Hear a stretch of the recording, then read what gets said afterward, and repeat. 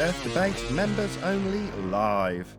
I'm your host Nathan Oakley, and if you are new to this channel and watching after the fact, then be sure to subscribe, hit the bell notification icon and join button to keep up to date and watch these members only streams as a member.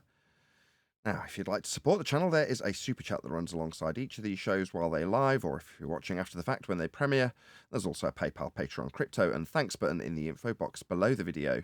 Speaking of Patreons, I'm going to do a quick shout out to all of you who do support me on Patreon, so a massive shout out of thanks and appreciation to Twine to Triangle, Mitch Kennedy, Original D-Rose, Rod, The Name's Burley, Twad Wazzle, Jason Hornsby, Christoph Fournier, Flat Earth Travolta, JMels24, Unimento, M, Iron26, Endless, Flat Earth Sage, Golden McKinnon, Retro Bill, More Books, Canna Bear, Bogey, Michael Kahn, John Kays, Patrick Gunnels, Banter, Mel B. Styles, Hairy Blade, Mobile Max 777, Rob W, Reese Pound, Del West Watson, Maria Nealand, Unbelievable Productions, Blue Ridge Ranger, The Real Gabster, Abraham Mohammed, Skeptic 936, Life is Short, Texas Mike, David Wayne Foster, and Dank.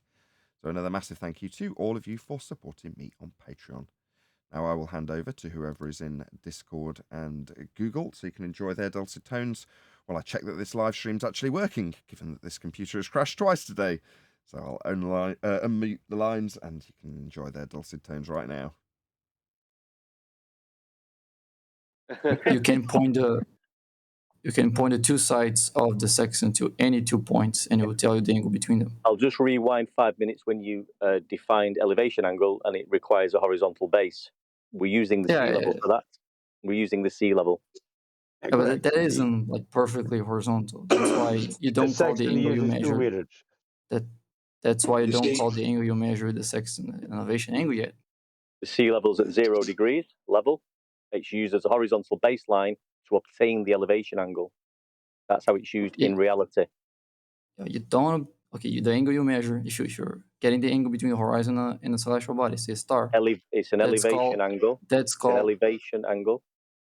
That is called the height of the sextant. It is not an elevation angle yet. You have to make. Yeah, you have to apply a couple corrections before you can call that an elevation angle. Yeah, right. No, we're using the sea level as the horizontal baseline to obtain the elevation angle. It requires a horizontal baseline. It can't be done off a curve. I think you heard what I just said. Sea level is not curved. If you've got any evidence, you heard what I just said. You're a retard. Is this the video? I won't waste your time here. The dip correction. You're talking about the dip correction. Is this a recording? Or He's gone. He's gone. The minute QE called him a retard, he dropped. He's trying to equivocate with the dip correction. I thought it was a recording. He's trying to equivocate with the dip correction. That's what he's trying to do. That's not an equivocation, by the way. Well, he's trying to make the dip correction to a globe's geometric horizon. He doesn't know what an elevation angle is. Exactly. Oh no, I think he does. Well, I think he's trying to be. I think he was trying to. He did define it correctly. Then he denied it later on. But he did. We got another road. I knew I thought it was recording, so I didn't say something. I thought what he was trying to do is try and claim that the correction would be from. This is why he was saying when you say but when you put the angle as 0, put the baseline, use the sea level, which is the baseline for 0, and he said no, you still need some corrections because the horizon that he's trying to claim is below the horizontal from underneath the boat. So he doesn't understand the dip correction.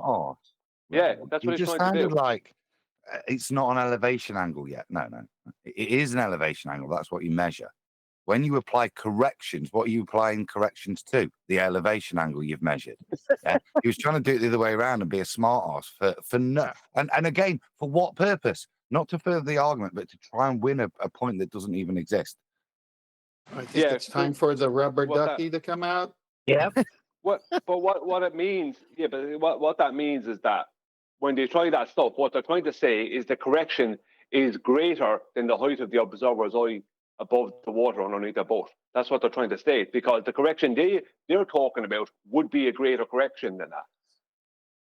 How many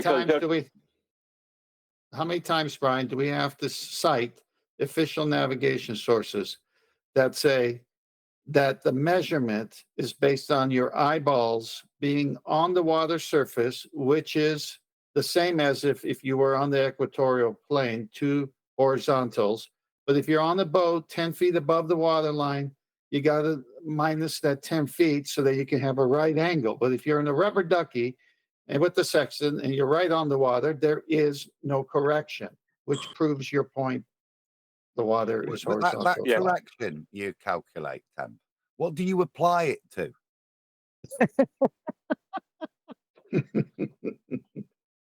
Well, it's an obtuse angle unless you fix it with the correction because you're looking down at the horizon 10 feet above the water line. But if your eyes were on the water line, you wouldn't have to do the correction. It's self-explanatory. I've got the correction. I've figured out I'm 10 foot, right? What am I applying that correction to? The angle? Yeah, the elevation angle. So when he says you've not got an elevation angle yet, you've not done your corrections, is he a bit arse about face or not grasping this? He's trying to bring in the greater than height of Y above, the greater than height of Y correction. The globe's greater than height of Y correction. Because he's trying to say it, he's trying to claim without saying it, that the horizon is the geometric horizon of a globe. So the dip will be from that horizon, which would be below the horizontal line underneath the boat, from that horizon up to Y line. You know the way you're giving him too much credit. No, I know what he was doing. I know what he was doing. Honestly, I've heard this 100 times from them. You're giving him too much credit, mate. All I heard was somebody trying to be a smart ass about the definition, and he got it wrong himself. That's what he was challenging one day on. No, you've not got an elevation angle yet. That's all he was saying, and he got it wrong. Yeah. Where did he go? He heard QE's voice and ran off. Oh. So that confidence he was talking to you with, it just disappeared when QE said. What's his name? What was his name? Bacon. Anyone? Oh, no wonder. Bacon. Yeah, Bacon knows better. And how do you guys not realize that it's not a recording? It's one deck talking to somebody. I know it was Discord. I thought it was a recording. So did I. So did I. Everyone did. And me, I would have interjected sooner. The whole thing. Go on, Adam. I didn't know, but I knew someone would have to interject, and then I'd find out. So you knew who would interject. I was interjecting into a video. It doesn't matter. Where do you hear one deck other than poetry in a video? I don't know. Nathan just came on thinking the show was going on, and I thought he was playing a recording. That's what I thought. We had another one in before that George booted out. We've had a couple of Globers in here. It's been fun. We destroyed them both. Yeah, it has been hilarious. So I don't understand why they leave just because they heard QE. They're intimidated. Yes. Good night. Who else we got in that's a new face? Child Force. Who's that? Say again. Child Force in Discord. Got a few new names. We've got Greater Good. We've tried to get Greater Good to introduce himself and have a chat. He's not popped up yet. We're trying to get him involved just to ask some questions and have a chat about the nature of Earth, but he's not spoken yet. To answer your question, Neil, yes, we intimidate these people. Very much so. Well, when we discussed this a long time ago, when you use an artificial horizon, there is no dip correction. So what do you why is there no dip correction? Hold on. Hey Child Force, how you doing? Yeah, no, good, thanks. There's no intimidation here. I'm interested in what you're saying. I was just listening. Who seems to be a fountain of knowledge of this sort of stuff, so I've been listening to him. Who? One Deck? Pardon? Who's a fountain of knowledge of this stuff? One Deck? No, Jin CBR1. Oh, okay. You don't seem He's to got know the this inside name. track You on need the to know this Wagyu. name. We know Jin. Don't worry. He's full of knowledge and fact. Yeah, we know Jin. I've known Jin for years. Don't worry about that. Yeah, but you didn't back up. You need to back up the fact that he's full of knowledge and facts. It's good. Oh, sorry. But I'll blow up oh, no worries. I'll blow smoke up Jin's ass. He's ace. Yeah, we've all wicked. got to blow it up. We're all Jin's about ass blowing because smoke up he's people's Kiwi's asses. best mate. Yeah, man. we all love Jin. Guys, can you tell Hold this on is a the second. guy's first What did ever Adam say? introduction? Can it not be with 5 people talking through him? He's This isn't we're it's trying- not. This isn't my first introduction. No, I'm just interested in what you're saying because obviously I was brought up thinking that it was around spherical Earth and and how the Earth came about and everything like that. But then when I've listened to other people, and don't get me wrong, it's not just Jin. I'm not basing what I think on Jin, but when I listen to other people, I do think that some of it holds some logic, but some of it doesn't. So I'm a skeptic. I'm an in-betweener, a misfit right now. What doesn't? Logic. Yeah, what part doesn't? okay. Well, it's Well, nice it's to, what's okay, everyone's hesitant about what to do next. Well, it's nice to have you. You say this isn't your first introduction. I've never seen you before, so if I've said hello to you No, before, that's cool. I've only introduced myself once before in here, but I was in the Flat Earth server and everything like that, so obviously I was listening to what they were saying as well. It does intrigue me and it does interest me. I'm not going to say that I'm a Flat Earther and I believe in Flat Earth because I've spent 42 years of my life being told it's spherical, so I am looking into it and I am researching it though. So yeah, I'm just having a listen, to be fair, and then I'll interject if that's okay. If I've got a question or if I feel I need to know anything. absolutely, by all means. What's your I name? appreciate that. Pardon? Just reintroduce yourself and firstly welcome. And if you got questions, ask. But what was your name, dude? My name's Alex. Alex, nice to meet you, Adam. Yeah, nice to meet you too. I don't know your name, but I'm sure the more I come in here, the more I'll get to know it all. He's Alex, is a friend of mine. We run a server together. Yeah. Hey, We've got Alex, Jin in our it's- server as well. Hey, Alex, it's 10th Man. How you doing? Yeah, I'm good. You? Good. Can I ask you a question? Of course you can. Is there something in your past that you thought was true, but later found out wasn't true? Yeah, the Earth being spherical. No, not that. No, just something else. Well, no, there's lots of things. Obviously, vaccines and stuff like that. I mean, I think COVID vaccine has obviously brought it to light with the fact that you're not going to turn a vaccine round in 9 months or whatever, or however long it took. But that calls into question all the other vaccines. And there's this is the logic that I say that when I listen to Jin and other people, I just example Jin because obviously I've spoken to him a lot more than other people. No, my question is more directly to you in your past experience. Have you believed in something for a while and then later found out it was not true?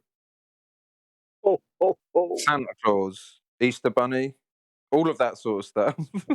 Okay. Now, the usual stuff. no, that's perfect. That's perfect. So Question, let me finish my question, if I may.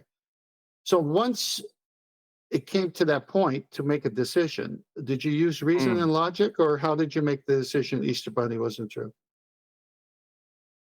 I'd have to use facts and what I know and seen with my own eyes, and the facts that I know from what people have told me to what I've then researched. Like I say, Jin, I've listened to you guys say stuff. I don't know if you're probably all in the Flat Earth server and that, but I've listened to people saying stuff, and I have gone off and looked into it myself, and I had sat there and thought, actually, what they're saying makes sense. I apologize I'll say. for interrupting again, but I'm not talking about Flat Earth. I'm talking about But I did tried you to use ask you for a specific thing. Yeah, I went to answer your question, and you seem to be trying to get blood out of a stone. I went to answer your question. You said, "Is there anything in my past that I believed in that I don't believe now?" And I went into the vaccines thing, but you shut me off from that, so I went on to something else. And now you because we shut me don't off talk from about that. the vaccine. Just to clarify, What do you want me to go on to and say? the reason he's shut you down for that is because this is a YouTube broadcast, and there's certain things we just can't talk about. So don't take that personally. Oh no, that's fine. But explain that. That's all I'm saying. So so we're talking about science and pseudoscience of whether I've believed something in the science world to then be proven false to me in my later life. Are you saying? Is that what you're asking? No. This is a standalone Be question. more specific with your question. Well, I'm trying to finish. The standalone question was the Easter Bunny, which I thought was perfect on your part. How did you get over that? Did you use reason and logic to realize it's just a fairy tale? Well, I knew that the Easter Bunny didn't know my address. Therefore, how could it be delivering me eggs? I mean, I don't think that's a good example. Though. It's an excellent example. You've no idea how great an example that is. Great response. I'm not stupid, you know what I mean? But you feel you've been led somewhere that you don't know, and you're being led beautifully, because that's a perfect example. You use reason and logic then. Yeah, reason and logic that nobody else, or sorry, this so-called Easter Bunny doesn't know where I live. I mean, it wasn't long after that I found out the Easter Bunny. You know, I thought the Easter Bunny looked like something like out of Donnie Darko or something. It's not. That was my belief, or that was my. I didn't think it was some cute, fluffy little thing, from what I can remember, and I don't think I don't feel devastated when somebody told me something wasn't real. Like I was just about to go into the earth again, but I'm not. Like the vaccines, I had them when I was younger. I'm not devastated to hear that vaccines aren't proven to work, etc. But we've got. Does it affect my life? Hold on. Let's hear Adam's response to that as a pharmacist. That's not as a pharmacist. But I don't think vaccines are proven. You're going to have to tolerate a reply, my friend. Hold on. Child Force. Go ahead, Adam. That's not as a pharmacist, just as a YouTuber. Can we just keep the as a YouTuber analogies away from more contentious things that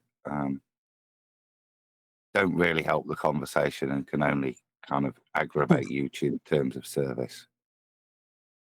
Wow. I think that's censorship, isn't it? Yeah. You are? That's correct. I think that's censorship. Yes, that is correct. That is exactly why we're doing it. If we're a flat Earth channel, so we don't want to discuss topics.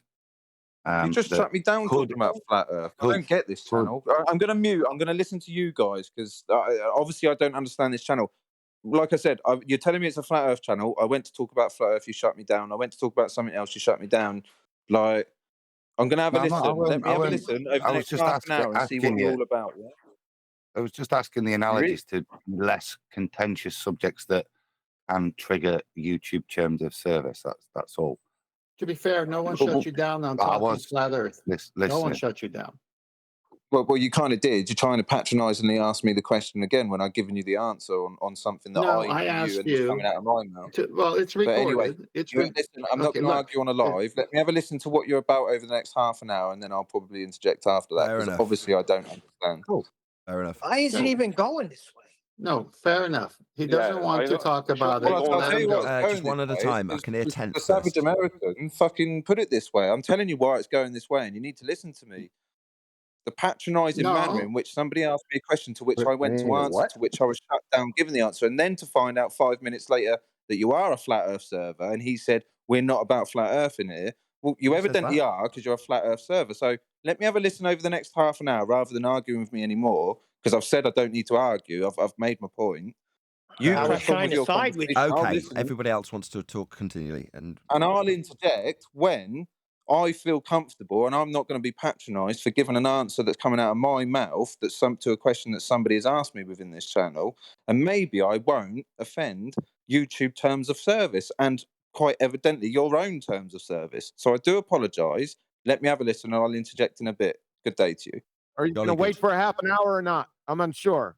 Can you say it for the third time? Dude, I obviously need half an hour to answer your fucking question. What he's pointing out to you, my friend, is that you've said 3 times that you'll pop yourself on mute and then not interject. But then you've told us 3 times that you're not going to interject. That's effectively interjecting continually. Do you understand? Am I just about to take on a whole fucking server here? Like, stop swearing. Okay, my 6-year-old daughter's sat playing Minecraft. I don't want you swearing. Please. Hello? It's bad enough that you... Listen, whether your daughter's playing Minecraft... Shut up! That means shut up. If you don't like being taken charge of by me, then you're going to have to be removed from the server. You've said you're going to shut up. You won't. Now you're continually talking. That's irritating. Yeah? Now, either you shut up, like you've said you'll do 3 times, or I'll have to shut you up. Which one's it going to be? Window, like a flat Earth fucking brick. Loads my AK-47.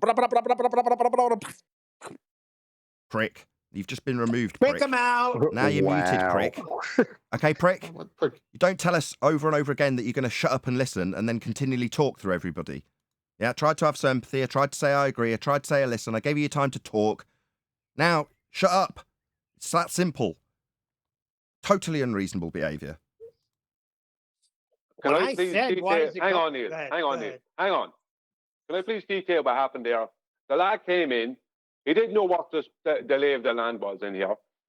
He said he just wanted to sit back and listen. If he has a question, he'll interject. That's what he said he wanted to do. And then you start asking him questions, putting him on the spot that he didn't want to be on. Hang on. He didn't want to be on. And then he didn't understand when you said, no, not about the earth. I don't even know what you were looking to get out of him. I don't know what information you were looking to get out of him. Does it matter does it matter whatever if there was some topic in the past that he thought was real, turned out wasn't? It doesn't matter. He didn't know what you were looking for. He couldn't talk about, he said he couldn't use the topic of the show as an example. Then he couldn't use the other example because it's controversial with YouTube. So I think he just got frustrated. No. That's one way. Hang on. He said. Finish. Yeah, I will when you leave me. He said that he just wanted to sit back and listen. And if he has something he wants to know or something he wants to ask, he will. And he wasn't allowed to do that. He kept talking. Are you finished? I think I'd agree with. Are you finished now before I respond? I agree with Brian. Fine. Everyone agree with him. Is everyone done so I can respond? It's not an indictment to you, Kent. I'm not worried about it. I just want to respond. You asked the question, and I think he was trying to get out of it a number of times, and all of us were just trying to engage, and he didn't want to engage. He did ask a number of times. So that's all I heard. I'm not. Yeah. Look, I don't care. I just want to explain what I was doing, and what happened is different than the way Brian saw it. The guy came on and he said he listened to the globe side and the flat earth side, and he's in the middle. He's kind of stuck. He's kind of like waiting to have something happen before he makes a decision, which got me to think, okay, has he ever been there before? In my mind, this was racing through my mind. Has he ever changed his mind on something else that he was stuck in the middle? So that's why I asked the question. And I didn't want to approach it on ball earth or flat earth because he's stuck there. So why would I use that as the basis? Because he just told us he doesn't know. So I wanted him to give me another event in his life where he thought something, because he said 42 years or something, I was told this thing, and now, I'm kind of like stuck. I'm listening to both sides. So my thing was to say, well, was there something else in your life where for a while, not 42 years, whatever, that you thought was real, but then later found out it wasn't? He said, yeah, the Easter Bunny. And I said, okay, did you use logic and reason when you came to that decision? The question from my part was to advise him use the same reason and logic with the globe earth and flat earth, but we never got to there because he got defensive.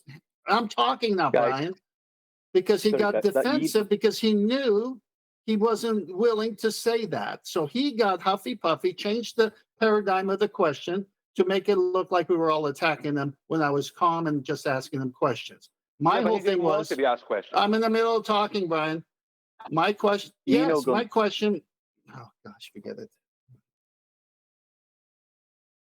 So I was just saying the Guns, the Glober who was on before with George, has come back and he went back for some information. He's come back now, Guns. I definitely need to try and focus on actually doing my work, but I'm more than happy to just listen in. No, you must argue with us.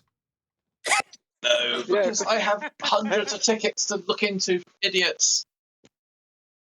It's okay, but meanwhile, did you find the curvature of the Earth, meanwhile, or not? No comment, because otherwise I'll do exactly what I said I don't want to do. There are bug tickets that need my attention. We'll wait. People are allowed. Hold on a second, Brian. To make their own... I just want to hear his last comment. He said something about tickets. I know he doesn't want to engage with us, but I do want to hear his last statement before he shuts down and just listens, as he puts it. What was the last thing he said? Sorry. Tickets. So I'm a web software. I'm a web software developer. I have tickets of discrete tasks to do, to sort, to fix. To get frustrated at and wonder why the human species can't put more information than just "it's broken." So yeah, that's pretty much my case today. I got you. There are many of those to solve. I got you. You're dealing with tickets, which means you're busy dealing with jobs, and exactly. You're moaning about idiots because doesn't work or is broken, isn't as useful as if it was a computer, powers on but then shuts down after 15 seconds or something to that effect. Yeah, basically, we literally will get tickets that just say, doesn't load. Okay, what doesn't load? What were you doing? Like, what led you to this injustice in your life for this to happen? Gotcha. Okay, well, we'll leave you to it, but hopefully you'll pipe up if something is so urgent that you feel it needs to be. or continually tell us 5 times that you're going to pop yourself on mute. That also works. I'm going to put myself on mute. Tainted that they're leaving, right? Because he was trying to explain what we already knew, which was that he was asking the guy a question, right? Asking the guy questions when the guy had specifically stated he didn't want to engage. You can't force someone to engage. If someone, no means no, end of story. You can't, if someone makes a decision, that's their decision. They can sit there and listen all day long or do whatever they want to do. That's their decision. You can't try and go, well, I think maybe if I do this might change his mind on that. It's like, forget all of that. He said he doesn't want to engage. That's the end of that. Okay. You have to respect people's wishes. Hold on. When I said, why did it have to go this way? I was really standing up for him. I wasn't saying the other way. I agree. Was that the Didn't have first to go time that or the way at third all. time? Was that the first or the third time? 14. Well, then he got annoying, so then I said kick him out. But at first I was like, why did he even have to go this way?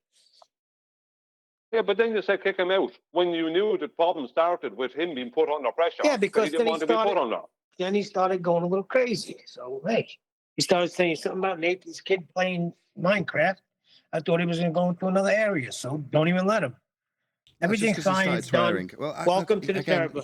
You've got to have some empathy. The guy was getting frustrated and being put in the corner by 10th, right? And as much as 10th might say he's not, he's here in a voice server. So on the one hand, you think, well, he said he doesn't want to talk. Okay, well, get out of the voice server. Just watch on YouTube. It'll come out in a couple of days. What do you want? But no, but he said he was going to ask questions. Nearly there, Neil. Nearly there. But the point is, he started swearing. Well, I don't want my kid to hear that. She doesn't need to hear that. It's bad enough that she's hearing that the Easter Bunny's not real. I told my kids the Easter Bunny wasn't real and Santa wasn't real. I'm not understanding the whole situation. Well, Neil. Can somebody else explain it to me? I think Neil's just decided that he's going to tell my kid Santa's not real. Yeah, Thanks, that's Neil. the situation. He just can't think before he just. Oh yeah, Brian, I can't. I want to scream out curse words, but I can't. The situation is, QE, that the guy was brought off of mute. He didn't ask to come off mute. He was called out. Who are you? He came off mute. He explained himself. He said he didn't want to engage, just wanted to listen in. And if he had some questions, he might ask him later on if he's listening in. Right? Brian. He wasn't allowed to do that. Brian, I was being facetious, man. Personally, he's a good guy, and he didn't know we were live. He honestly did not know we were live, and he wouldn't have swore. He's actually, it's one of them ones, man.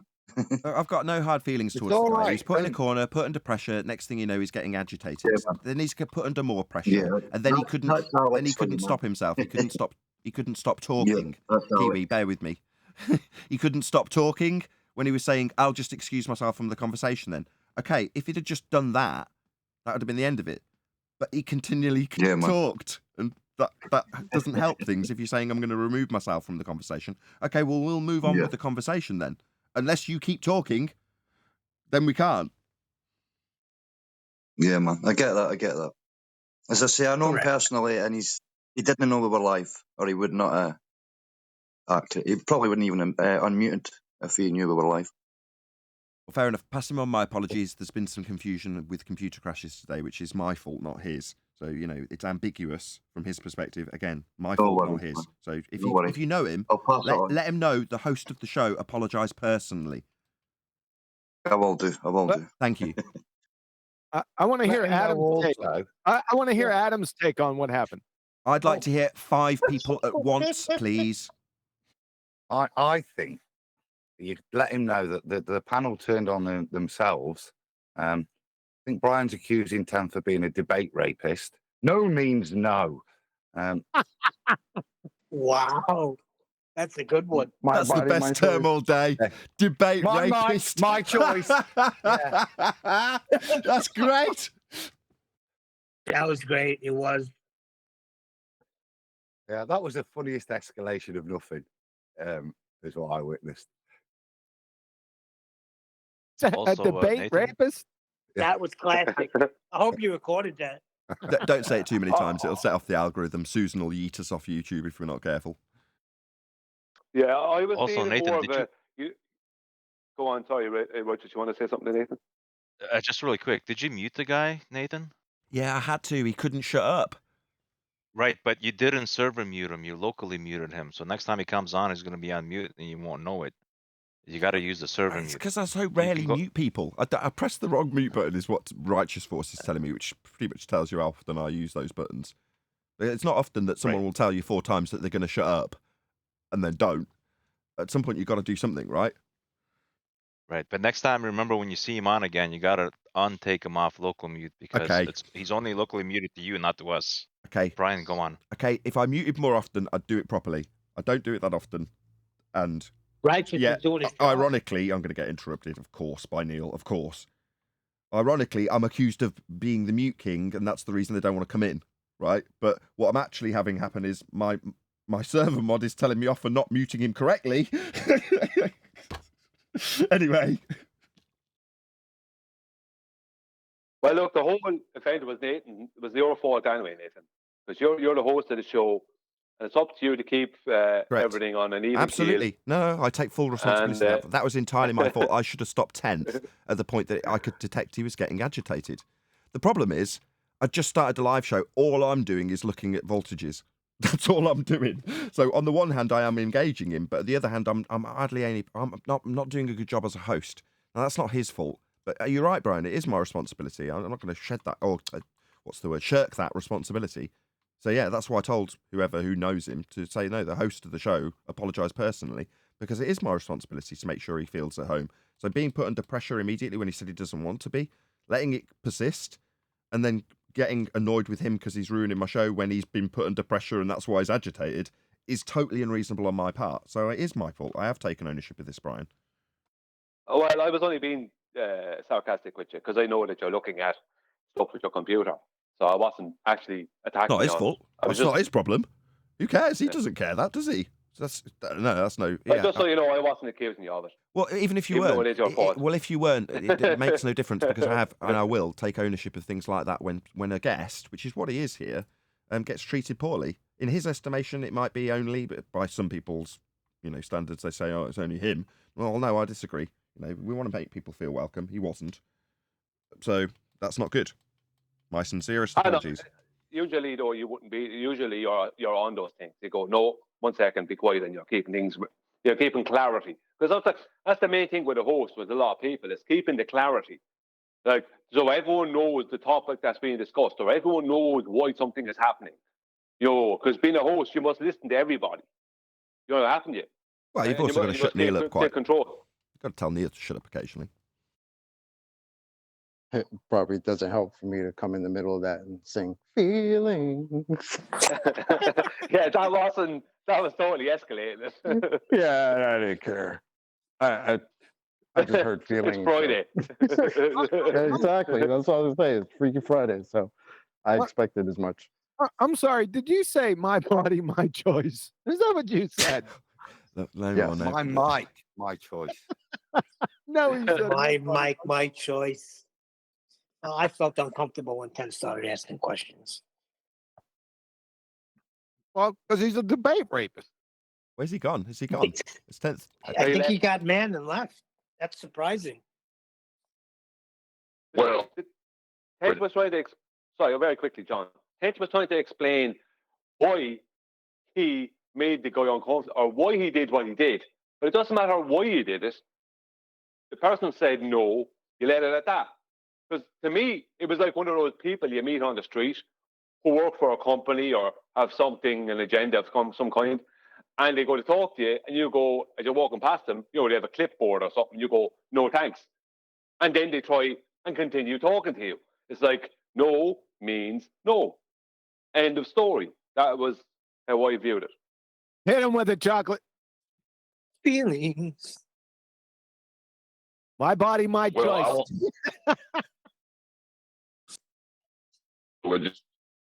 Yeah, but the guy did answer. The guy said to eat the bunny. That's what I was confused about.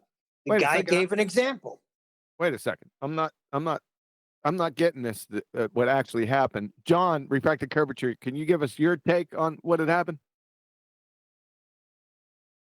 Why is this? No, but what I'm saying is the guy did give an example, so why wouldn't because he was put on there? The spot, Neil. Because he was yeah, put but on he the spot. gave one, so why did it not? Yeah, but why is continue? Yeah, but because he didn't want it. Yeah, because he didn't want to be rude. Like he had already made he already said his position, made his position clear, and then it became. But what about this thing? What about that? And he's like, he ended up having to answer questions that he said he didn't want to have to be answering. No, and you were on his side at first, and then you were attacking him. Well, when he started getting crazy and said he was going to leave and not leave, leave and not leave, and then he started the other thing. But what I'm saying is, he re-asked the question. When a guy gave him an answer, he could have went further from there, but he re-asked the question. That's where I was confused. He asked him again. I'm not understanding. Who else is in Discord so we can get their take on it? Stop it now. It was funny the first 2 times. I'm here. I'm here. It's your fault, one deck. Neil, don't you think it's unreasonable of him to come here for the first time and not know all of our standards and comply with them instantly? Absolutely. Why is he not listening? He's not keeping up with the flat earth debate. How dare him? I think I'm going to have to blame Righteous. He should. I was going to say that. Yeah, needs a better introduction of server rules. Oh, and Righteous should have muted him right away. Appalling that people get leery when they're badgered by 15 other people. Yeah, absolutely. So we gotta prep him for the show now, eh? Okay. I think we have to start being say the wrong thing and these guys will chew your head off. How do you prep people for that? So how do we do it? Adam. Come on in, sit down and relax. If you hear something and you want to interject, feel free, my son. Come on. I think if G plus smells blood, he needs to just hold back a little bit. We were like, it was a little bit newbie. I want a piece. I don't. It wasn't that way for me. I wanted him because he sounded to me like he was swaying more to flat Earth, especially if you're speaking in him. So I thought it would have been productive. Your behavior was a good example. 1 minute he was a friend, next minute you wanted him destroyed. Did you say reproductive? Did he say? Did you say reproductive? No, I said it would have been productive. Oh, I thought you said reproductive. Wait, listen. I want somebody. I'm in Discord right now, Russ. I really need to know. I want your take on this, and I want it with a hypothetical and an analogy to make it clear for me. Russ, please. Oh boy. Yeah, I'm here. You want my take on this? No, he doesn't. Yes. No, he does not. He's being sarcastic. Okay. Now, that's not sarcasm. That's facetiousness. Get your phrases correct. Okay. Sorry.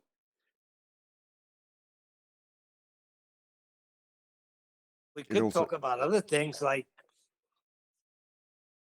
the Paul was denying time zones. What about that? Yeah. The denying longitude lines.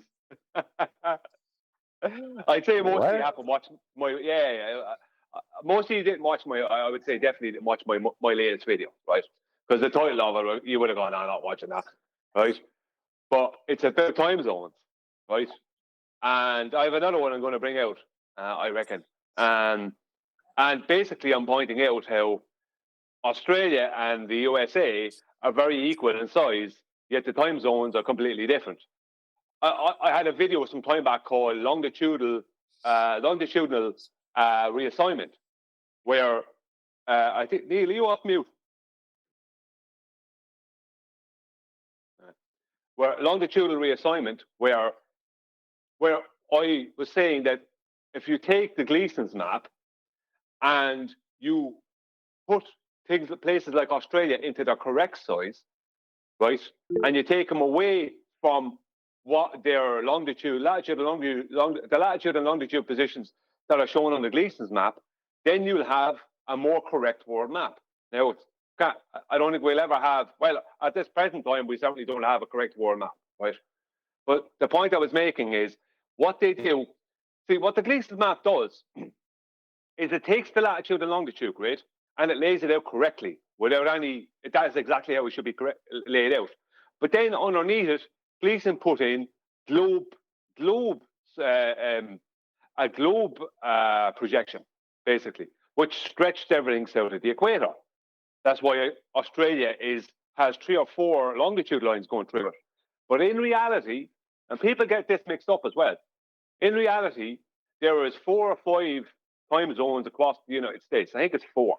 Could be 4 or 5, right? So if you take in Alaska as well, right? But there was only 2 in Australia. Now, people think there's 3 because there's another small one they try and add in. They try and fool people with the way they do it. They give an Eastern Australian time, a Central Australian time, and a Western Australian time. But the problem is the Eastern Australian time, let's say if that's 10 o'clock in Sydney, then it's 8 o'clock in Perth.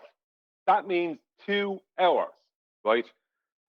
The longitude lines, the main lines, they're all based on 24 hours of sun.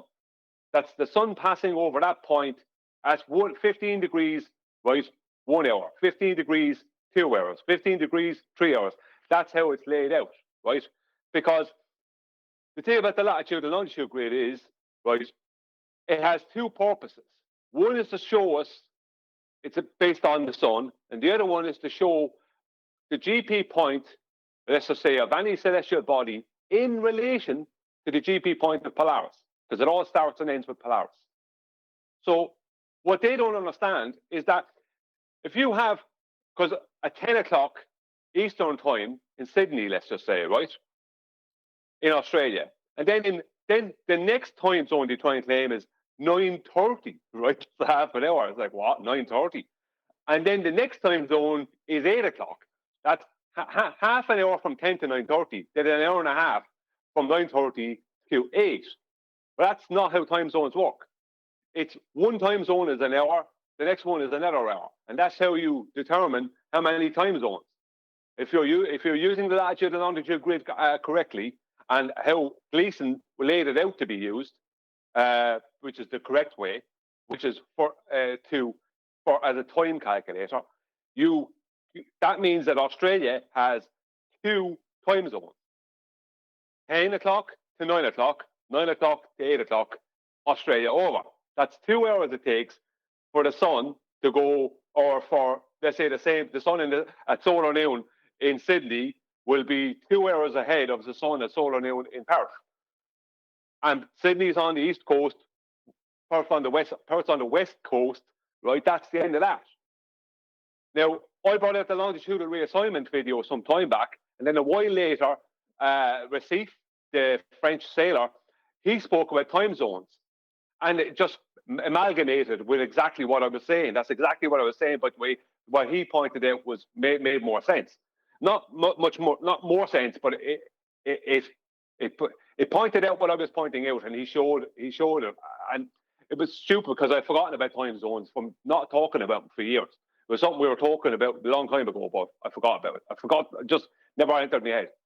But the point is that there is only 2 time zones in Australia. If you look at the position of Australia, the latitudes of Sydney and Perth, right, then that would mean that, and Northern Australia, that if you look at, and because Sydney and Perth are not at Southern Australia, they're on the coast. So you have to go down south to southern Australia. You have Melbourne and all that down lower than Sydney, let's just say, or out further latitude-wise, right? If you were to compare both of them on the globe, Australia and the United States, then Australia has to have four longitude lines running through it. Has to have 4 time zones, like the United States has. It doesn't have. It has 2, and the United States has 4 or 5 if you add in Alaska. So there's no way out of that. And now they're all denying. Oh, they're just political, and you don't understand. And Wally tried to tell me, no, the time zones are just wider across Australia, right? Not understanding what he's saying. Can I share something? Somebody in Discord asked 20 minutes ago if they can jump in on this time zone topic, and I stated yes in 3.5 hours when Brian's done. Well, that's a low blow. That's a low blow, but I'm trying to explain something. I'm trying to explain and also promote myself. I have to do the 2 things. I was listening and I was fascinated, Brian. Thank you, Nathan. Get him, Irish.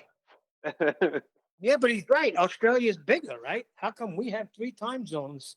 My body, my choice. But it's not. It's about the same. Actually, the USA is slightly wider. You're stupid. I understand Sorry, what you're Brian, my saying, bad. Brian. Yeah, I know, but still, there should be more than 2 time zones. No. Not in reality. If you look at the latitude and longitude grid and you put Australia into its correct size, then no, there is only 2.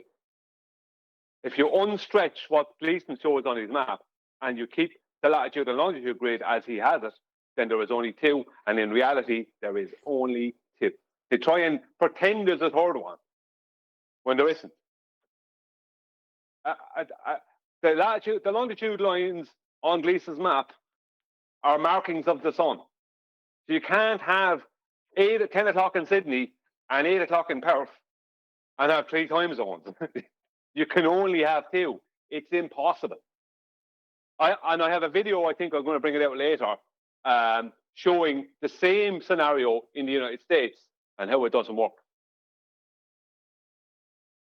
You have somebody in Discord. I think this was lost to the fact of my facetiousness. Somebody in Discord wants to add something. I think his name is Guns. Is that correct? Guns. He's the guy from earlier saying he had a lot of tickets to deal with. Oh, is that the same? I'm sorry. Yeah, forget about it. Carry on. I think it would be better if we focus on it so that we're talking about him, making him feel obliged to join in or get angry.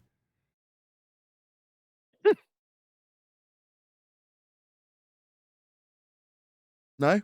Oh, okay, fair enough. Well, one rule for one person, it seems.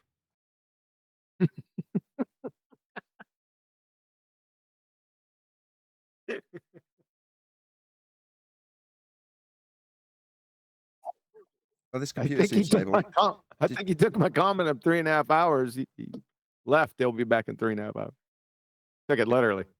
This computer seems He's nice wise and stable on now. his ears. Whatever of the multiple settings I changed, one of them's had an effect, which is good. Also, Nathan, I was thinking, if you want to test the computer with Discord, I can create you a private channel where it's just you alone in Discord. I don't. If I want to use Discord, I'm just shameless. I just go in anywhere and don't care. Oh, okay. Oh. All right. He needs the stress, righteous. Yeah, I need the actual load. Correct. So when I joined the other day, I was joining on QE show, and he was like asking me questions. I'm like, pretend I'm not here. Testing my computer. Shush. Yes. I'm on a live show, and he comes into the show to test his equipment. Yeah, So like I say, I don't need volumes or what? I don't need a separate room making. Yeah, I'll just trouble other people. That's alpha Chad shit right there, boy. That's Charlie Chad. It's total shit, entitlement, yeah.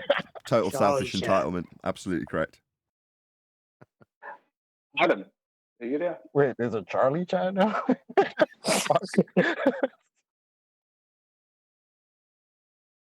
Did you want to carry on covering Matthew Learn / Matthew Weathers / Yes. Matthew Adventures? Wait, it's Matthew Adventures now? Well, no, what he's done, going on here? right, what he's done is he's put the response on a channel that's got about 6,000 subs, which for us is amazing. That's a big channel, right? But considering he's got 500,000 subs on his other channel, he's decided to put his double down onto an unknown channel as far as, you know, numbers are concerned, as small as us. You know, that's how small it is. Let's put it the other way. Oh, wow. Yeah. Well, let's continue then. Okay, well, I'll go and get it. I just wanted to check, make sure I'm not like, you know. Not as small as you. You ain't got 6,000. How many you got? You got like 28,000 or something? 25. But my point is, he's got 500,000 on the channel that we objected to, and the rebuttal has gone onto a different channel. That's all I'm saying. Yeah, see, weaseled out, Chocolate. Are you getting the vibe? Oh, what? Oh, I'm sorry. Yeah, you're getting the vibe. He put it on a lesser known channel of his. He's got 2 channels that we know of. Yeah, and he put it on his smaller one. Little tiny one. Yeah. I get it. Let's get somebody else's take on it. Adam Price, what's your take on this? I need an analogy, an allegory, and a hypothetical for completeness. I think 6 more times it'll still be funny. You know, that's some pansy stuff right there. That's some what? Pansy? Yeah, like namby-pamby. What pansy? Are you still discussing time zones? We hadn't even started discussing time zones. What was his name? Chris going on about time zones for like 3.5 hours. Quantum Eraser. I obviously It don't know was what this Brian. is about. Brian, there you go. Oh, Brian. Nathan already forgot about it. No, he said Chris. I thought he was talking about something else. When I said we hadn't even got I'm into bad it. at names. When I said we hadn't even got into it, I meant Brian. You know, we've listened to what Brian's had to say on it, but that's about it, right? We haven't even digested what Brian said yet. Unless you're now fully versed with what Brian said and you could reiterate it back to me in a way that I could understand, because I'm gonna have to hear that at least 5 more times before I could regurgitate it. Why are you laughing? I mean that sincerely. Maybe that's why you're laughing. No, I did want. I personally wanted to comment on it. I hate time zones. There are even half-hour time zones. It's insane. That you came off mute. That's all you got when I brought you up. That's it. I brought up before. You know what really grinds my listen. gears? Time zones. His body, his choice. Yeah, but the reason the time zones are so screwed up is because they have to screw them up. Have you seen the guy Recife? He's a French sailor. Taboo Conspiracy. If you go to Taboo Conspiracy 3, I don't know if you know, but if you watch Taboo Conspiracy, he has videos out. And this man, this sailor, he was a 26-year sailor. And he points out stuff. And one of the videos is about time zones. And he shows the ridiculousness of time zones and about the ridiculousness of what has to happen at the Bering Strait, and how the time zones are all screwed up kind of purposefully. And how none of them fit a globe and none of them fit reality. But the reason they're screwed up is because they're trying to promote globe. That's basically the reason. But in Australia, you see, time zones are longitude lines. That's what they are. So the main longitude lines, the portion between them is 15 degrees. And that's 1 hour of movement for the sun. That's how they're determined. So there's one longitude line that cuts through Australia. There's one to the east of it, one to the west of it, and one through the middle. That's 2 time zones. There's more than one longitude. There's 3 longitudes or 4 longitude lines that cut through the United States. Proving there cannot be a globe. The sun proves it. Can't be a globe. This proves everything. All parts of heliocentrism disproved by that one point. It can be a globe if you measure it flat first. And mess with all the time zones. Matthew learns.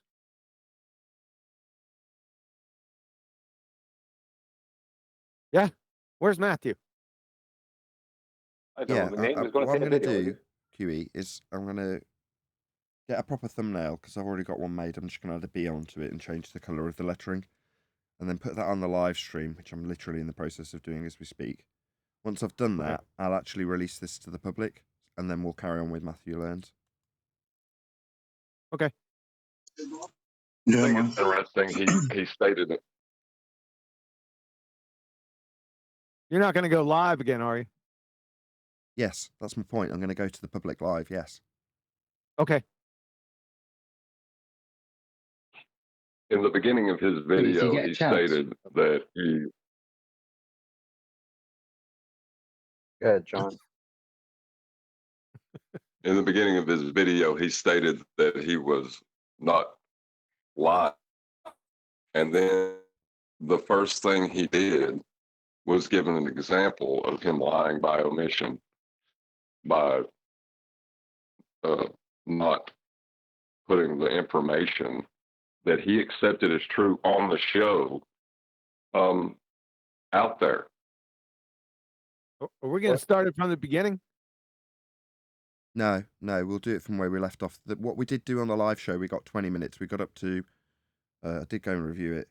We got up to him with the clock, with the funny hand. So I'll scan through it. Although I'm literally now, this second, going to go live, just so you're all aware. Well, we were already live to members, but we're going to go live to the public now, just so you know. Okay. Yep. We were up to, well, kind of waiting to find out. He's started to re-explain what he's already apologized for. I'm not sure if we've got to the point whether or not he is definitely doubling down or explaining why he was wrong. Humans it feels more cannot like why sense he's trying to speed. We re-explain can why only he's feel right. acceleration and rotation. And the other rotations around the sun and around the galactic core are even less of a factor. Do you think a tiny ant standing on the hour hand of a clock would notice it moving? That hour hand is rotating at twice the rate compared to the daily rotation of the Earth. And then when Nathan played that part of my video on his show, here's what he said. Twice the rate compared to the daily rotation of the Earth. Oh, really? You think that the outside edge of a clock goes at 2,000 miles per hour? No, that's not what I think. Wow, you really are stupid. No, I am not. So, are we going to get to him disclaiming what he conceded here personally to me or not? See, when you talk about edge velocity, that's the speed. Right. And that's why I was careful to say rate and not speed. The ant would be. You said it was really slow. You said that it was slow when it's 1,000 miles an hour, and then you conceded here that that was deceptive. Matthew, what's the best word for this? Shyster. Fraud. Yeah, you're a deceiver. That's what you are. It's just a fact. Now, your objection to me calling you a shyster is proven here by you now doubling down on the exact thing you conceded as being deceptive when you said it was, quote, very slow when you give it in an angular rate. Yet it's claimed to be, on a fantasy ball, 1,000 miles an hour in velocity at the equator. That's not very slow. Making you a shyster. That's not doubling down. That's a reaffirmation of you being a shyster. Well, he said he was talking about rate, not speed, when speed is rate. You dumbass sorry for the swearing. You dumb cracker. Side edge of the hand. What you've done is you've convoluted the RPM with the rim velocity. You mean conflated, but no, I understand. Oh, really, shyster? Yeah, you're a deceiver. Understand that they're different. Now, you do understand that they're different. Oh, okay. Well, as I asked you when you came here, have you taken your video down where you convolute the two? If you appreciate that they're different and one isn't very slow, then what the hell is the subjection? You've just conceded exactly what you conceded here again. So you do understand there's a difference. Your audience doesn't. That makes you a deceiver. Outside edge of a clock hand, just because you can describe it with a very low RPM and say it's faster than the RPM of Earth, doesn't alter the fact that on the outside edge of Earth, you'd be traveling at 1,000 miles an hour. Right. I'm not disputing that. And is that very slow? Shyster? Is that slow? Specifically, quote, Matthew Learns, very slow, end quote.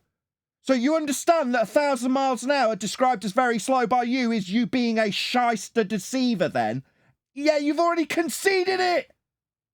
No wonder this is on your shitty channel, so nobody'll see. Yeah, well, at least 25,000 of my subscribers will get to see, where only 6,000 of your 500,000 get to see in this regard. Yeah, another shyster move there, Matthew. And that is definitely not the speed that an ant would be travelling on the outside edge of a hand. I agree, and I suppose I could have been more clear about that. That's true. So, yeah, you could have been. You conceded it, Aaron. I got called a shyster for it. True. Yeah, true. So you are a shyster. You did deceive. You haven't taken that video down, and you've attempted to double down on it at the beginning of this video. We're 3.5 minutes in, and you're conceding it again. What a scumbag. Now, on your thumbnail, you posed the question about being fired. Yeah, this absolutely affirms what I already claimed. You should be sacked. You're a deceptive shyster. What are you doing educating people? Just a con man. Why are you wide eyes? You just conceded it. Shyster? A liar? Yeah, you understand. Yeah, not very slow. Scumbag? No, Yes, scumbag. You can understand that's deceptive and could have been clearer. Yeah, all the things you conceded to me personally then. Yeah, and you got called a shyster, scumbag, deceitful fraud for it. Yeah, but you don't like that? Oh, well. Try not to be a deceitful shyster and you won't get called a deceitful shyster. It's that simple, man. I am none of those things. You are all of those things. No, it's a little magic trick that you've just had with your audience, because you've just told them that an ant... You see that wry smile on his face? That's Jupiter's delight. He knows damn well what I've just spat out is true. The outside edge of a hand is going slower than 1,000 miles an hour, and 1,000... He's nodding. Shyster. You agree then, do you, shyster? Deceptive? Not quite clear enough? Yeah, that was our objection when you got called a shyster, mate. You better damn sure not put this on your 500,000 subscribe channel. Yeah? 1,000 miles an hour is actually very slow. No. The rotation RPM is very slow. Not. Oh, right. So you're using a different term to make it seem very slow then, shyster? The speed. That makes you stupid. Like, dumb. No, again, I am neither stupid nor dumb. No, you're a con artist shyster who shouldn't be teaching people. An idiot. No, the outside edge of a clock hand. Oh, so you know better? So you appreciate that this deceptive convolution between something that's very fast and described by you as very slow, you know better. So you're not stupid, you're just scummy. You're just deceptive. You know that it's not quite as clear as it could be. Yeah, you got called a shyster for it, mate. And I questioned your integrity and your employment as an educator as a result of it. Isn't going faster than 1,000 miles an hour, and definitely isn't twice the rim velocity that we don't feel. That's because we don't feel velocity. In my original video... Don't feel velocity? What about acceleration on the outside edge of a sphere? We definitely feel that, Matthew. Is this you being a shyster again? Are we going to get X2 out of it? Another shyster move? Let's see. I only spent 35 seconds talking about this, so I suppose I didn't explain it as carefully as I could have. And Nathan... Yeah, you're getting called a shyster for it. That's right, my friend. Nathan's right that the raw speeds aren't comparable at all. So that makes you a shyster. And I'm absolutely justified in calling you out for your shyster deceptive actions and questioning your integrity and employment for it then. Because I'm right. You damn skippy. You wouldn't want to be telling 500,000 people that though, would you? As you are not. Right, Matthew. Can I say something? Yeah, go ahead. Rub it in. Yeah, very quickly. I had a couple of the ballers recently. One of them is Guy Peasy. You might have come across him in your comments. He was trying to give me suggestions on how to represent the globe but make it sound better, which is exactly what Matthew Lawrence did. He messed with he used the maths, but he messed it with him in such a way to give people the impression that the rim velocity that will be felt by an ant on a wall clock will be equal to you being brought around in a circle at the edge of a 12,000 mile diameter disk at the same rate, the same angular rate. No, the difference in the velocity would be massive.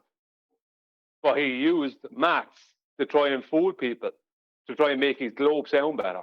It was completely dishonest. When I went on his show a few days later, I said this. I will start by saying that I think you were right to point out the thing about the different rates of rotation versus speed.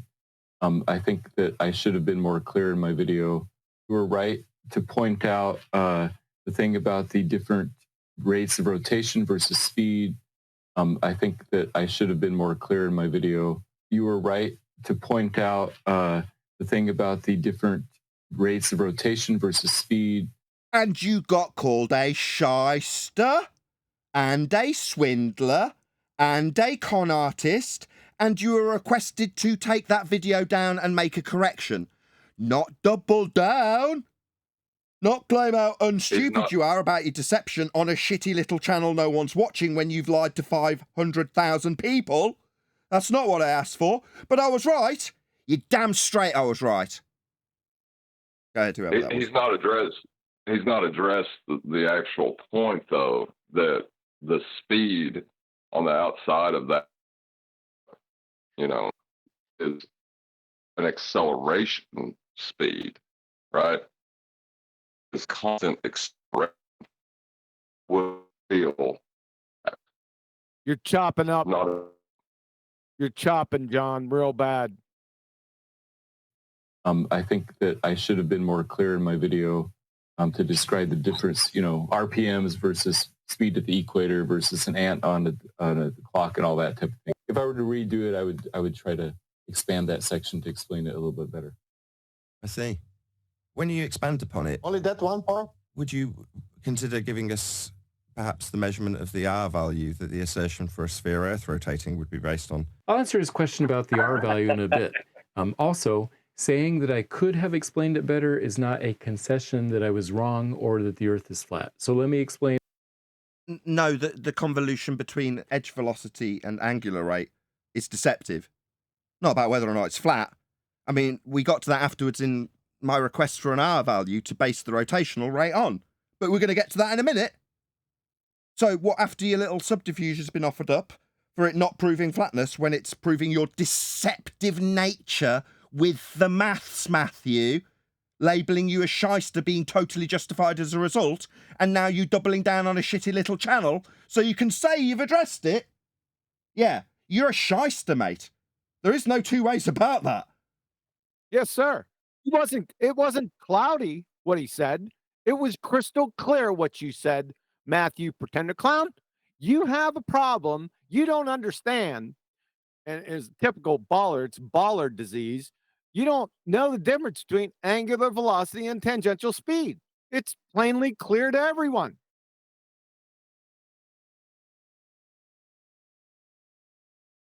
Explain all of this in more detail to be really clear. I would say it different. When some Why? I would say no, he does know the difference, and he convoluted between the two to make his ball sound better in a deceptive way. So we're getting back to whether he's a liar or just dumb as a box of rocks. Either way, wrong. That doesn't matter. His motivation doesn't matter either. He's just wrong. And is trying to get around it and weasel. It's just that. It's weaselly.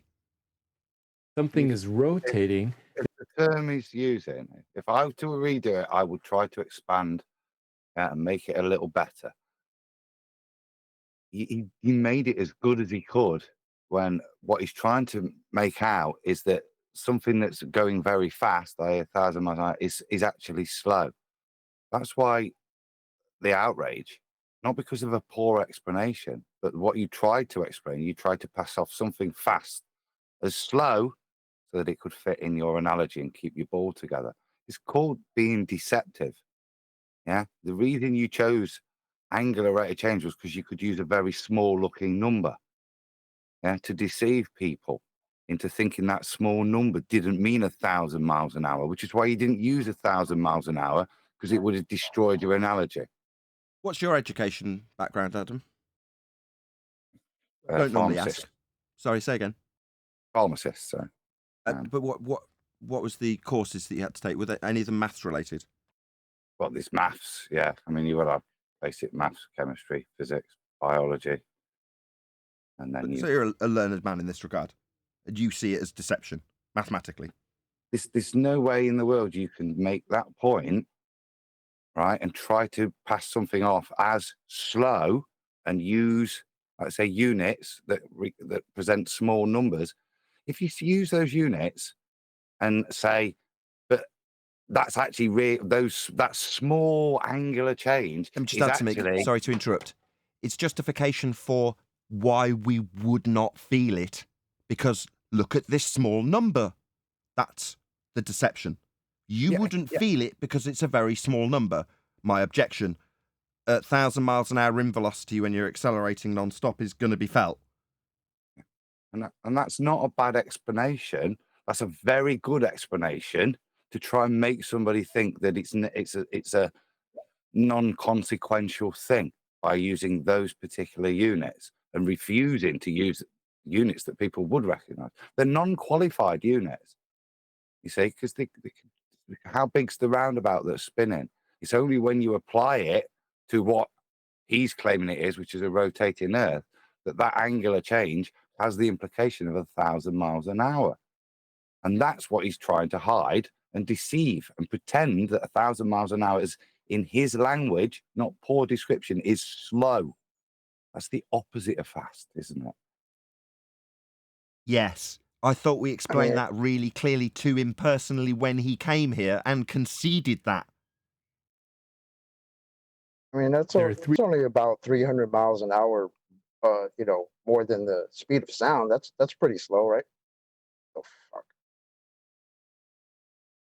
fuck. Irrelevant numbers. The RPM measures the rate of rotation, how many times it rotates in a given amount of time. Sorry, we're going to get to the R value after you've assumed that we have this R value that you were questioned on. So we'll get to it later because this description requires he assumes it. So I asked him, and he even put it in this video response to his shitty little audience that isn't 500,000 people he's deceived. Yeah, he's put it in. I asked for R. Why the hell are you talking about the RPM of an Earth that's spinning when you haven't got an R value to calculate it with? We'll get to that later. No, I'm damn sure we've debunked it. So no, we wouldn't be tolerating this if you were here, because you'll need the R value first, Matthew. But you'll get to that later. Why would it be that you'd highlight it and then suggest that you get it later? Surely, when we're talking about the rotational values of things, we're going to need R values for them, radial values. We're going to need that first, not after. I know why. Why is that? Because wasn't that the day he came, when he came here, didn't he disclaim to us numerous times that it would not even make sense to try to measure R without assuming it first? Didn't he tell us that numerous times? I see. So the disclaimer about the forced assumption of a sphere turning with a radial value we've debunked and he can't measure needs to come after, because it's less devastating if he gives it before the demonstration and claim that he's going to make with an assumed R value. It sounds bloody awful. So better do it after. Like, carefully considering which will be the most devastating order to reveal these things to a very limited audience. Shyster. Shyster. You're not like me calling you a shyster. You're going to open your eyes really wide and then get a bit of duper's delight when you juxtapose the deception of really fast speeds being called really slow with not being a flat earth proven. Shyster. RPM, rotations per minute. You can also determine the speed and acceleration of something on the outside edge of that rotating object. If you assume it's a rotating object with a radius value that you can't measure. What, with all of these assumed things in place first, you mean? You haven't declared that, though, have you? We pointed it out to you to the point where you've put it in your video that I requested an R value first. Yeah? Shyster. Obviously, you were aware of this or you wouldn't have put it in. Disclaimed by me. What he's done here, Nathan, it's not like this is the first time this has come up. We've debunked this about 7 years ago, and then periodically through those years by numerous crayon crunching globers. What he's done here is he's taken this claim at face value and mindlessly parroted it. That's all he's done here. Well, what are you doing, man? I'm wondering if he put the part in this current video where he told us that it would even make sense to measure a radius without assuming it first. I wonder if he put that in this video, because that would be interesting. Those two numbers depend on the radius from the center. Now, the Earth rotates at about 0.0006963 RPM. Your assumption. This is a begging the question fallacy straight off the bat, Matthew. And relative to the center axis of Earth. That you're assuming. This is a fallacious argument, Matthew, straight off the bat. Something on the equator is moving at 1,040 miles per hour or 1,674 kilometers per hour. What's the equator? Anybody? I'm going to ask Brian. Brian, what's the equator? It's the midpoint of the sun's path throughout the year. Based on its ground position, its zenith ground position. Who muttered that? Can you repeat that, please? I don't know who that was, but yes, please. I'll have that again. Based on its zenith ground position. What's that mean? The transit in relation to where we experience the GP of the sun on the surface. What does all that mean? I don't understand, Adam. You're gonna have to break this down for me. This is what the equator is, right? Well, it's an imaginary circle. Circle being the key word. But I'm a bit confused. See, this chap here has just described it as the outside edge of a ball, but you're saying you didn't give me that as the description. You said Brian said it's the midpoint for the seasons, and you said it's the GP position, or it's zenith position, depending on how you want to describe it. It's a position that's measured. Sorry, Adam, you go ahead. Oh, no, Brian. I like the sound of that. Measured, you say? Yeah, go ahead. Yeah, it's measured How by exactly? Flat Earth elevation angles to Polaris. It's the point at which Polaris disappears at your horizon due to perspective. 5,400 nautical miles from the GP point of Polaris. Sometimes. Okay. So that's a measurement that we can take in this regard. We've got a second, which is the midpoint of the sun in its GP position. Correct, Adam? Yeah. So these are all descriptions that come from a flat plane, though, are they not? Descriptions and measurements from a flat plane. The way we quantify it is a measurement from a flat plane. So the quantification, description, and measurement of the equator relates directly to a flat Earth, then? Yes. It can't be measured without it. You see, the problem is that when we've got all flat Earth measurements for this concept of an imaginary line called the equator, derived from celestial movements and elevation angle measurements off flat planes, and he infers through an assumption that begs the question that it's the outside edge of a sphere, that he's got a rim velocity he's not going to declare and only give an angular velocity or an angular rate. And then you see the problem. That's why I asked you for the R value. The equator, the concept that you're now describing, has only got flat Earth measurements attached to it. But you're assuming it's the outside edge of a ball there, Matthew. That's a big problem. Yeah? It's undoubtedly a problem that you would have had highlighted to you personally when you were here. I mean, no doubt. And that circular motion requires an What circular motion? The one that you've assumed? So we're measuring velocities of assumed velocities. This is absolutely and utterly fallacious, Matthew. Are you an imbecile? Are you going to trim out me asking if you're an imbecile after you've employed fallacious logic? Are you an imbecile? Are you stupid to employ this fallacious reasoning? Your smug grin and shake of the head won't get around the fact that this is a fallacy you're employing. And the fact is the fallacy's been pointed out by my words in the clip you used. So why are you assuming that we're turning, Matthew? You're going to need an R value for that. Acceleration of 0.033916 meters per second squared. So those are the three numbers for Earth. Let's compare that to a clock. The hour hand of an analog clock rotates. Why? I can see a clock moving. And he's heading right back to his vomit. Yeah, right back to his vomit, right back to the same doubling down. Check out these differences. The speed difference is absolutely colossal. 0.000004958 miles per hour versus 1,040. You see the disparity here? Rotates at a rate of 0.0013889 RPM, almost twice Earth's rotational rate. Not the speed, the rotational rate. An ant standing on the end. So did you think by reiterating our very objection that somehow forgives you of your sins? No. You know, using our argument in your demonstration, like suddenly that makes it all okay. Yet highlighting the very small number versus the very big number. The one that we'd notice when you're saying it's, quote, very slow. Do you see how speed, things we qualify with fast and slow, at 1,040 miles per hour, considerably faster than the speed of sound, being described as very slow is unreasonable. You understand that now? No. What he's doing, remember I caught him before when he said there's a difference between rate and speed? You see what he just did? He just used that before when he said it to grease his skids for his rotational rate. Did you hear him say rotational rate? Yes. That's rotational speed, you crunching clown. QA, have you seen? I've just counted that. Right. Well, why has he put? This is weird. So why would you now put acceleration in and demonstrate what the point you're trying to make, which would be the force you might feel that you can't feel, which is why he's trying to use a clock. Look at the difference in the accelerations for the clock and the Earth.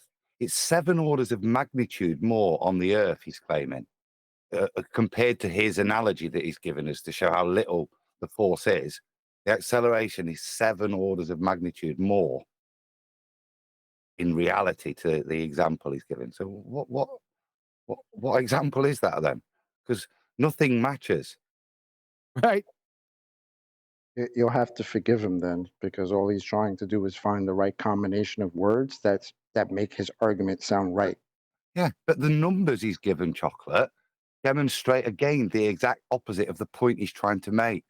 Yep. Mathematician for you.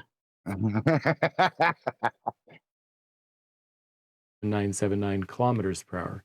And that circular motion requires a tiny acceleration of just 0.0000000003224 meters per second. Okay, so why did I make this analogy? It's because for both the ant and the person on the equator, both the RPM and the acceleration are very slow. The hour hand rotates at an RPM rate almost twice as large as the RPM rate of the RPM rate. Oh my God. How is the acceleration rate slow? Right. For start, it's a constant. It was. Is it not? Well, no, this is back. What? This is a 5. When QE was trolling flat earthers in Discord, you used to ask them a question, didn't you? In terms of the size of a number. And this is what he's just tried to claim. You see, because those numbers, lot, are really what appear to be really, really small. They're both just really, really small. They're not. The orders of magnitude of 7 difference. They're not comparable numbers. It's like trying to compare 7 and 7 million. That's the difference. Yes, sir. Yeah. The Earth. As for the acceleration, yes, the acceleration of the Earth at the equator is 10. Getting a bit stuttery there, Matthew. Is it because this is the point that's just been iterated by us on the panel? Yeah? Very telling little stutter there. Million times larger. But even at 0.034 meters per second squared, it's still a low number. It's these. Oh, you see? But we would. Yeah. He's just said it's 10 million times larger, 7 orders of magnitude, but it's still small. So deceptive shyster much? So you still want to claim that it's a small number and that linear speed won't be felt, but acceleration will, even though this acceleration at 1,040 miles per hour, very different to a clock, is orders of magnitude higher in terms of the accelerative force that you'd feel. And this is all to justify how we wouldn't feel it, eh, Matthew, you shyster? Yeah, you're going to be called Matthew the Shyster from now on, because that's what you are, you little weasel. These small numbers that matter, not the raw speed, because... Oh, really? It's only the small numbers that highlight how we won't feel it that matter, when we're pointing out the opposite and you've conceded that? So now, doubling down on this shitty little channel, it's only the small numbers that make you think it doesn't get felt that matter? That's exactly our objection, you shyster. Human beings cannot directly sense raw speed. We can sense... Well, but with the acceleration that's orders of magnitude higher, we can. Rotation and acceleration, but not speed. But you've just pointed out that the acceleration is orders of magnitude higher! So does this work for you saying how we wouldn't feel it anymore, you shyster deceiver? Absolutely not. And that's our point, isn't it, Matthew? Why wouldn't you put this on your 500,000 subscriber channel? Why would you give this out to such a limited audience? Is it so you can say you've responded? Oh, I set the record straight in that regard, young student, that you shouldn't be educating. I stand by what I say. Deceptive shits like you shouldn't be teaching people. I know it seems like we can sense speed. After all, we all know the difference. Speed or acceleration? Is it back to your deceptive shyster nature of convoluting the orders of magnitude higher acceleration back into just speed? It's because you're a liar, Matthew. Yeah, I think we should all petition to get this lying shyster fired. Why are you educating people? You clearly are overtly going out of your way to deceive and hide the deception. Yeah? What, and then claim the kudos that you've responded? Shout out to DJ One Deck. Just gives me money. Thank you very much. He's even on the panel. Thank you very much. Really appreciate it, One Deck.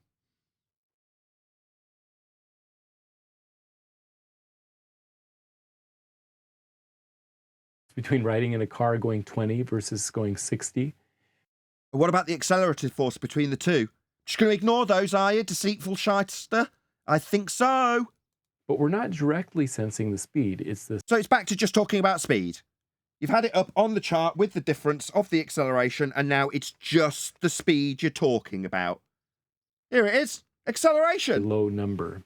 There it is. It's these small numbers that matter, not the raw speed, because human beings cannot directly sense raw speed. Sorry, 1 second, Nathan. A fighter jet that's flying at Mach 2, let's just say, right? The most people couldn't sit in that fighter jet without going unconscious. People who fly those jets, they must train for years to get to that point because of what they call the G-force. Now, a fighter jet flying at Mach 2 and holding that speed as a constant for 5 minutes, that G-force is still going to be there for 5 minutes. When the fighter jet is not flying at Mach 2, when it's flying at Mach 1 or 0.5, Mach 0.5 or whatever, the G-force won't be the same. So what's he talking about? And that's in a straight line. That's not even an angular. So what he's saying is complete lies. Total lies. He's also assuming that he's in a closed system and you can't sense speed. I don't know. Number one, the Earth's not a closed system. So let's put us on the Earth, right? Well, take the speed, drive down the road in a convertible with your windows down and tell me if you don't sense speed, you crayon crunching clown. No, his Earth is not a closed system. The real Earth is. Just want to point that out. Yes. We can sense rotation and acceleration, but not. We can sense rotation. So our objection, pointing out that when you describe it as a small number that we will not sense, now you're disclaiming on your tiny channel that needs to be hidden from anybody watching that we can sense those things then. So we'd sense it then. Let's just do that again. He just shot himself in the face. Let's just have it up with all the convoluted accelerative speeds that he's now ignoring because the speed number's what you've got to focus on to make sure you understand that you wouldn't feel it, only to then disclaim that you'd feel it. Low number. It's these small numbers that matter, not the raw speed, because human beings cannot directly sense raw speed.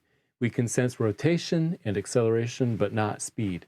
So if we had rotation and acceleration, we'd sense it then.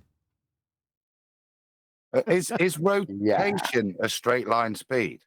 No. Well, what is he on about? He is just double speaking, and in his double speak, admitting he's lying. It's So galling. I speculate that he's not stupid. He had a little wry, smug smile when he shaked his head and told us how non-stupid he was. I sense he should be fired. The guy's doubled down on his lies. He's clearly not stupid. He knows he's being deceitful in describing things that we would feel as not being felt because of this small number, only to literally disclaim that those are the very things we'd sense. So you should be sacked. Yeah, I wasn't going to overtly overdo this, but now you've challenged that fact, something I wasn't going to labour, and challenged it based on you doubling down on this same deceitful garbage. Yeah, I absolutely question your integrity and challenge you as a teacher. You shouldn't be in front of people who want to learn, because you're going out of your way to deceive people.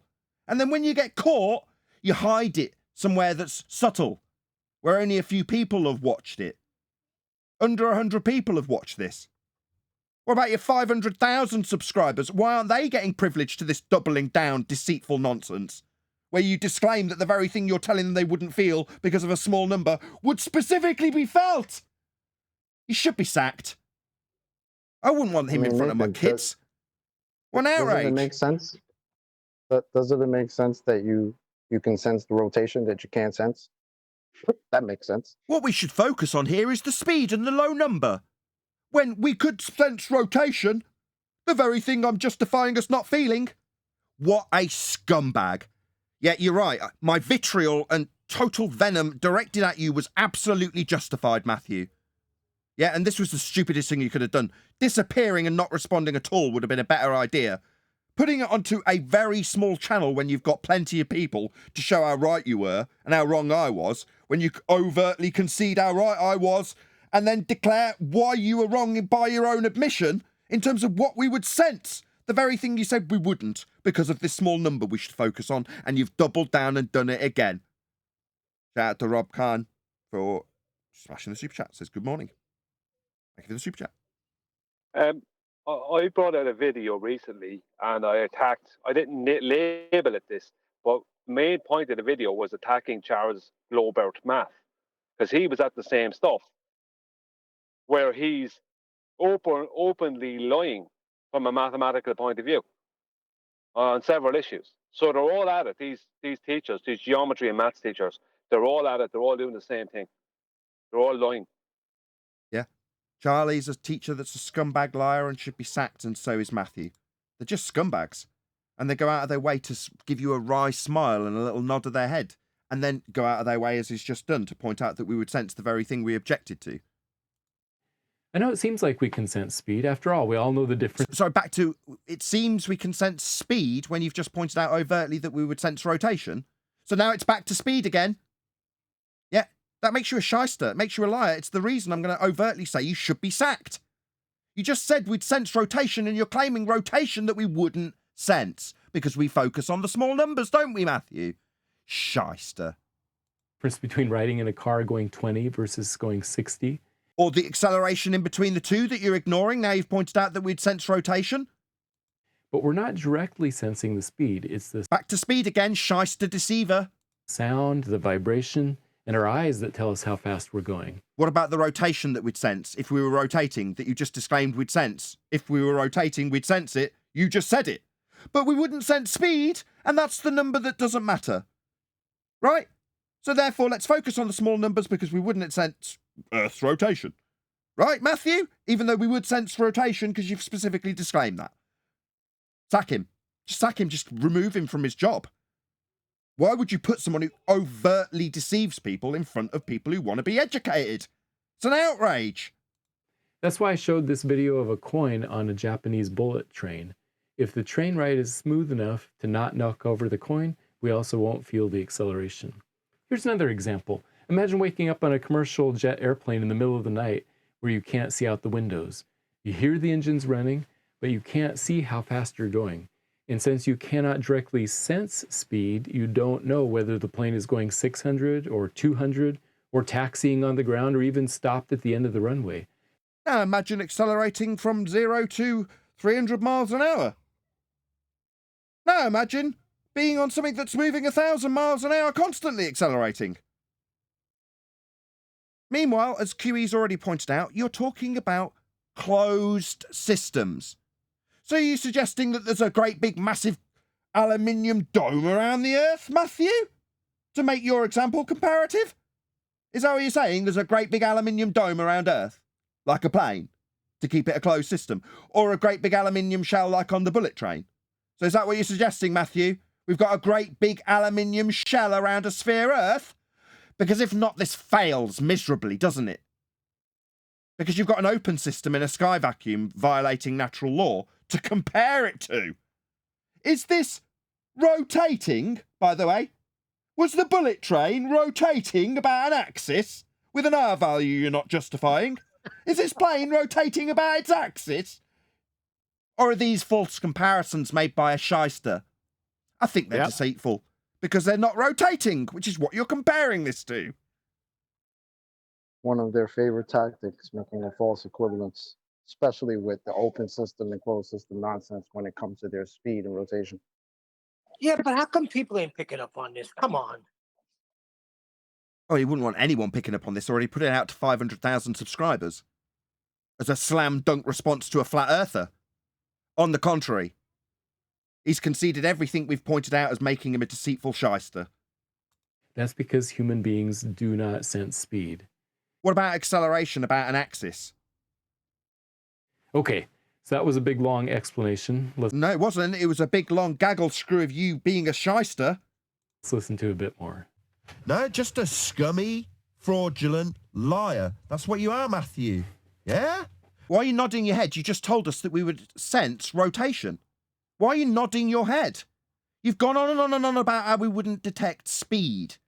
And then subtly at the end said, oh, but on the bullet train, which is not rotating about an axis, or on an aeroplane, which is not rotating about an axis, if we ignore all effects of the acceleration and just assume that it is a constant speed, then you wouldn't really sense it. Oh, right. What about the specifically defined by you as being detectable rotation that isn't comparable to a plane or a train that's a closed system? Why are you nodding your head? You've told us we detect rotation. By the way, make sure you go to Matthew's channel, like I would expect in return when he covers this video, if he covers it, or if anybody who we cover covers us in. Yeah, I'd expect it, but he didn't put it on the channel that we were objecting to.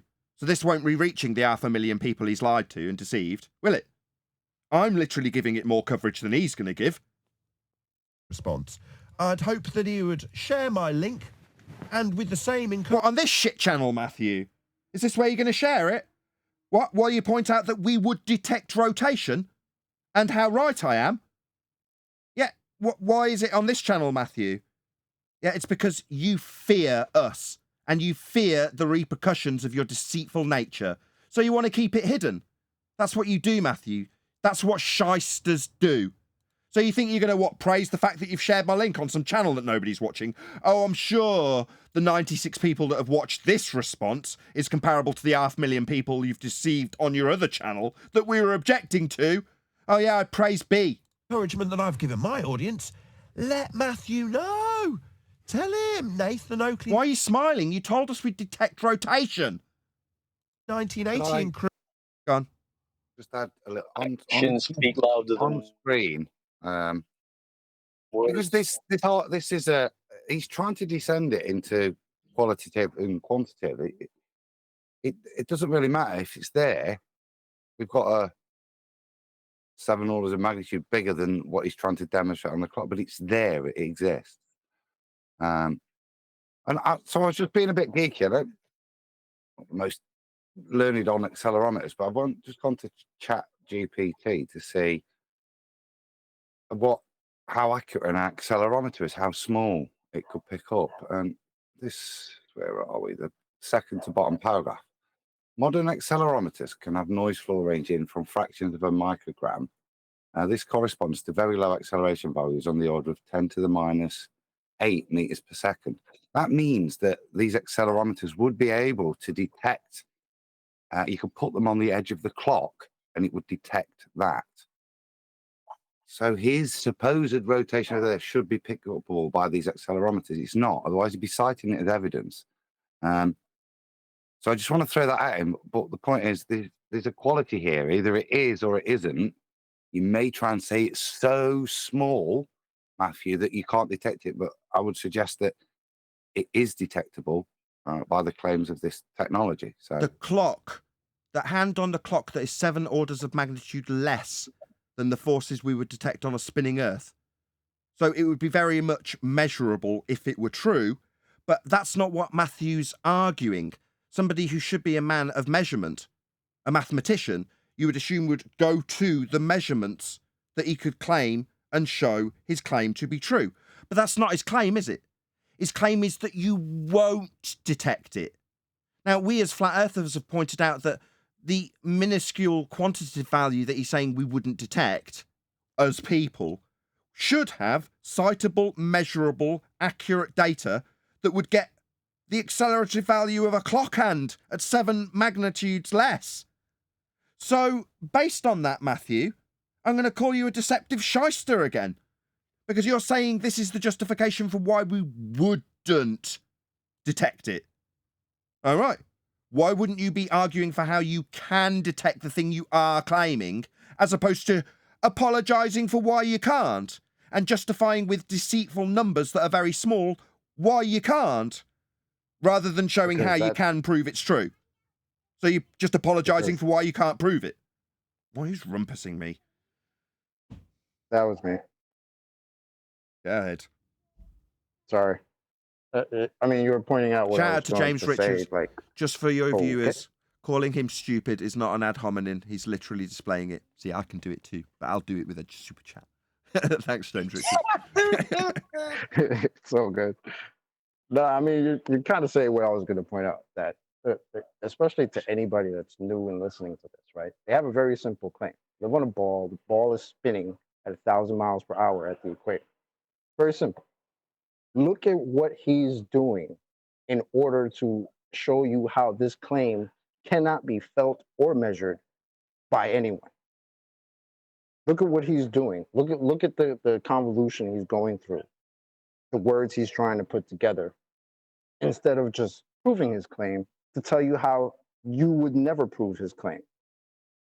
And it's what they do with every claim they have. Everything comes with, you know, you can't see it's curved, but you can't see it because reasons. It's always reasons. It's never a substantiated claim. I'm done. Exactly. This is a justification for why you would not feel his claim that we are spinning. All right. So you claim we are spinning, but apologies, you're not going to detect it. And look at this small number. That's the most important thing. Looking at the small number and knowing why you wouldn't feel it. Okay, well, great defense of your claim that we're spinning. We'll get back to the R value that you need for the measurements that you're going to assert. Give you small values that we wouldn't detect. Okay, yeah, this all seems perfectly above board, you perfect shyster. Crew responded to your wonderful video. Yeah, the one where you're a shyster, fraudster, scammer, liar with your numbers about angular velocity versus rim velocity. I mean, that just seems like a scummy, underhanded, scammy tactic. You know, from your typical bull-believing wanker who will lie to your face. Like this man, the liar known as Matthew Weathers. That's you, my friend. Did you just take a bow on that note? Wow. And you wrinkly old scumbag. Okay, well, I will share his links. They're below in the description.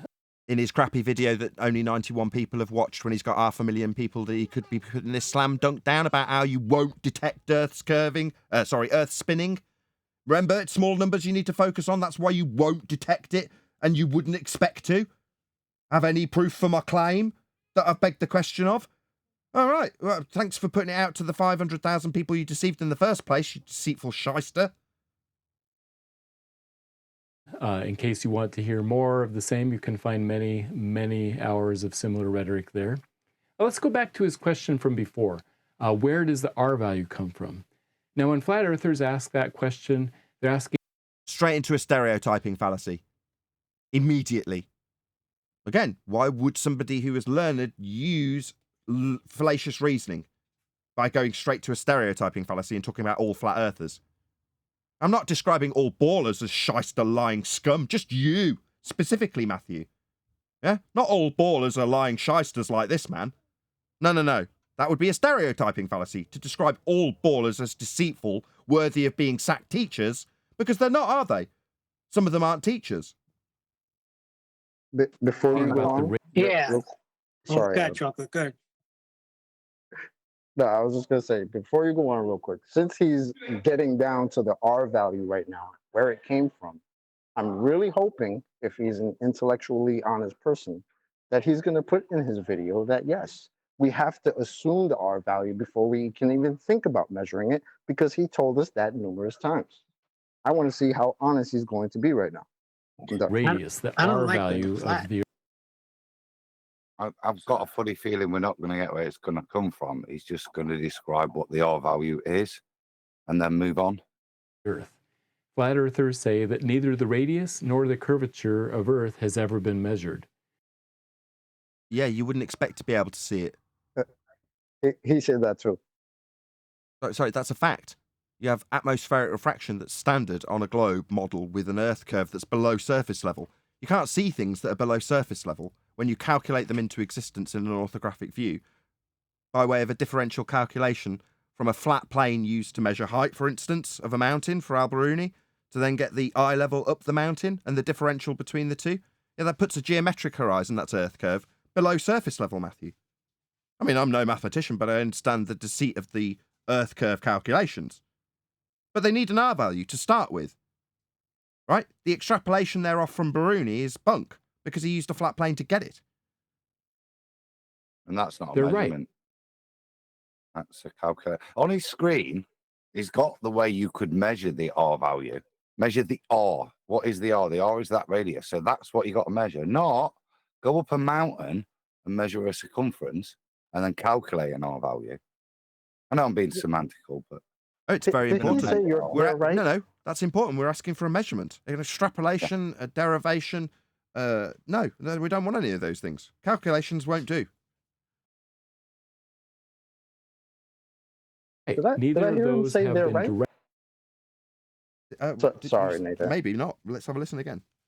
Hours of similar rhetoric there. Let's go back to his question from before. Where does the R value come from?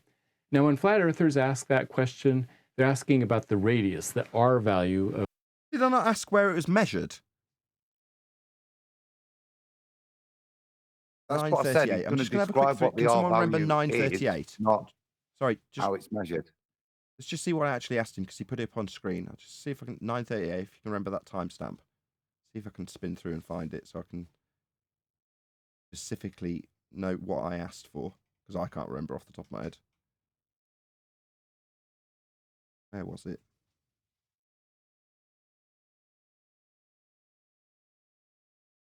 Talk amongst yourselves. We are live. I just don't like that he said flat earthers. Why don't he just say when anybody asks me for the radius and go on from there? Because he's setting up the reason why the question is being asked by flat earthers. That's why.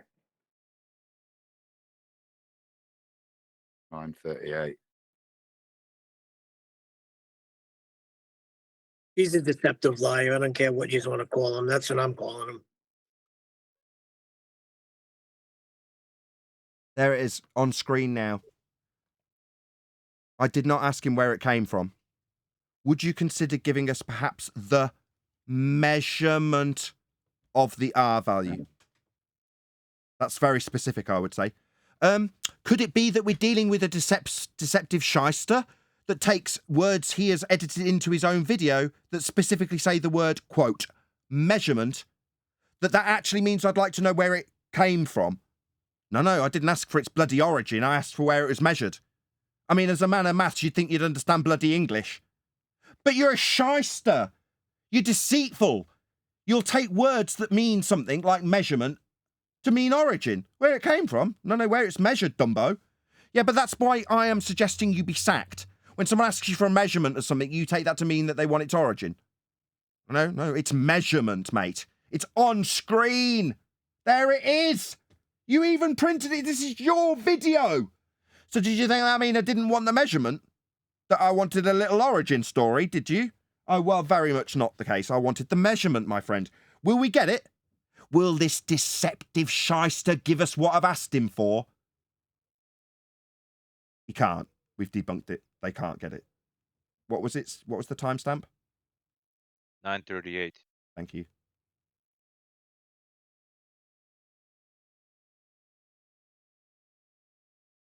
The radius, the R value of the Earth. Flat earthers say that neither the radius nor the curvature of Earth has ever been measured. They're right. Neither of those have been directly measured. In other words, he did say it. I knew I heard it. Oh, right.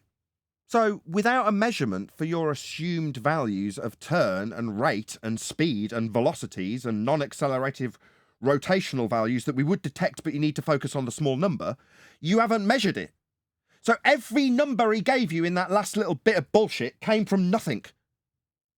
Didn't come from any measurements. It can't be measured. So my objection stands true then. So when I say, would you give us the measurement, and you say, we'll come back to it later, the answer is no. In other words, you can't slap a ruler on Earth's radius or put a huge straight edge on the curvature of the Earth.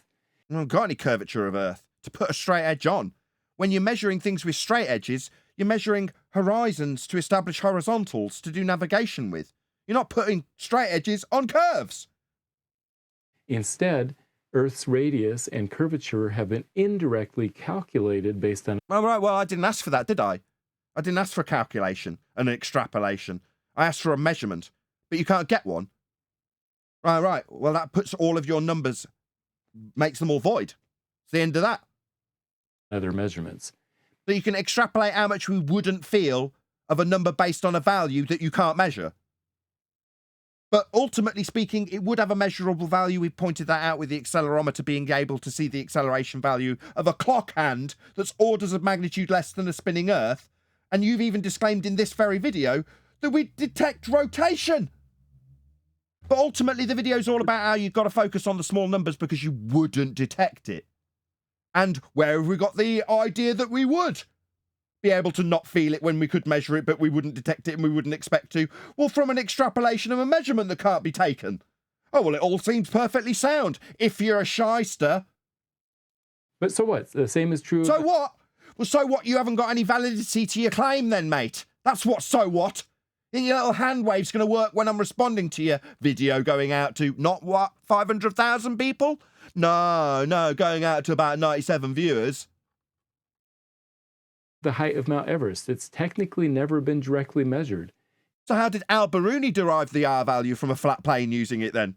Not Everest, but a mountain. Instead, it's been calculated using surveying techniques with measured angles. So you'll need a flat plane for those. Oh.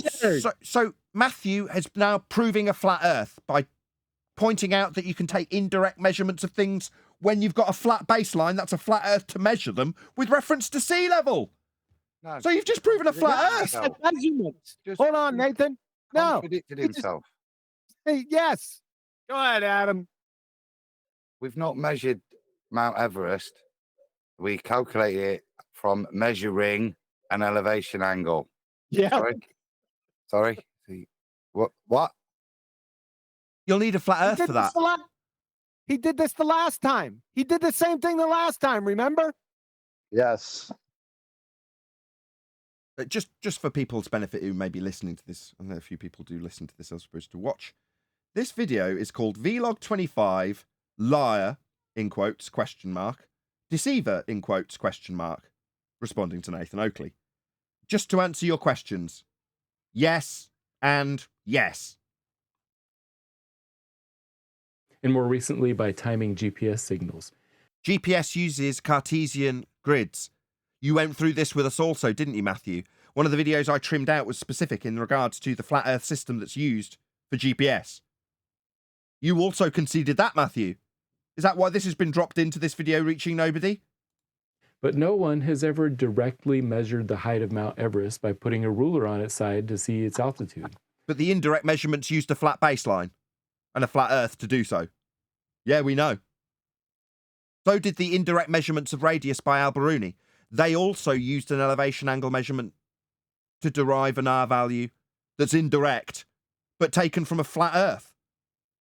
So kudos for proving a flat Earth. But using indirect calculations, that doesn't bother me. I think that's no such thing. No such thing as indirect measurements. He made that up. No such thing. Citation, please. Reasonable.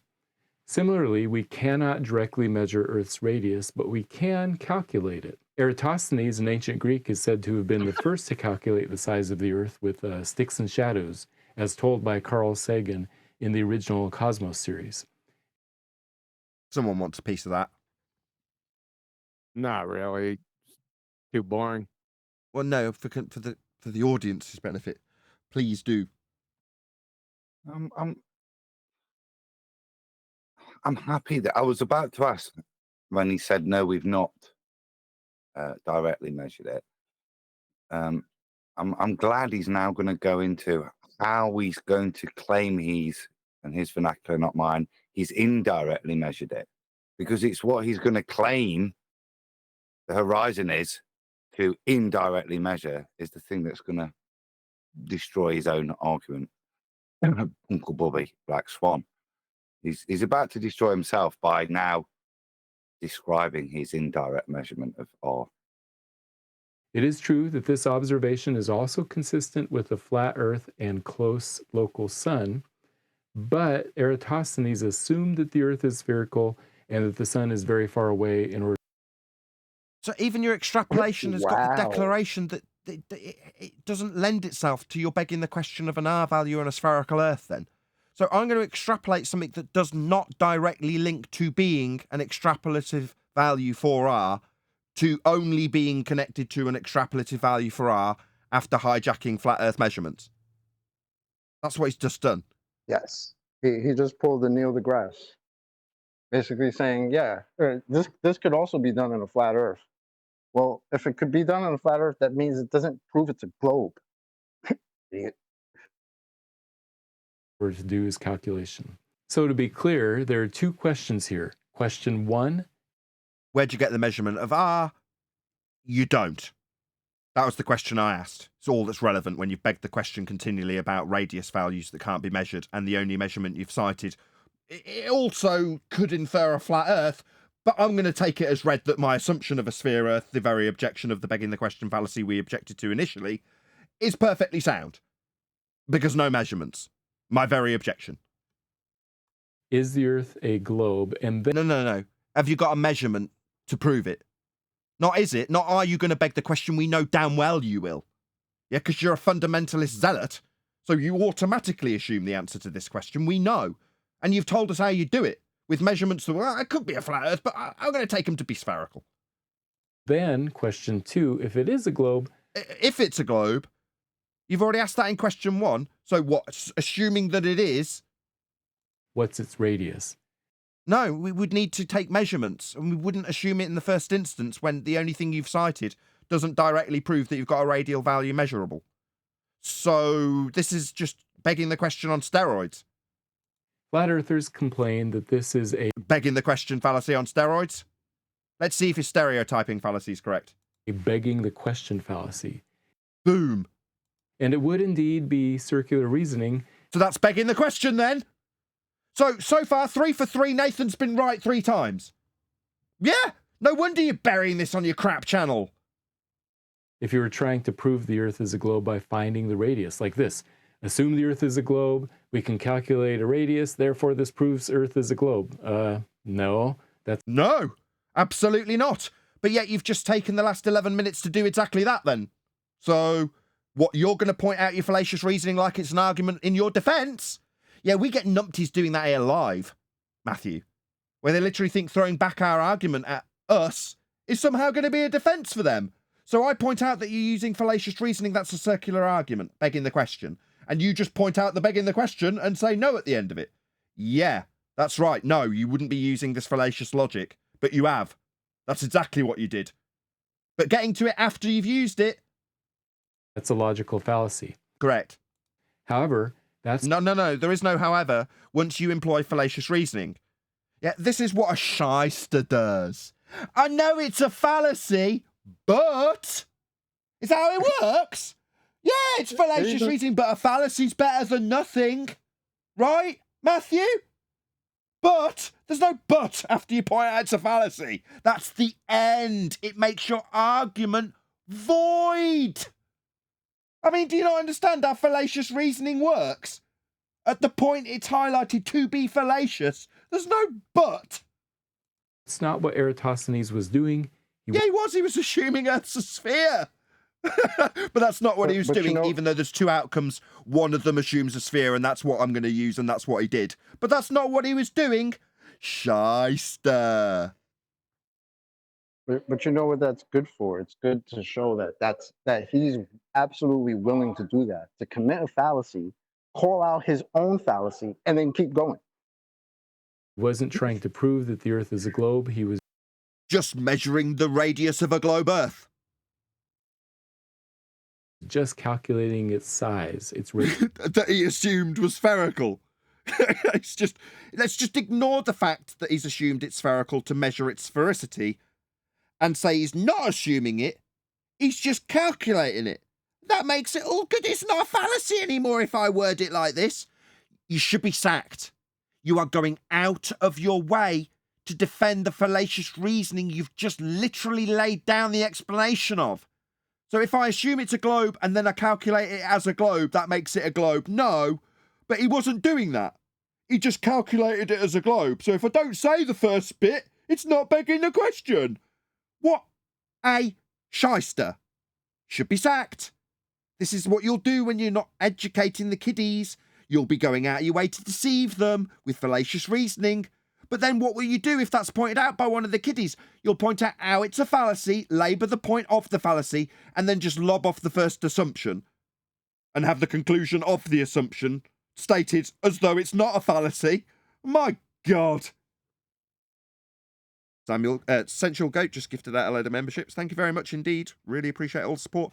Check them out. They're all immediately vanished. Thank you very much. Really appreciate the support.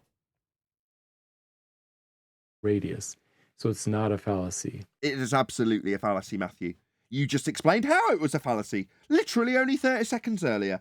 And because of that, after your declaration that it's not a fallacy, I'll give you explaining how it is. By finding the radius, like this. Assume the Earth is a globe. We can calculate a radius. Therefore, this proves Earth is a globe. No. So there's Matthew explaining why it was a fallacy. Do you see why I call him a deceitful shyster and say he should be sacked? That's a logical fallacy. How? Correct, Matthew. The one you're employing but then later explaining that it isn't? 30 seconds later. I think there is a radius. If the Earth is a globe, then we can calculate the radius. That's not a fallacy.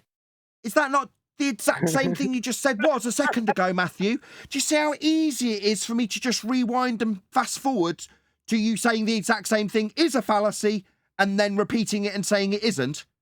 Yeah, you should be sacked. Should be sacked. This is fired, sacked, removed from your job, no longer tolerated as an educator. Am I labouring this point enough for you, Matthew? Did you think that this defence on your shitty channel no one was watching was going to get around the fact that I'd said you should be fired for what you've done and what you are doing and what you are perpetuating here and how you're lying about what is a fallacy and then declaring the same thing as not being a fallacy? Yeah? Sack him. It's just that simple. But that's this the so-called 2023 version of we do have a geometric horizon. We don't have a geometric horizon. flaw in logic that Nathan is talking about in this next clip. No, you were talking about it. I rewound your own words and got you to say it, Matthew. So while you put my words in air quotes, no, they were your words on this occasion. You described the fallacy to us and then said, no, that would be a fallacy. Straight after you used the exact same words to say it wasn't. I will berate you for your use of logical fallacy. I'll do it now. You should be sacked. People should be contacting this man's employer and telling them to sack him because of what a deceitful shyster he is. So yeah, I will berate you, Matthew, while you've got that just been slapped around the face look on your face. Yeah, I'll do it now. To lie to children when you... That's right, you lie to children. Educate them about the sphere belief that you have based on flaws in logic. Yeah, you just detailed them, Matthew. You just went through the circular reasoning that you've employed. Why are you nodding no? Now, I don't see it as reasonable to lie to children about your assumption. You do, shrug of the shoulders. Perfectly reasonable, according to Matthew. The fact that I don't see it as reasonable gets a shoulder shrug from this scumbag. What a bloody outrage. Based on flaws in logic. Yeah, that's not reasonable. Do you understand my disdain for you and my justification for calling you scum when you justified lying to children based on a flaw in logic? Yes, I understand your disdain if that's what you think I'm doing. No, it is what you're doing. You just went through how it was a logical fallacy, how it was circular reasoning, how it was begging the question, then you agreed with that fact. That is what you are doing. Of course, I am also against lying to children. I'm against using flaws in logic. In fact, well, we can only take you at your character and what you do. I will know you by your fruit. This is you. You are this deceitful shyster. That's what you are. You think what, I'm going to assume that you're not like this around children? No, my friend, I will automatically assume that if you're going to lie to an audience of 500,000 people, that you'll be more willing to do it when it's a small group of children you're educating and indoctrinating with lies and deceitful behaviour like you're demonstrating here. In fact, I want to teach students how to recognize logical fallacies. Well, you did. You managed to employ one. Demonstrate to an audience, my audience, not your tiny little audience that you put this out to, how that is a fallacy because you don't have a measurement. And you've used circular reasoning to come to the conclusion. You've also declared how the indirect measurement is in no way affirmable as being spherical only. It could also be flat. So this is absolutely a flaw in logic. It's a logical fallacy. You have highlighted it. However, I'm not lying or using a logical fallacy. You're doing both. I've demonstrated it. I rewound the exact same words with you pointing it out as a fallacy straight after you'd used it as a fallacy. I used your own words to prove how big a liar you are. When I teach students how Eratosthenes calculated Earth's radius. No. Did you also tell them how it could also be done on a flat Earth? Let's see if he adds that to that. No, you are doing that. So he didn't also tell them, like he told us just a moment ago, that it doesn't infer sphericity only. He only tells them it's how he calculated Earth's radius. So you didn't give them the full story. So you lied by omission, at the very least. You are a liar by omission, then. Because you've just disclaimed that fact. But what did you tell the kiddies again? Was it about how it could also infer flatness and small and local sun? Now, we wouldn't state that, but you did. Did you tell the kiddies? Fallacies. However, I'm not lying or using a logical fallacy when I teach students how Eratosthenes calculated Earth's radius. No, you are doing that. So you didn't tell him about its flatness. Just how it was a calculation of Earth's radius, even though it could have been inferred to be flat, with a local sun and elevation angle measurements thereof. Yeah, you'd have to. Because you're talking about angle measurements, my friend. But it did beg the question. It assumed Earth's a sphere, then calculated as a sphere to declare that it was a sphere, like you said. But you're only telling them that it's a calculation for a sphere. So you lied by omission. Facts. Yeah? More than willing to ask for you to be fired as a result of your lies by omission to children. You're willing to tell this small audience how it also infers flatness, but not the children, who are being told it's only a calculation for sphericity. That's a logical fallacy. You pointed it out to us. Should be sacked. Simple. That? You have just told me... Eratosthenes. Say again. Dang, Eratosthenes. How you assume Earth is a sphere because that's the only way you can justify measuring its radius. That is a flaw in logic called begging the question. That's... He nodded his head. No, you agreed it could also infer flatness, so you've just nodded your head when it came to the lie by omission. Yeah? That's where you nodded. It's not what I think you're doing, it's what you factually are doing, and it's your justification for lying to students. He's just nonchalant. Nah. That's his reaction. Glad you put your face up. Yeah? These little tells that you're reacting to, me and my disdain, are very, very poignant. Thank you, Matthew. About Earth being a sphere. Now, that is why I... Again, just a shrug of the shoulders. Well, when I tell the kiddies it's how Earth was calculated as a sphere, I'm not lying by omission. The omission of the thing I told you earlier about, it could be flat. Have a high level of disdain for teachers in this arena, like conspiracy cats. Because he knows better. We've told you it's a flaw in logic. And he's just smiling about it. Just smiling. Yet you've highlighted the flaw in logic. I've highlighted the flaw in logic. You've gone through the flaw in logic, pointed out how it's definitely not a singular inference for sphere only. But you're going to smile about it. Yeah, my disdain is totally justified. You've conceded it's a flaw in logic, so it is not a reasonable justification to tell students Earth's a sphere. Comprende? Sí, comprendo. I understand. Okay, you see what I mean. There's not much more to say about that. What about the lies by omission? Not much to say about it. You mean you haven't got any defense for this? Next we talk about... Moving on. No, I'm saying you should have your job for this. The lies by omission. The declarations of how flat it could be. But it's only going to be the calculation for sphericity that you tell to the children. Yeah, I'm justified. I'm not just moving on. Sack him. You understand? Me using your own words against you and suggesting you should be fired for deceiving children? That's what's happening here, Matthew. Length about celestial navigation. For most... Requires a flat plane. On screen now, you've got an angle measurement. Can't get these from curved baselines. He told you himself. You can't put a straight edge on a curve. So what's this going to be doing? This looks very much like a straight edge, Matthew. You've already told us this won't work on curved surfaces, right?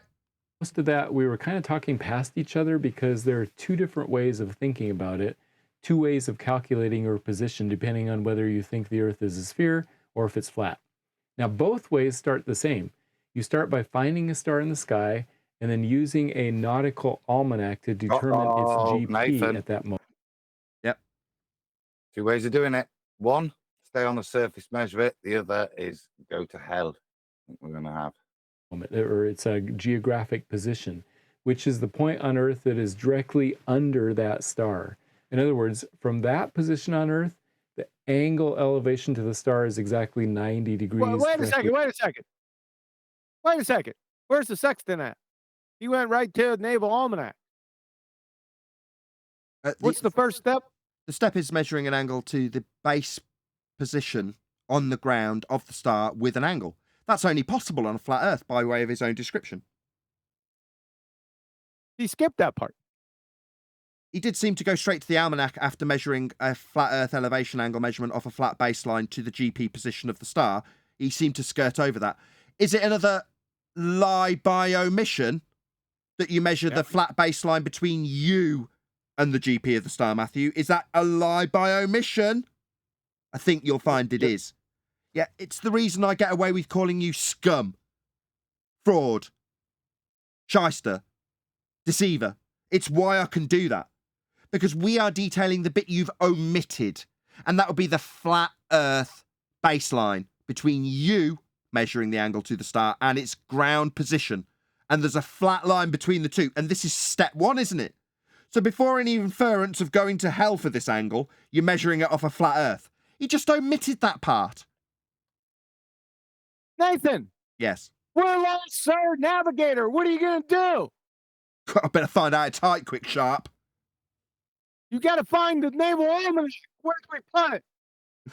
No, I'll be measuring an angle along a flat baseline. I'll be using the horizontal to do so. I'll establish it with the horizon by leveling the sextant, by looking through it at the horizon, and then getting the angle to the star, and then measuring its ground position, GP, along a flat baseline between me and it.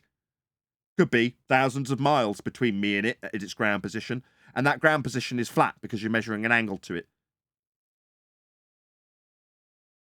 Nah, just go to the almanac. Wait, what's in the almanac again? What's in there? GP positions of the stars at certain times.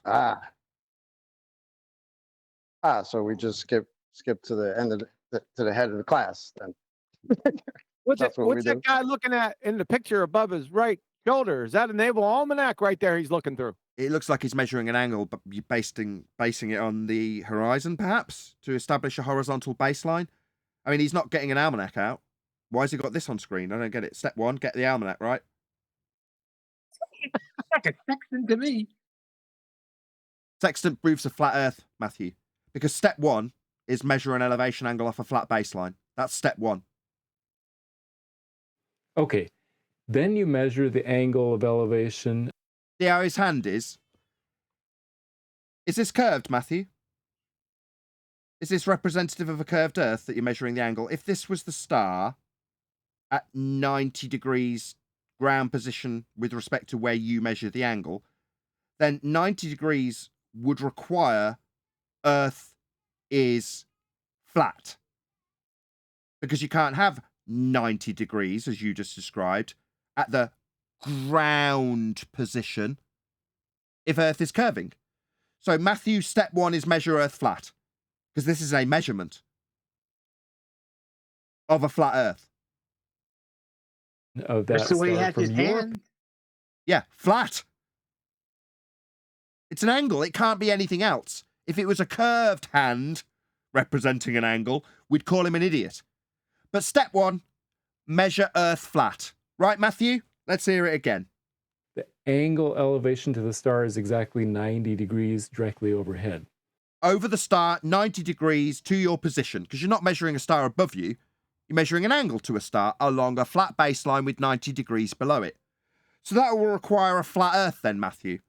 Can you show us with your hands how flat Earth must be for this angle? Obviously, it's not going to be a curved second line with 90 degrees at the base of it. It's going to be flat with 90 degrees to your position where you measure it.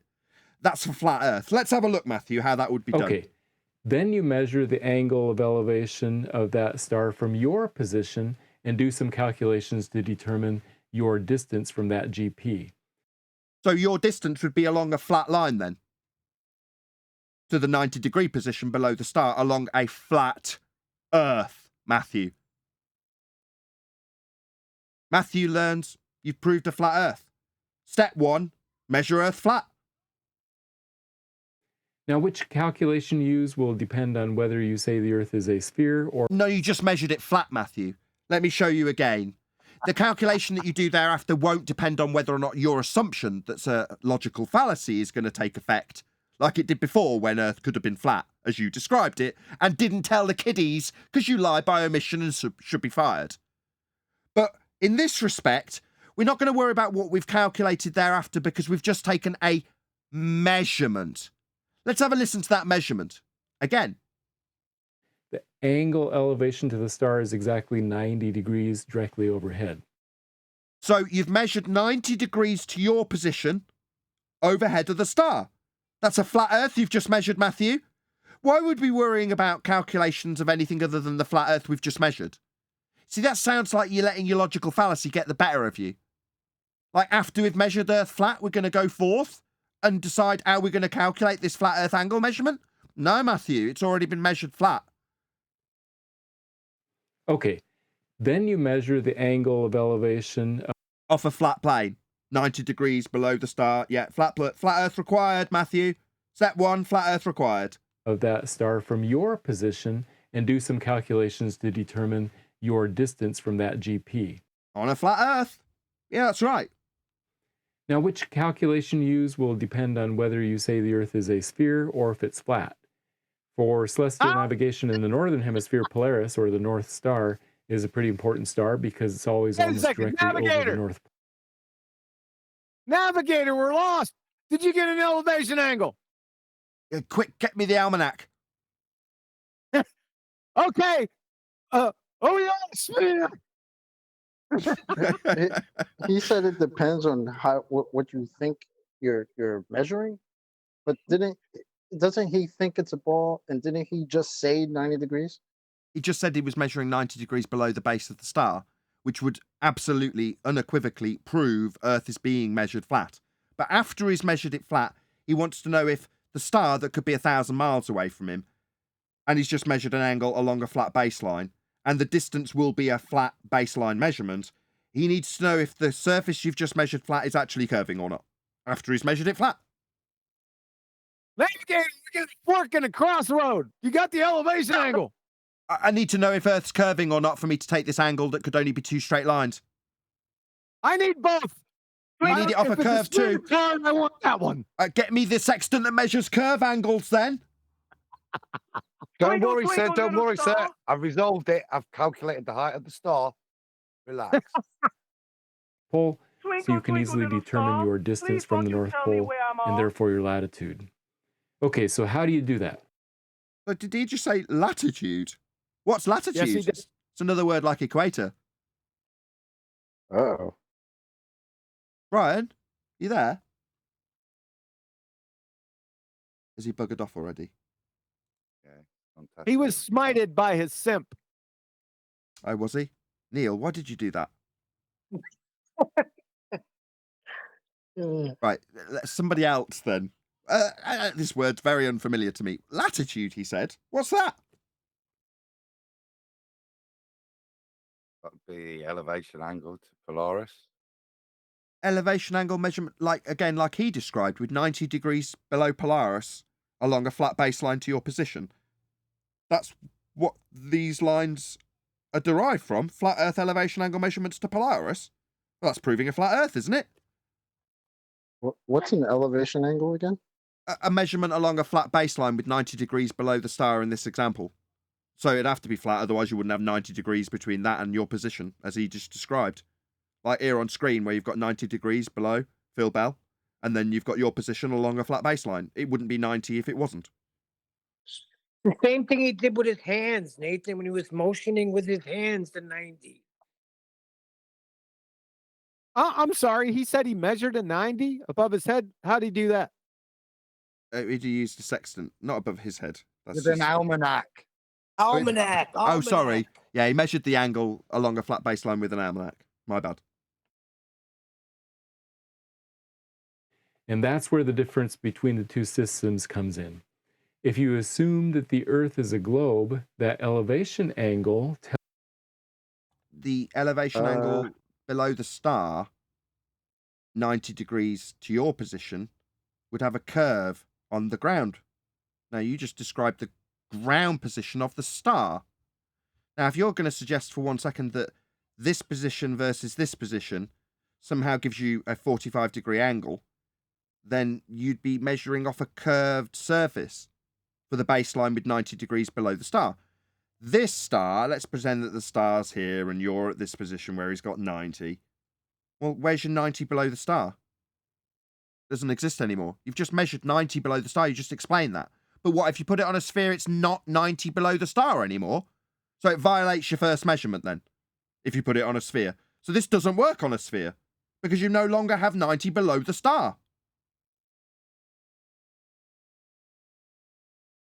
tells you how much the ground at your location is tilted compared. No, it wouldn't have 90 degrees below the star anymore.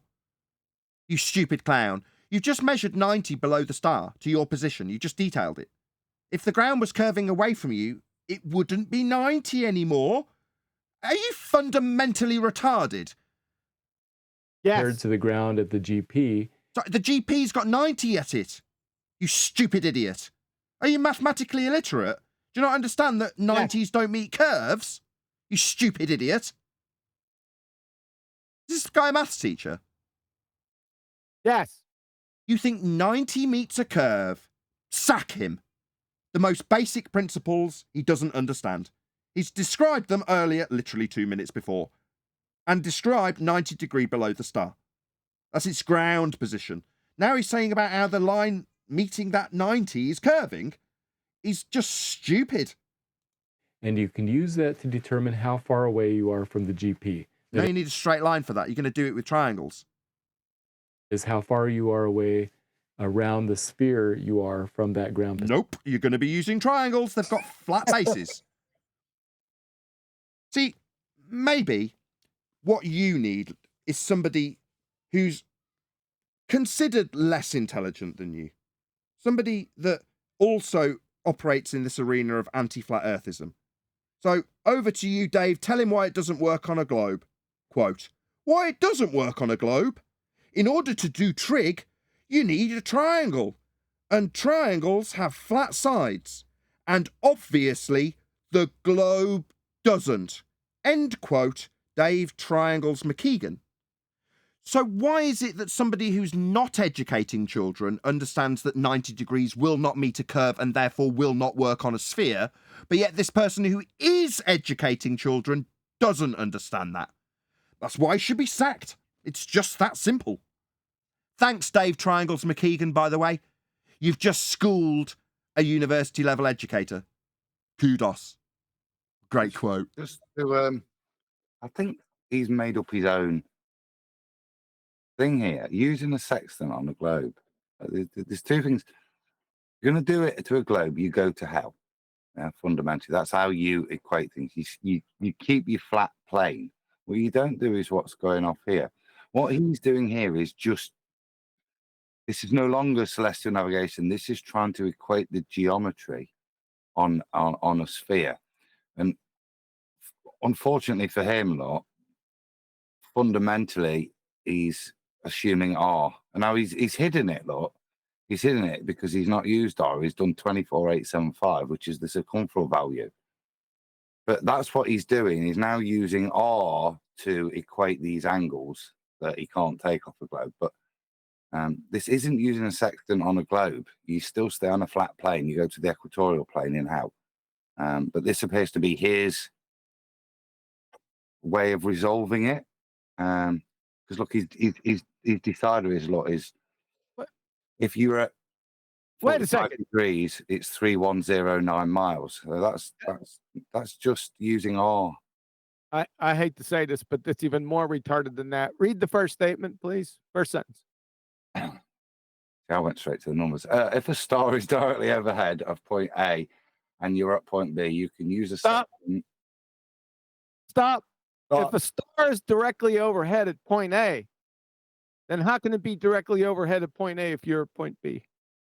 Yeah, that makes no sense. If a star is directly overhead of point A and you're at point B, you can use a sextant to determine the distance between A and B. He specifically said the star has 90 degrees. Well, this hasn't got 90 degrees on this diagram. Between your measurement position and the GP position of the star, there is 90 degrees. Not anymore. Not on a globe, there isn't. How can it be directly overhead at point A when you're at point B? Doesn't that like? Oh, I see what you're saying. Yeah, maybe you don't understand what overhead means. Now, I'll break down the English for you, as you felt the need to ad hom me about a misspeak. Overhead means over your head. Zenith, right? No, you're right, QE. That's just appalling grammar. Yeah. Yeah. Say zenith at point A, you can't be over the head of a point. Well, this goes back to the original point that you guys bypassed. It didn't sink into you when he pulled out the sextant and he measured 90 degrees over his head. You don't do that with us. Is 10th man there? 10th man, let me get this one. No, 10th man isn't here. Matthew didn't get it because it went over his head. It went over his head. Pun for the day. On that diagram, the previous picture, he was using triangles to measure the angle to the star that's got a zenith. Yes. At point A. If you look at what he's now drawn, he's got one tangent at point A and one tangent at point B. Now, in the previous diagram, to use and measure these angles, those tangents actually need to be one straight line. Yes. Together for that previous slide where he's taking the angle to make any sense. As you can see now, makes absolutely no sense. Look where his straight line is going. Where's his star? Yeah, so this is like I said, this is now just doing geometry on the outside of a ball. He's not doing celestial navigation. He's not doing celestial navigation on a globe with an equatorial plane. He's just doing Matthew's version, as far as I can see, which is just balancing angles and denying the geometric principle he just previously stated. I would like to. I would like to see him show where he measures a 90-degree angle with the sextant, Adam. He doesn't. He can't. This isn't that. It hasn't got that. The sphere will never give him that, ever. Just want to do a quick shout out. So the numbers have actually crawled up quite nicely. So 75 people watching, which typically isn't the case when I turn a members-only video public. But in this case, the computer's running fine and we've actually got a half-decent audience. So I will actually suggest that you do share the show. We're not at the end of this video yet, and we are going to try and get all the way through it. Although it's getting pretty late and my wife's probably going to start getting anxious soon. But yeah, we're going to try and plod our way through as much of this as we possibly can in response to Matthew on his crappy little channel that nobody's watching. Anyway, please share the show. Also, as is the case, and to be fair, he did actually put a link, even though it's entirely up to him. It's not an obligation to put it on his big channel. And I do still thank him that he did put my link to the 97 people, or however many it was that watched this. But please let him know, at Nathan Oakley 1980, responded to your lies, deceit, and further reiteration of you being sacked. Position. Now, this assumes the Earth is a sphere and assumes that the star is infinitely far away and that the light coming from the star is parallel everywhere on Earth. So it just sounds like assumptions on top of assumptions on top of assumptions to me. Meanwhile, you haven't got a 90 degree below the star in this example. It's not there anymore. You've just measured it, but now it's not there. Now, because the Earth is a sphere... That's an important admission. Go on. An important admission there, look. If you see, look, everybody's seeing the star in the same place, and he's just denied perspective there. Things are infinitely far away, and the only reason there's an angular change in the sky isn't distance, it's Earth curve. It's the only thing now attributed to angular change. A complete removal of perspective, but that's what that diagram's showing. Everything's infinitely far away. Do those lines from the blue lines going up, do they meet? No. No. But they're looking at the same thing in his diagram. Each degree of difference in any direction is 60 nautical miles away from the GP. Along a flat baseline. So one angle with reference to a flat baseline. Not with reference to a curve, it wouldn't be an angle, Matthew. These are basic principles of angle measurements, that they're not measure and curve angles along curved baselines. If you're measuring an angle, you're establishing a horizontal for the first line, that's the baseline. The GP is the ground position, and for every 1 degree it declines towards the horizon is 60 nautical miles. Right, well, that's a flat earth proof right there. Because you're measuring angles off a flat baseline, not off a curve. They wouldn't be angles. In fact, that's the origin of the nautical mile. A flat earth. That's correct. Nautical miles origin is a flat earth angle measurement off a flat baseline. Correct. Sod all to do with this, because as it decreases towards the horizon, it's decreasing 1 degree. No, you can't get a degree off a curve. Doesn't work. So you're hijacking flat earth elevation angle measurements to make your assertions of sphericity again. No, they don't work in this instance at all. Well, point A and point B, is he saying that in order for somebody to be lost, there has to be 2 people, A and B? Maybe. If they've both got stars overhead. That they measured. For example, if a star is 45 degrees down from the zenith, you'll be proving a flat Earth. You'll be proving a flat Earth with that, Matthew. Nathan! Yes. Navigator! We're lost!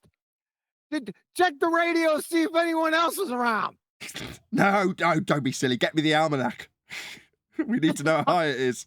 That star we're looking at. That is 1/8 of the whole circle. So you are 1/8 of the way around the circumference of Earth compared to... It seems like you're taking the flat Earth elevation angle measurement and inferring that what you've actually done is taken a rotation value from the centre of a sphere Earth that you've assumed. But you haven't. You've measured an angle along a baseline to the ground position. It's not Earth turning to change the degree. Was that a little bit of sleight of hand there, Matthew? Yeah, it didn't slip by us. To the GP of the star, 2,700 nautical miles. So that's one way to do it. No, you measured a flat Earth elevation angle measurement and then right at the end juxtaposed that as a degree turn of a spherical surface. No, you measured an angle off a flat baseline, my friend. You proved the flat Earth. This calculation does not use right triangles. Now, if you... What? Like, triangulation doesn't use right triangles? That's false, because what he's done is create tangents at point A and B to then draw right triangles onto it. So I don't get how you can say that. That's the whole point of creating the tangent at the surface, so that you can create a right angle triangle. And that was the first slide he showed, the first premise, which is why he has to break it in two on his ball. If you do celestial navigation on a flat Earth, you end up with something like this diagram with the right triangle. Nathan was arguing that because this triangle has a flat baseline on a right angle, therefore the ground must also be flat. That's correct. You just described it also when you described the GP at 90. That's what's done. I was going to say, wasn't he the one saying that just now about the GP? Didn't he say 90 degrees? Yes. Yes, he did. Is he smoking crack? He must be smoking crack. Maybe that's why he should be sacked. Because to declare that you need a 90 degree at the GP, that's the ground position of the star you're measuring, and then say, well, if you're measuring it on flat Earth, you'd have 90 degree at the ground position. Ha ha ha. Yeah, you would. You do. That's how it's measured. You even described it yourself. Are you insane? Does he realize to have a 90 degree angle, that's a right triangle? Can he define right triangles for everyone, please? Yeah, I think he needs to. Conversation. Do you know what a triangle is?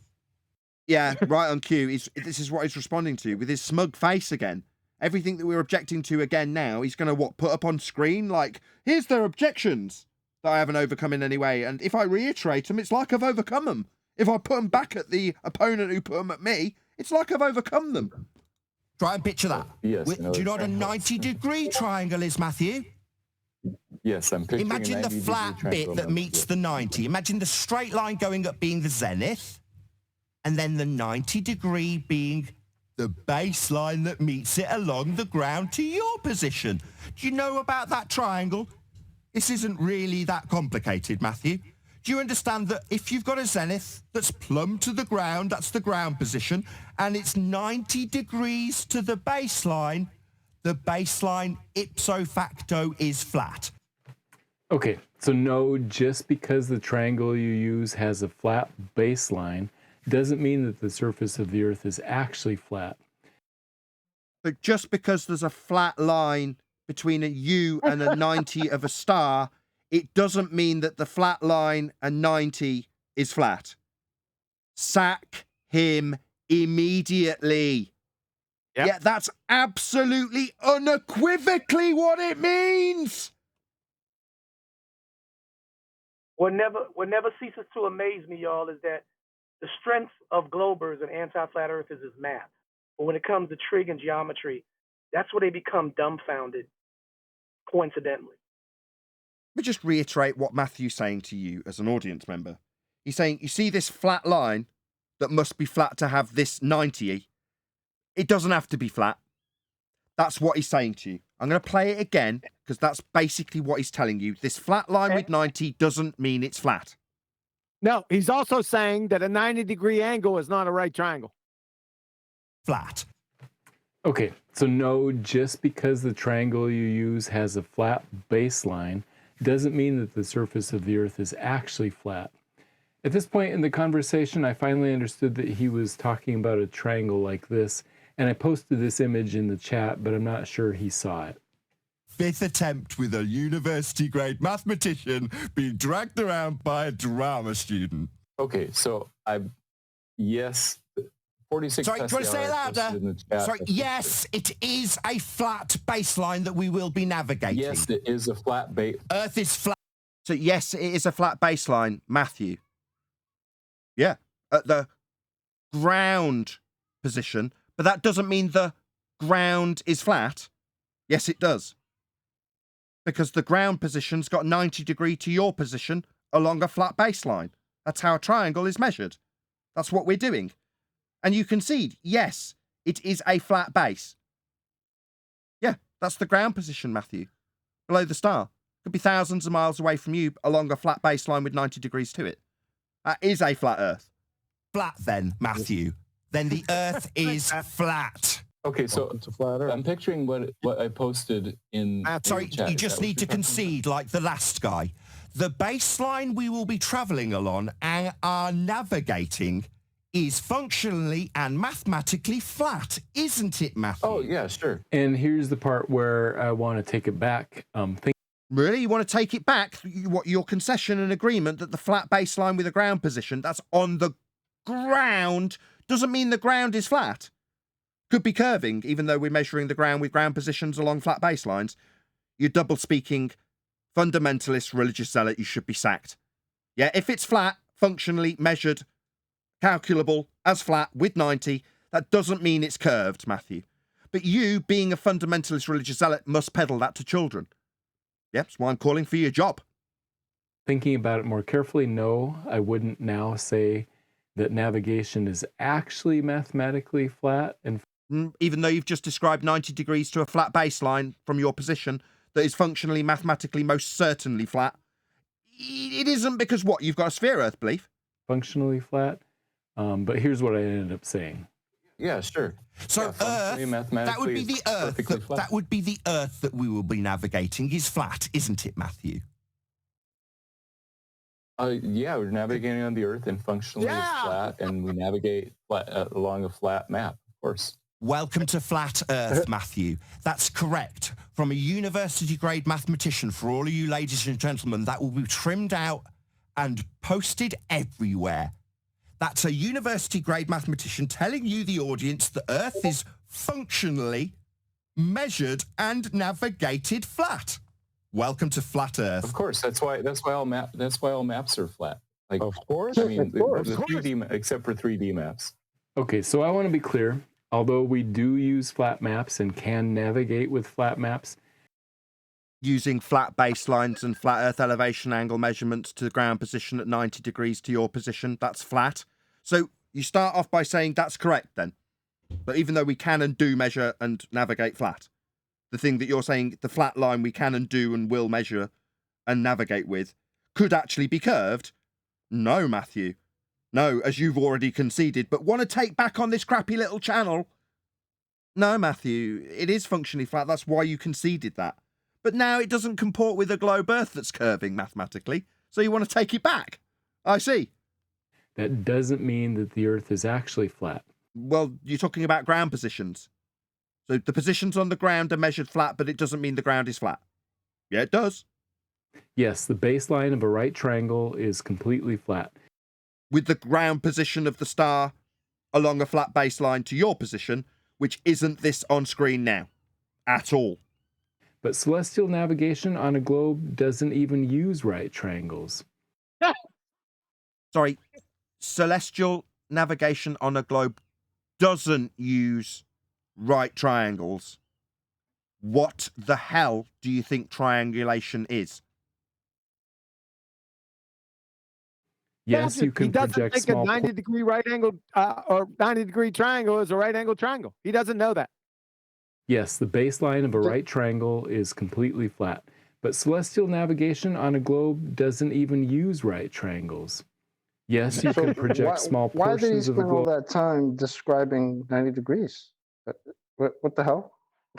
What's wrong with him? Onto flat maps and use those maps to navigate, but that does not mean the Earth is flat.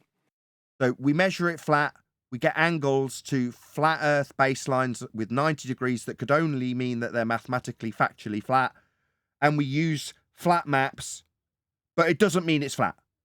That's absolutely compelling, Matthew. I mean, geez, wept. You must be good at this. Here's the kind of flat Earth navigation. Hold on. From Jacoby Harold, Professor of Astronomy, Columbia University, Navigation, Chapter 6, The Sextant, from Cornell University Library. This height of the sun or of any star in the sky is called its altitude. And so the altitude is always an angle to be measured in degrees or minutes. The point directly overhead is the zenith. The angle between the lines drawn to the horizon and zenith is 90 degrees or a right angle. End of Matthew. Thank you very much. Sack him. Just sack him. The guy's a deceitful shyster. Nathan was talking about with the right triangle. This is from John's Globebusters site. The trigonometry shown here is accurate. However, if you're going to try to find the distance from you to the GP of the star using simple trigonometry and the tangent function, you would need to know the height of the star, the elevation or the distance between the GP and the star. Nathan! If 10th Man was here, he would read out the citation that specifically says you don't need the height. You're measuring the angle. He's conflating two things. Are we doing trigonometry, or as he previously just stated, celestial navigation? There's a difference. You may not understand the two. No, he's convoluting the two. He's describing trig and saying celestial navigation. So when he says celestial navigation and then says you need the height, we'll need a citation for that because it is absolutely not the case. You're not trying to calculate. Let me lay it out for him. You're trying to find where you are on the ground, Matthew. You're trying to locate your position with respect to the, as you detailed, GP. That's ground position of the star. And again, as detailed by you, you're trying to figure out the distance to the ground position of the star. Now, the way you do that is minus it from 90, that's the angle, and then times it by 60. And that gives you the distance in nautical miles between you and the GP position of the star. Now, are we, pray tell, Matthew, navigating to the star, which will have moved by the time you get there, or do we need to know the height of it to find its GP? No! But that's this poorly educated, ill-informed, ignorant, fraud shyster's view on how we do navigation. We don't need the height, Matthew. Yeah? Just shit the bedlock on your face is very appropriate. Nathan! Yes. Navigator! We're lost! What are you going to do? We need to find the height of the star immediately! What a dick. Or I guess you could do it with the hypotenuse and the cosine function using your distance to the star, but not a your distance to the star, the one that's infinite on a globe, wouldn't that be an infinite distance, you crazy shithead? You need the distance to it. You've just told us on a globe it's fucking infinite. Sack him immediately. Double speaking clown. Are they infinite on a globe, or do we need to know the smegging distance, you stupid double speaking shithead? Almanacs don't have that star distance information. Why? It's because it's not required. You're trying to find your position on the ground. You're not trying to get to the star. Why not? Well, because it's not used. No way. He's just told us we would need to know the height of the star on a flat Earth, and then declared quite boldly in celestial navigation it's not used. Just listen to this again. Sine function using your distance to the star, but nautical almanacs don't have that star distance information. Why not? Well, because it's not used. So why in unholy hell would we need to use it on a flat Earth then when it's not used? So your little straw man has also got the reason your straw man is a straw man in the explanation of your straw man. So on a flat Earth we need the height, but yet when measuring elevation angle measurements along a flat baseline to find our ground position with the ground positions of the stars, we won't be using the height. Yeah, that's right, Matthew. You don't need the height in celestial navigation even if you straw man a flat Earth with it after you've taken angles from a flat Earth. Couple of quick shout outs. Shout out to Unitox who says, "Sir, nobody on the boat doesn't know star distance." Thank you for the super chat. Also, shout out to Face Reality. He says, "Nathan, he cannot be sacked when he doesn't have a sack. Plus, there's no balls in space." Thank you very much for the super chat. Really, really appreciate the support. Also, shout out to Tony Whitcomb. Matthew can't even think straight. It's all bent logic in his world. Yeah, that's not my problem. He's just going to get berated. Thank you for the super chat. This is really weird. It's like he's admitting all he's doing is repeating our points for us, like there. The almanac doesn't have it, etc., etc. And his defense seems to be to agree with our points and then just move on to the next thing. It's the weirdest rebuttal video I've seen, because the first part, all he did was double down on his rotational speed thing, repeat the point, highlight the point, as if that addressed his point. And this is the same thing here. His objection to us is to describe that we know that we don't need a height. And it's the most lacking of substance rebuttal I've ever seen.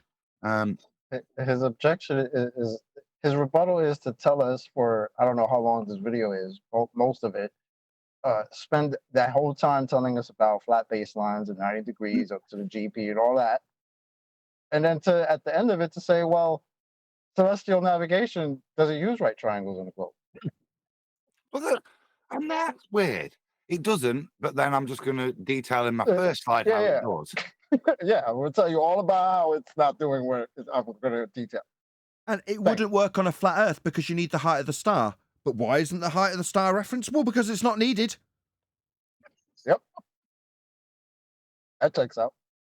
Also, using right triangles would mean that the rule of 60 nautical miles per degree wouldn't work.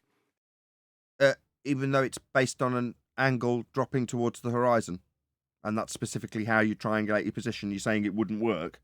That is how it works. You take the angle, minus it from 90, times it by 60, and it gives you the distance in nautical miles to the GP of the star. That's how it works. That is how it is done. Since the tangent Wait, and cosine... I didn't hear you say light years in that description. We don't use light years on a boat? I'm thinking no, Brian. No, go ahead, Brian. Go ahead. I have a couple of points to make because I was listening in just the past couple of minutes. I had to go away for a while. Yeah, first of all, on what he said about the height of the star, the length of the hypotenuse of the right-angled triangle is determined by the length of the adjacent with a celestial navigation elevation angle, right?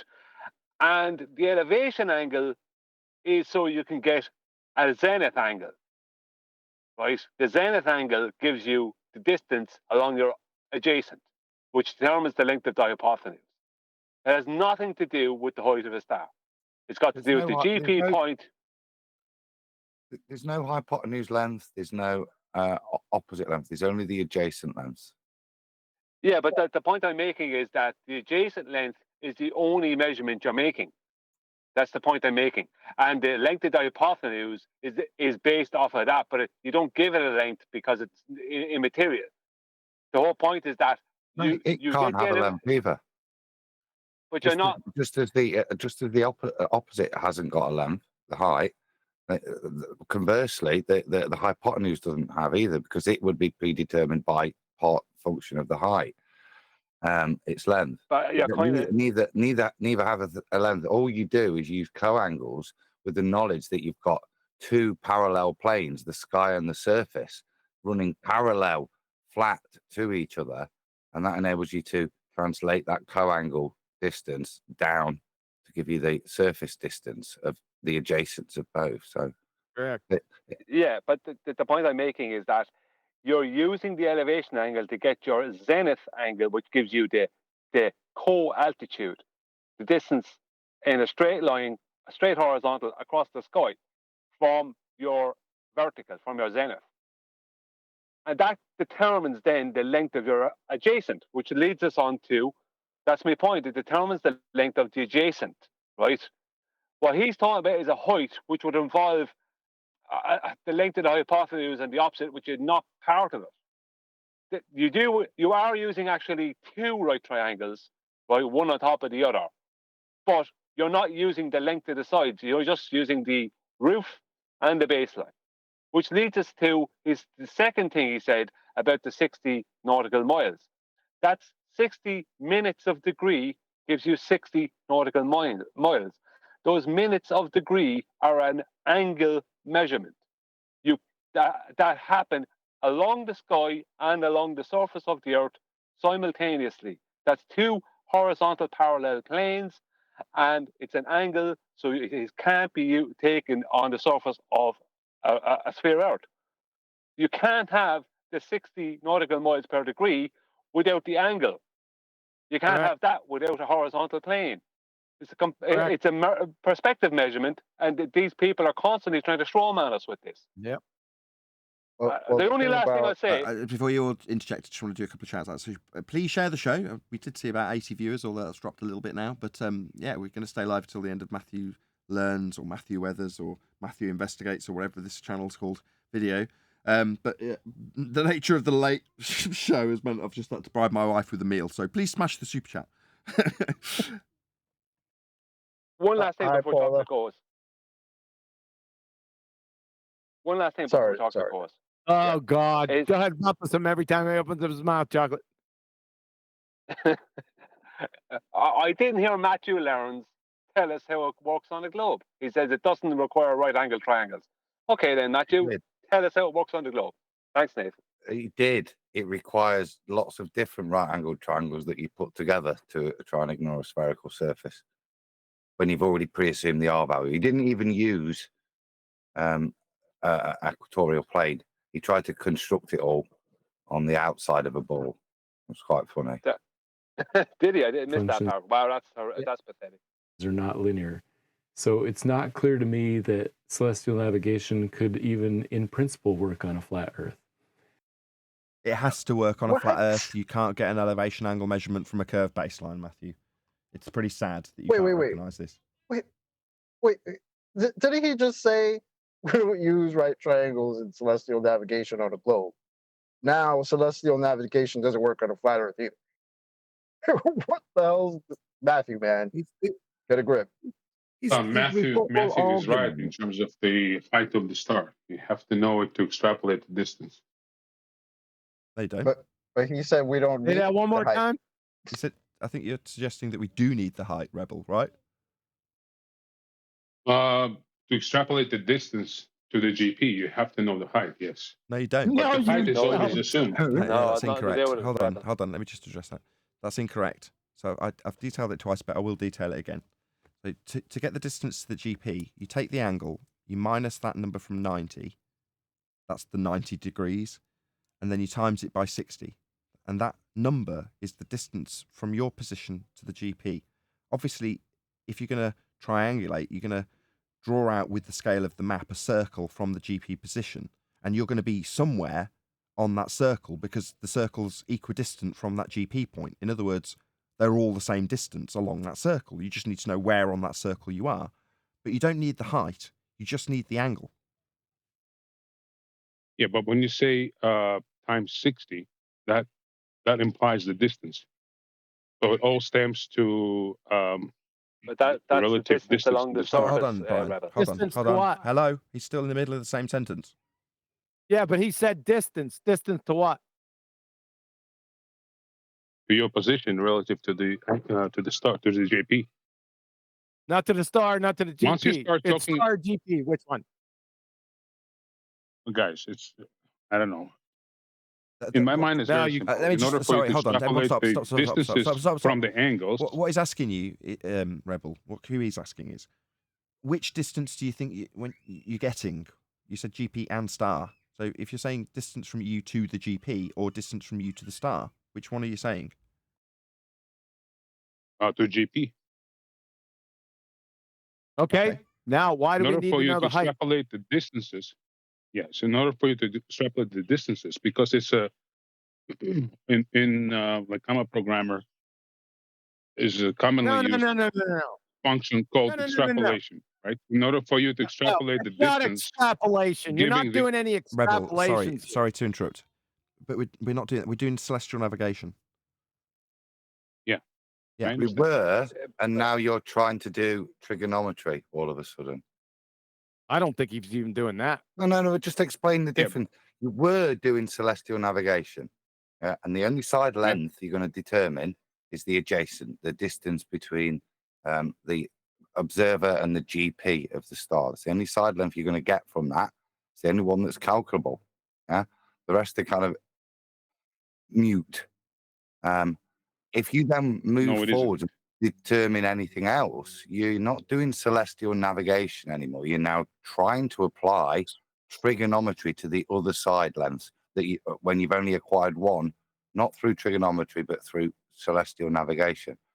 I don't think the two methods are interchangeable. Rebel, do you think that we're trying to solve the right triangle in celestial navigation? Yes or no? Yes. Why? There We're not. it is. Okay, we're not. We're trying to find. Here you go. Hold on. Your responses are contradictory, and I'll explain why. I asked you, what distance are we calculating? Well, we're distance to the GP. Correct. Well, now you're saying, no, we are trying to solve the right triangle. Okay, so for the height that we don't need, why? Are we traveling to the star? Why are we trying to solve that? We don't need it. I'll explain why. Once you start mentioning the distance to JP from your position, right, the extrapolating distance, my question to you is, where did you get 60 per degree in the first place? 60 miles or 69 miles? I forgot. That's how it calculates. That is the formula of extrapolation. It's a function of perspective.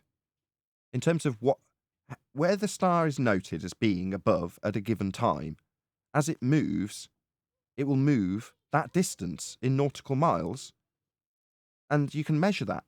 1 degree of declination would mean that it's moved that far across the land. So now it's 60 nautical miles over a new position if it's dropped 1 degree towards the horizon.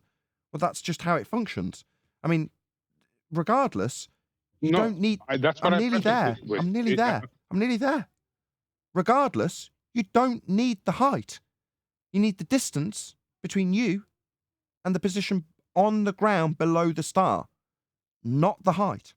Ever. You don't need it.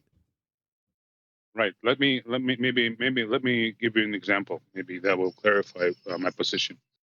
So suppose you're in the sea, you're trying to use the sextants to extrapolate to identify the angle to the star, right? So then you extrapolate the distance from the angle. If I put that star below its current position or above its current position, your angle will change, right? No. If you rise up in altitude and measure the angle, it remains exactly the same. It's part of the majesty of the stars. That's why you can use the sextant on an aeroplane. You're inferring that you would raise up in elevation and it would alter the angle. Because you're getting closer to it? Nope. Sextants work exactly the same on the plane as they do on the ground. Doesn't change at all. The angle remains the same. Part of the majesty of the heavens. But no, you are wrong. I don't think you understood. Can I give Rebel an example so of if you're at the sea looking at the star, right? Let's say it's 1,000 miles away from you in terms of GP. What is? Right? Star? What is? The GP. We'd only know that by measuring the angle to the star, minusing it from 90 and times it by 60. Once we've got that, once we're at that position, we don't need anything else at all. No, I understand. You're speaking past my point. My point is once you establish the degree, the angle of elevation to the star, your assumption is a certain distance from you to the GP, right? Whatever that distance is according to the angle. No, that's where it if would I measure. move that star. No, it's not an assumption. You're measuring it. You're measuring the angle to give you the distance. You're not assuming anything. Yeah, you're getting the angle. Yeah. But my point is, if I move that star, imagine we are in a 3D model of a flat stationary. But we're not. We're doing celestial navigation. We're acquiring an angle, minusing it from 90, times it by 60, and then drawing a circle around its GP based on the scale of the map. So then we can do it another once or twice to find out where we are. At no point in that process, as you have asserted, do we need the height. You are incorrect. No, you are asserting asserting it because you're asserting it by timing it by 60. You're asserting the height No, of the you're star. not. No, you're No, not. No, you're Rebel. trying to assert it. Okay, so but my you're- question to you is, but where do you no, get 60 dude, then from? dude, you're trying to assert it because you're trying to make this No, I'm not. trigonometry. No, I'm not. I'll explain. I'm not trying to assert anything.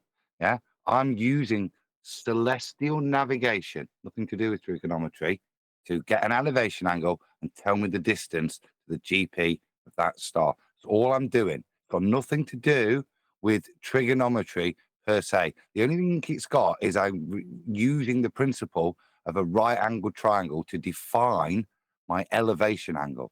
But that's it.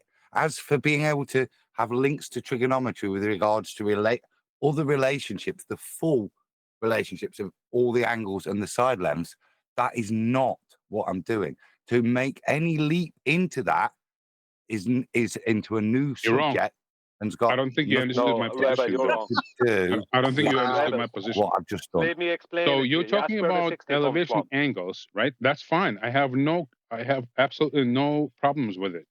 Once you start extrapolating the distances to the GP, that assumes the elevation of the No, star. Whatever no, that may be, don't. you skim It past it. doesn't. And that's what Matthew's It trying to doesn't, point Rebel. out. What? It doesn't, Rebel. It doesn't.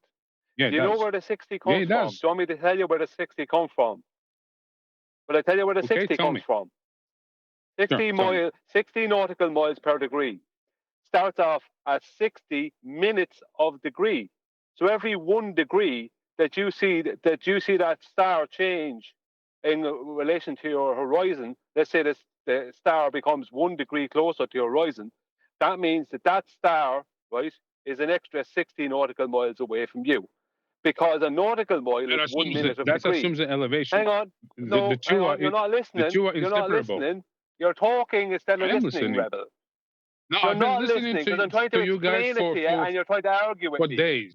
You I don't. know what I'm You're talking trying to about. argue with me. Rebel, calm down a little bit, bro. Relax. You need to listen to me, Rebel. The 60 nautical miles are 60 minutes of degree.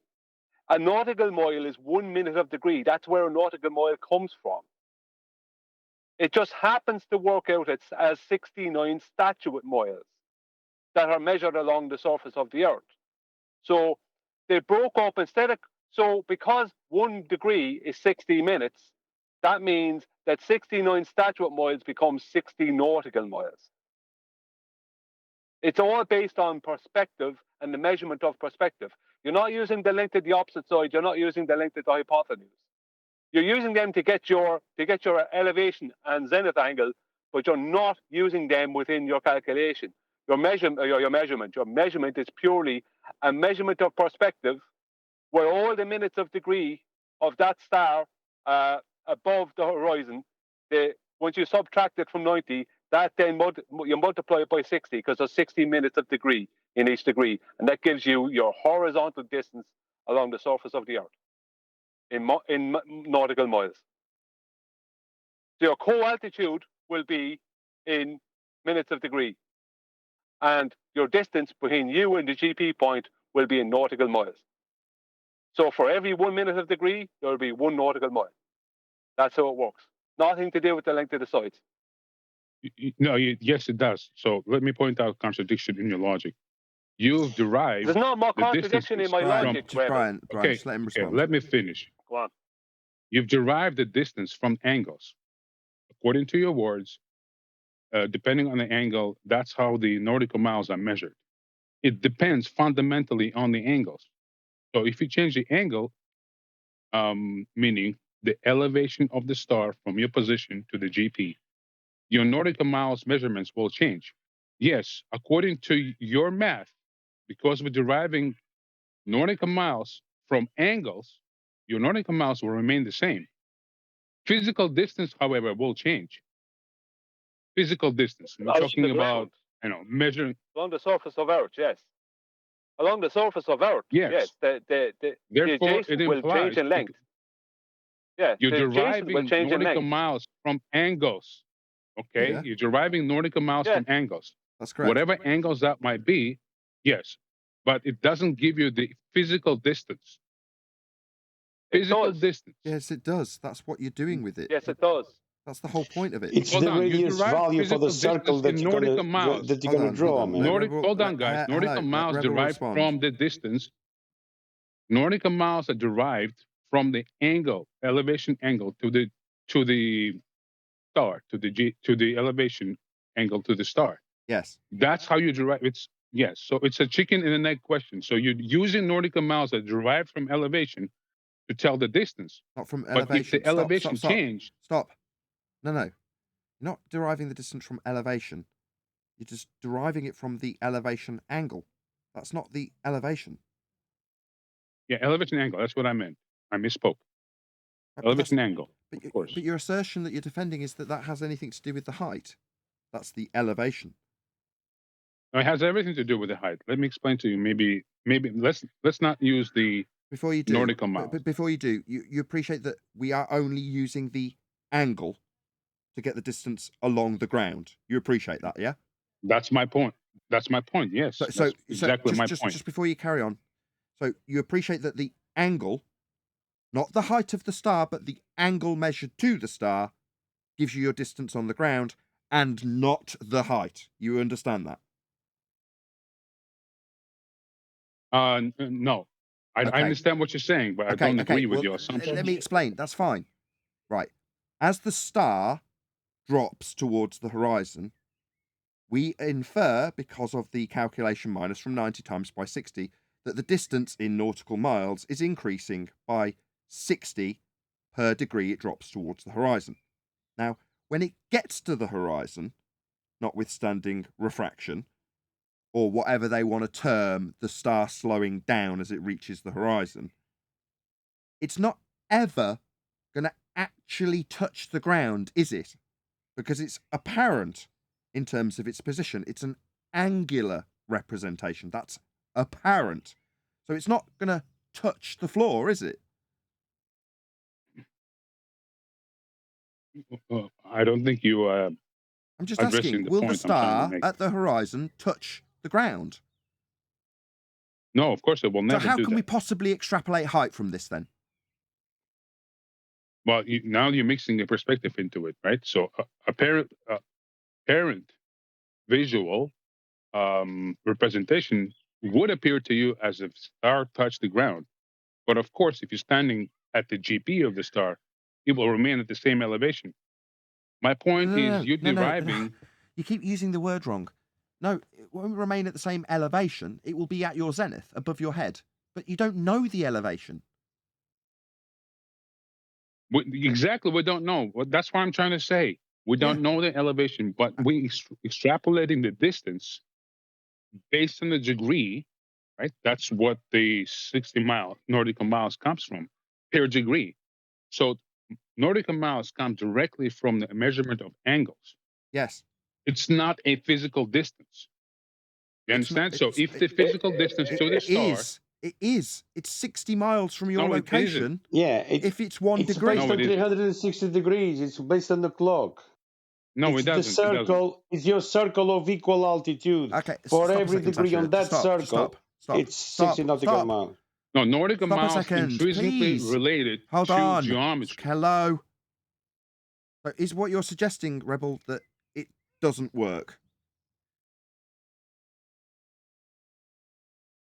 You're saying it's not giving you an actual distance, ergo celestial navigation doesn't work, correct? No, I did not say that. No, hold on, stop. According to you, it won't give you an actual distance. Well, then you won't. No. That's what you just said. No. It won't give you an actual distance. That's what you just said. No, that actual distance to the star is assumed. No. That's why the calculations not the work. Star. Not the star. Stop. Everybody else, can you please button it? No, we're not trying to get the distance to the star, Rebel. We're trying to get the actual distance to the ground position, and that is precisely what we do achieve when performing celestial navigation. Many lives have been saved because of that actual distance that is attainable. You're saying it isn't, and then when I say, yeah, it is, that's what's being done, you say distance to star. No, that's not necessary, never was, and we are getting actual distances to GPs. That's what it's for. You have not understood my point. No, Yeah. you've contradicted everything I've said. That's not what I'm talking about. And I'm trying very hard on pinpoint to your to extrapolate to explain to you what I'm trying to say. Okay, have another You go. extrapolated the distances based on the angle of elevation. Correct. It's the sixth Therefore, time you've said that. nautical Yes, mile- that's correct. We got the actual distance to the GP from our location with the angle only. No involvement of height. No.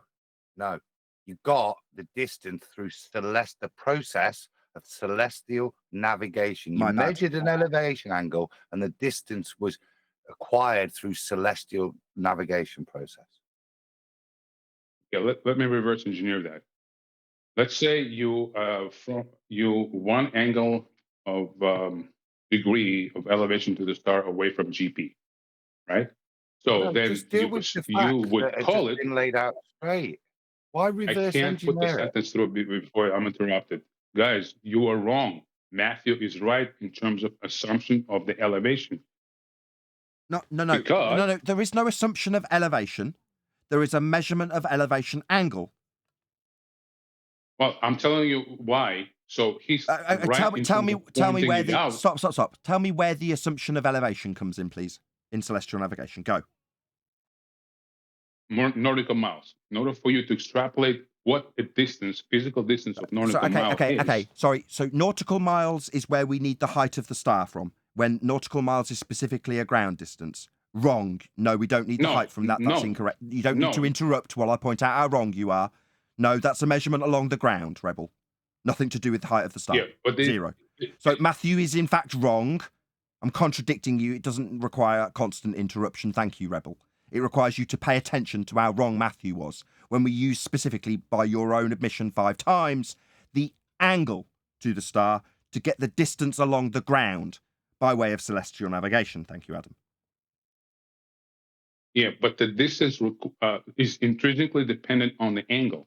Yeah, not So the you're height. deriving Yes, distance from the yes, angle. the angle. Yes, that's the 7th time. Yes, Right. yes, we understand that. Not the height, Right, though, but it's Rebel. the angle. So, Rebel. Yeah, but the Yeah, Rebel. Yeah, but not the height.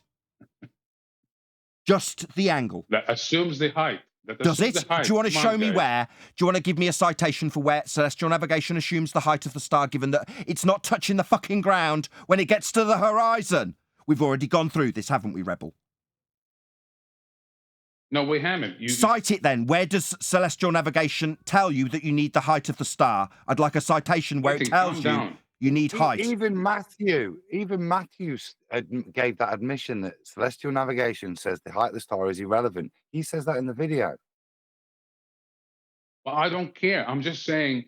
I'm just saying the height to the star, the physical distance to the star, will determine the distance of 1 nautical mile. No, the angle to the star will give you that, Rebel. You've said it 5, no 6, no 7 times. You made it clear the angle gives you that, not the height. Yes. Yes. So sit down and shut up. You're getting on my last nerve. Not the height, the bloody angle. Okay, calm down. Yeah, well, you've said 6 or 7 times that you use the height to get the distance. Yes, the angle. Then you say, well, then you need the height. No, you need the angle, not the height. Nautical mile distance, physical distance, comes from the assumption of the elevation. So whatever the elevation, we don't. No, it doesn't. It comes from the angle measurement. Yeah. Yes. Nathan, It's a very Master B. simple math. Master Whatever B, the Nathan. elevation is, we don't care. But your nautical mile physical distance will depend on that elevation. No, for the 7th or 9th time, it depends on the angle measured, not the elevation. If you're speaking of nautical miles, It doesn't seem to, it's like I'm talking to a brick from wall. the angle will not change. However, physical Master B, distance Nathan.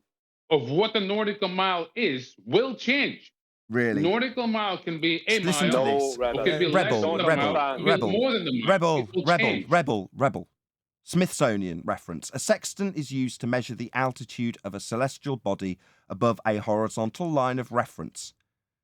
Altitude, in quotes, in this case is a special use of the word describing an angular measure, not a distance in feet above sea level.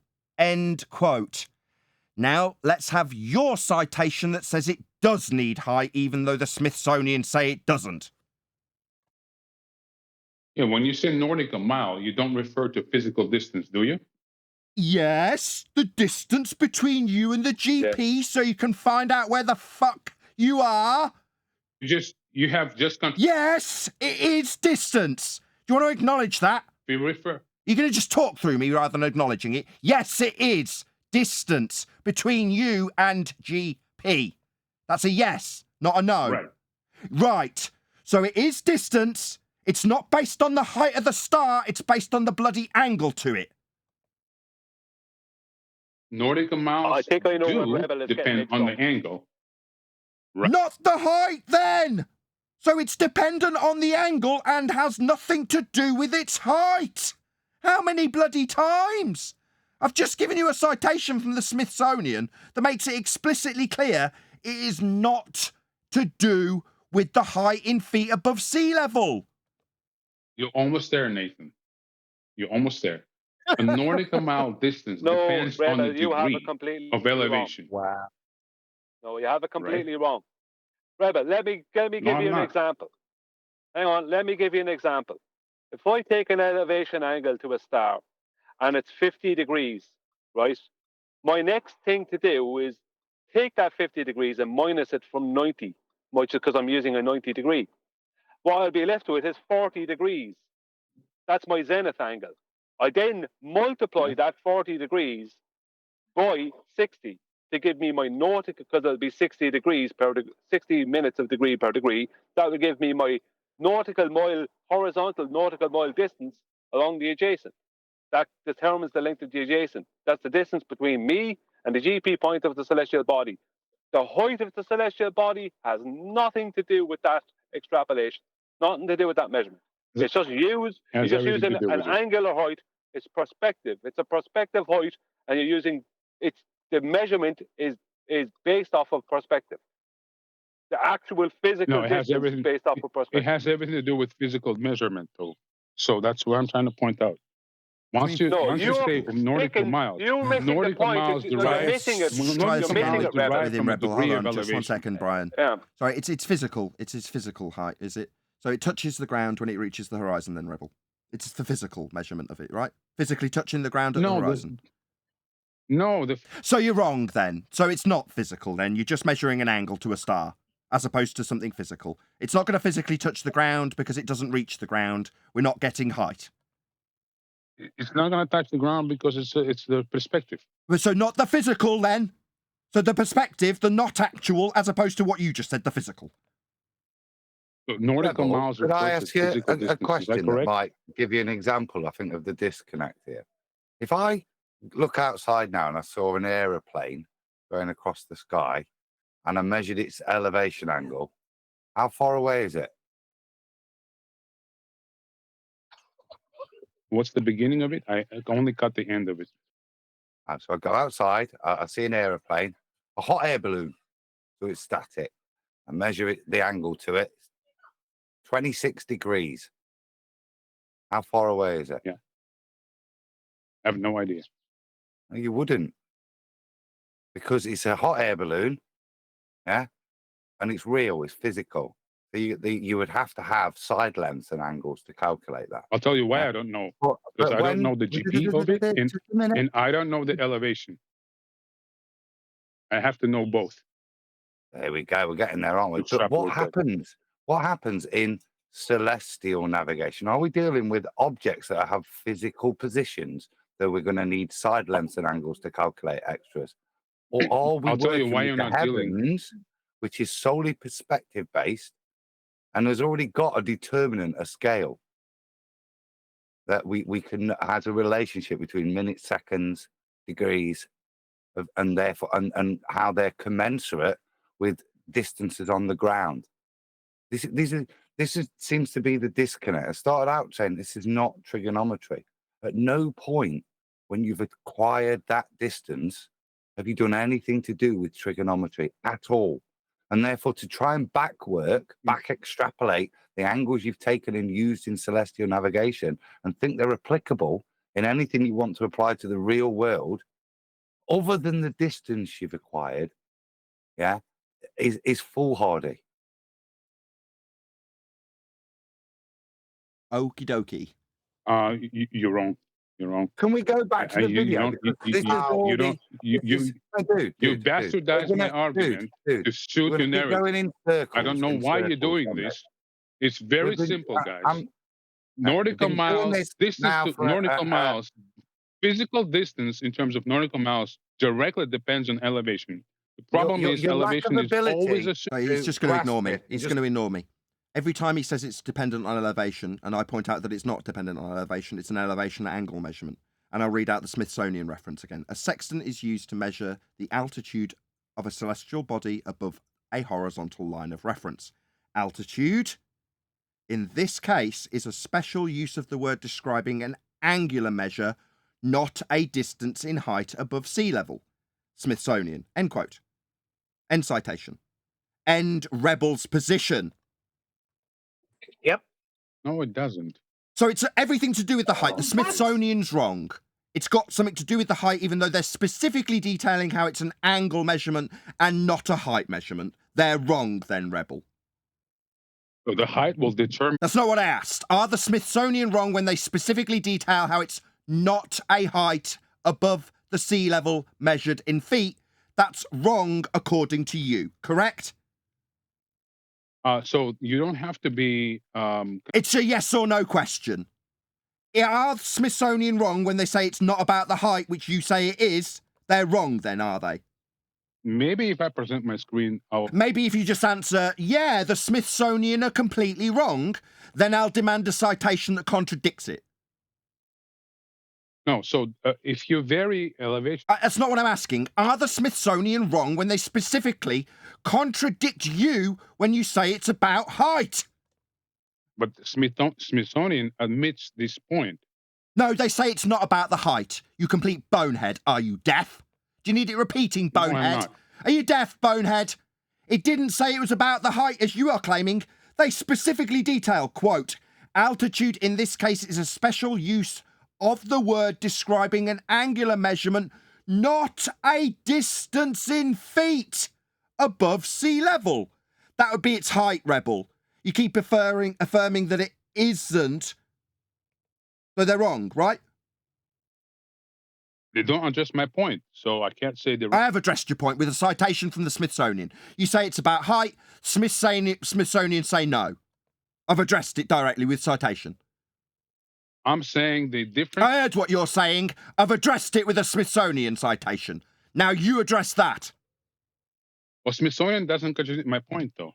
Really? Why? Because you're saying it's about height and they say it absolutely isn't? Yeah, they're contradicting you, shit for brains. Do you want to address that? I'm trying to address that. Go ahead. Smithsonian say it's not about height, you say it is. They specifically detail how it isn't about height and is about angle. You say they're wrong. Go ahead. Yeah, so because... So the Smithsonian are wrong. It is about height. Citation for where height is used in celestial navigation. Go. I'm done. You know fucking right, you're done. Yeah, you're done completely. Done. Turn him over. He's cooked. Yeah, Smithsonian say it's not about height. You say it is. I say get me a citation that say it is about height, and you say you're done. Yeah, that's absolutely correct, Rebel. You're done. It's not about the height of the star. You are incorrect. You don't have to like being wrong, but if you're going to try and carry on this conversation, you're going to need a citation. I'm not wrong. Yes, you are.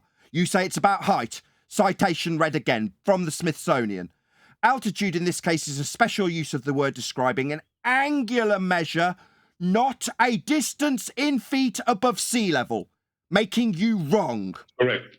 Yes, so you're wrong. It's not about the height, as per the Smithsonian. Sit down, shut your mouth, you're wrong. That means stop talking, you are incorrect, you don't have a citation to back it is about height, Matthew Learns is not correct, You are both idiots. You are both wrong. You don't have anything to back your stupid nonsense. Now sit down and shut up. Both idiots.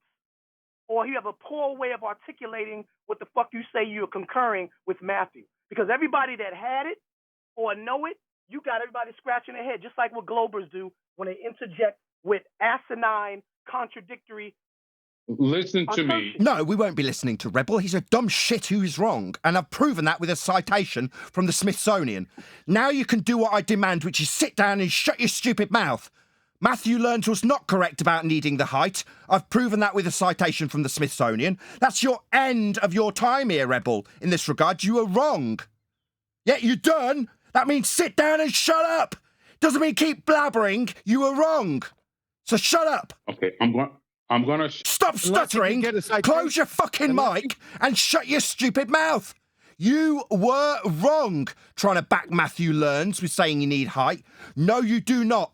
As you've already conceded, you're done. So be done and shut up. Unless he has a citation that contradicts that. D-Rose, you're not helping. D-Rose, you're not helping. D-Rose. And you sound like an idiot. That's not... No, Rebel, you said we need height. Smithsonian say you're wrong.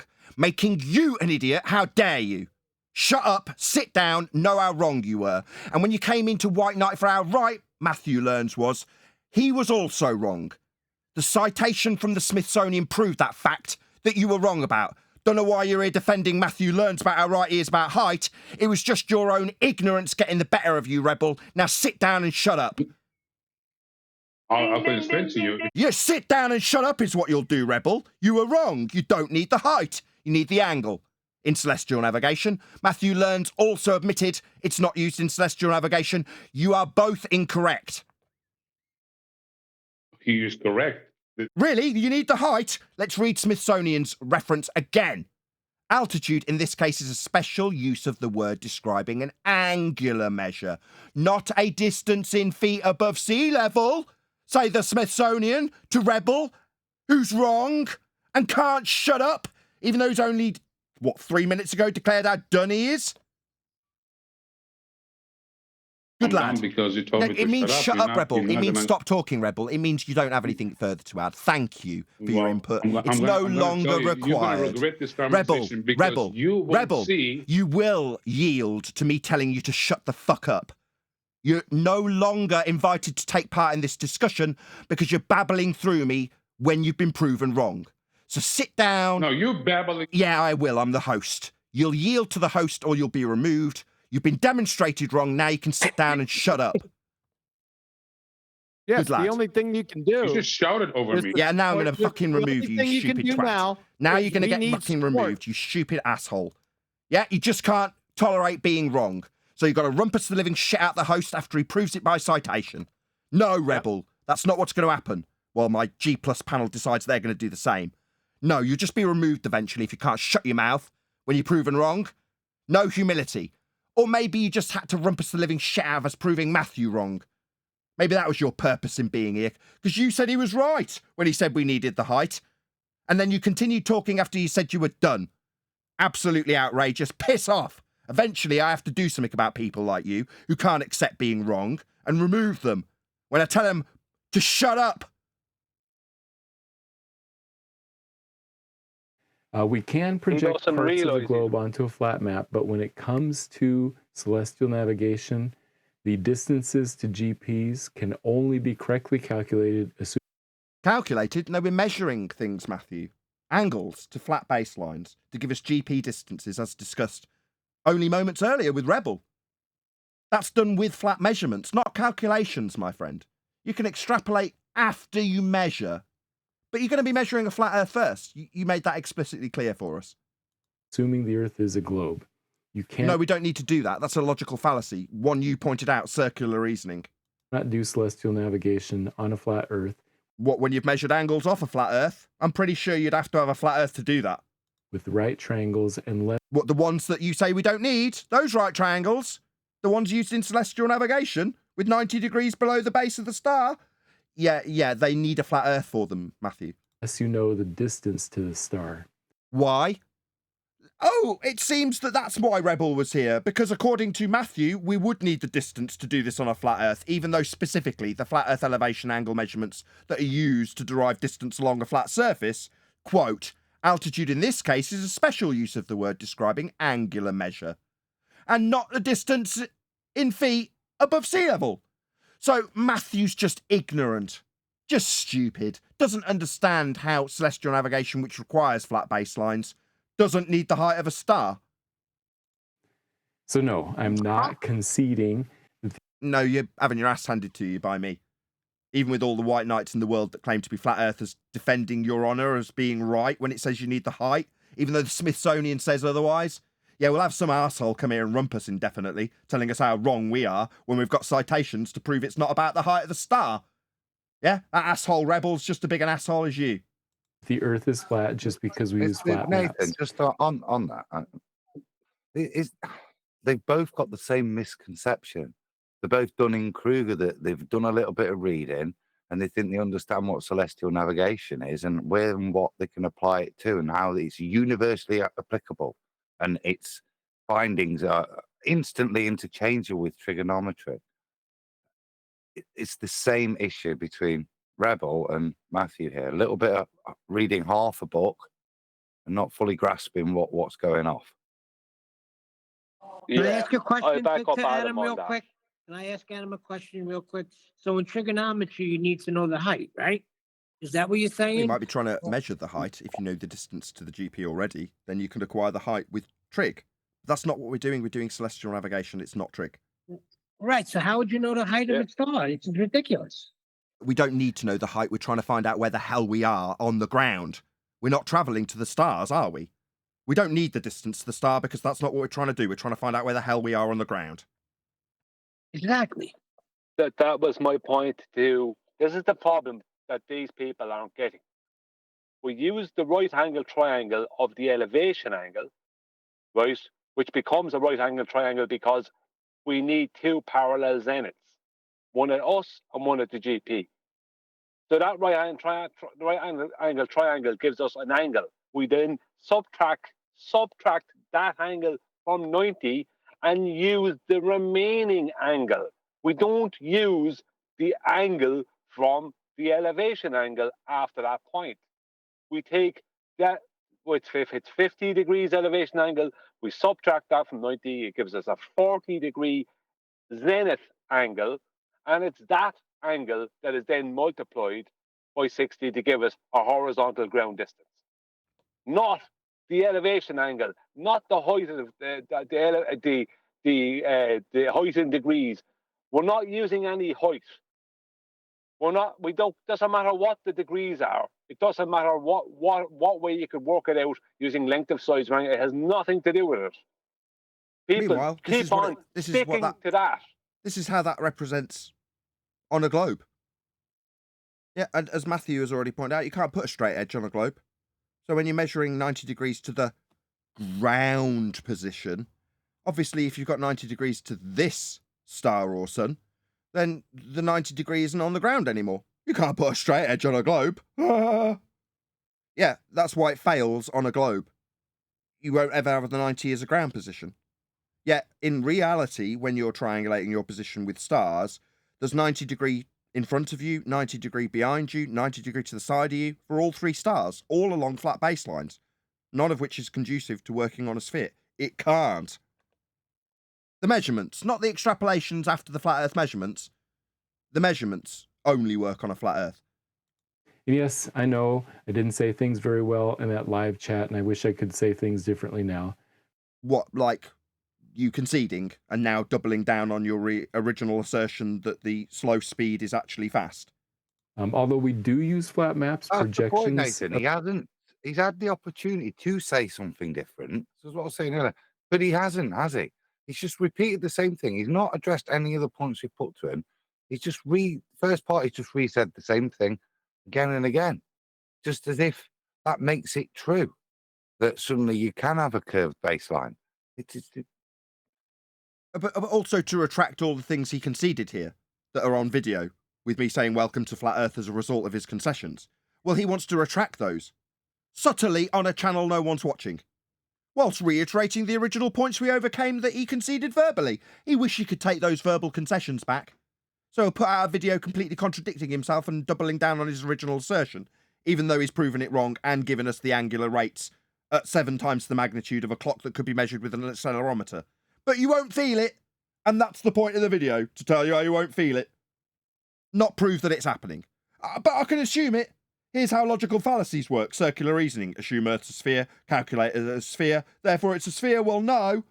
But if I just say I'm calculating as a sphere, therefore it's a sphere, then it's not a logical fallacy. Yeah, we've got just so far. Have I kept up with you well enough? Of the globe, I was incorrect to say that functionally and mathematically it's perfectly flat. So a right-angled triangle is incorrect to be asserted as functionally and mathematically flat? Bonehead.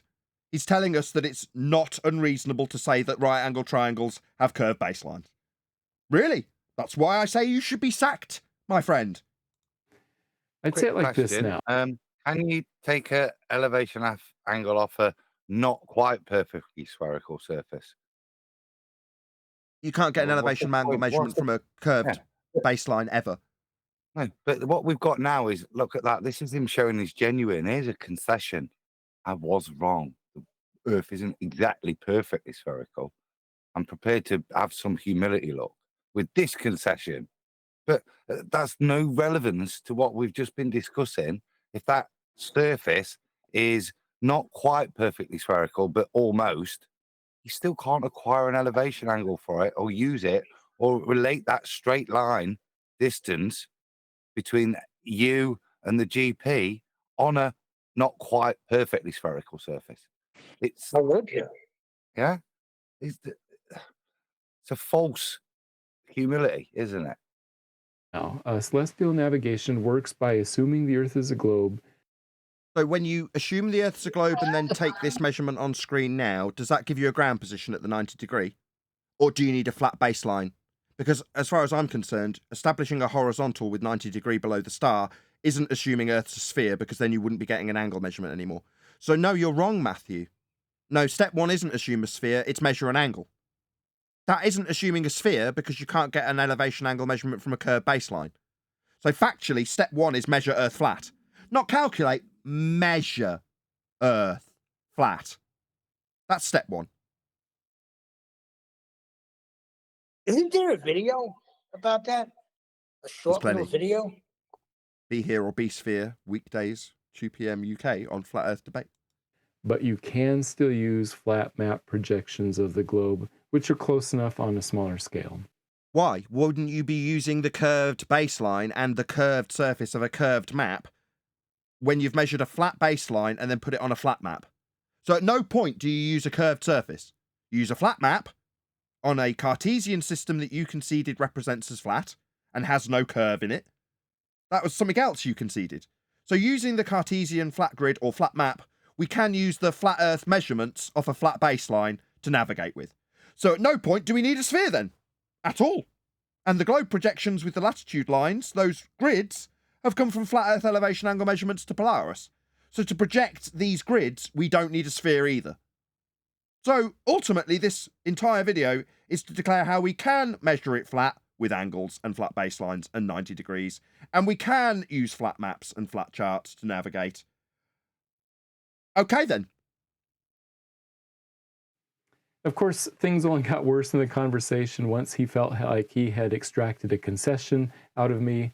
What, the one that you feel like you would have been better off not saying and now need to retract that concession? I felt like I got one that you now need to retract. Oh, but you don't need to retract it because I hadn't got one, because it was just my feelings that I'd got one, even though you've actually posted them in this video. Does that sound like the words of a shyster? So why would you be retracting anything if it was only my feelings that I'd got a concession, Matthew? You wouldn't need to retract anything. You wouldn't have any regrets about saying things wrong. What would I have to gloat about? What would you have to retract? Yeah, shyster. Yeah? Scumbag. Make a concession, but say I didn't really need to make the concession. There was nothing to concede to. So here's some more. Well, we've already gone through the angle about, 7 times? You know, I had a little gloat about how I'm a student of drama, like trained as an actor. And it took 6 attempts for me to get you to concede that you're not going to get a right angle out of a curve. Yeah, that's right. You won't get a right angle out of a curve. Why are you shaking your head? He just shook his head. That's why he should be sacked. So if one of his students say, I can get a right angle out of a curve, he will nod because he just said no to that. You just nodded no, Matthew, you stupid buffoon, putting your face on to get your reaction to this stuff. Yes. Not no.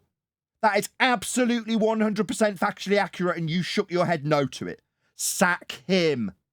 But you're now going back. Still shaking your head no?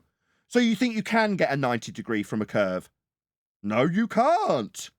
To what you've calculated out of the surface of the angle that you measured was curved. That's utterly absurd. We've already compromised, as just been pointed out by QE. I didn't concede. But you didn't.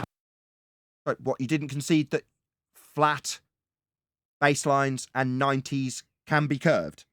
So you're now doubling down that they can be curved. Is that what you're saying?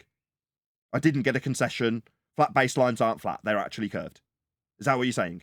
Compromise. I don't know what you're doing. I'm trying to explain. Was that your muttering of a hand wave in between the devastating position that you now say you can get curve angles? Was that what, mutter through the middle of it and that'll make it all right? No, Matthew. You conceded, correctly so, that mathematically flat baselines won't have curves to them. Now you wish you'd taken that back. What I'm telling the kids. Yeah, that's right. I'm suggesting you should have your job taken away for this, Matthew. Very serious stuff. Yeah, I hate you. Yeah, I hate you. You're the reason I homeschool. Yeah, you, Matthew, you scum.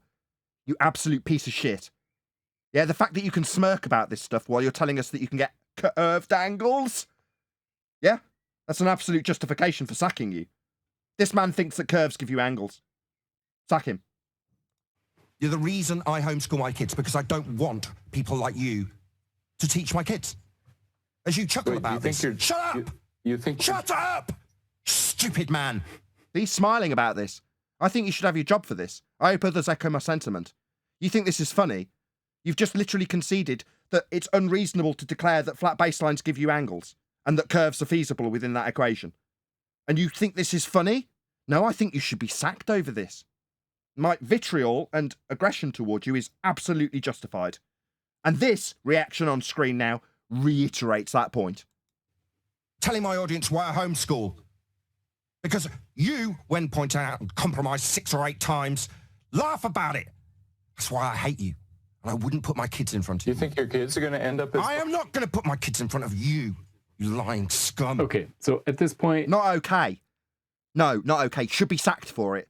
Not okay. No, lying scumbags who say you get angles from curves should be sacked if they're teaching children. That's a fact. And I hope people in the audience see that and recognise that you are a lying scumbag. You lie by omission. You've made these videos that give concessions about circular reasoning only to then use them 20 seconds later. You're a scumbag. The conversation had fully devolved, and don't worry. Devolved? No, you'd made a few concessions, and then I told you that the reason I wouldn't put my kids in front of you is because you're a lying, deceitful scumbag. That's not devolving, it's pointing out that you're a scumbag. You see it as a devolution of the conversation because you were proven wrong. You gave concessions that made you wrong. And now you're going back on those concessions, reiterating my point that I wouldn't let my kids anywhere near you because you're a deceitful, lying scumbag who shouldn't have the position of educating children. I don't take it personally. You should. Take it personally, you lying, deceitful, scumbag fraud. You shouldn't be teaching children. I hope people watching recognise that. I know he's expressing hatred for the idea. Hatred for you. You and your lies and deceit. And the fact that you are in a privileged position, a trusted position to educate children. That's my disgust. It's directly towards you. It is personal. People would intentionally lie to his kids or to... No, you would. Not people. Don't try and extrapolate this out into a mass of people. You, the shyster lying scumbag, would lie to my children. You lie to me. Kids in general. Yeah, your pupils, that's who you lie to. I actually agree with him. I don't like that either. Of course, I don't think I'm doing that. Well, when you told them about how you calculated Earth's sphericity from Alexandria with angles, did you omit to tell them that that also worked on a flat Earth? Because in your explanation of what you disseminated to the children, you lied by omission. I have that on record.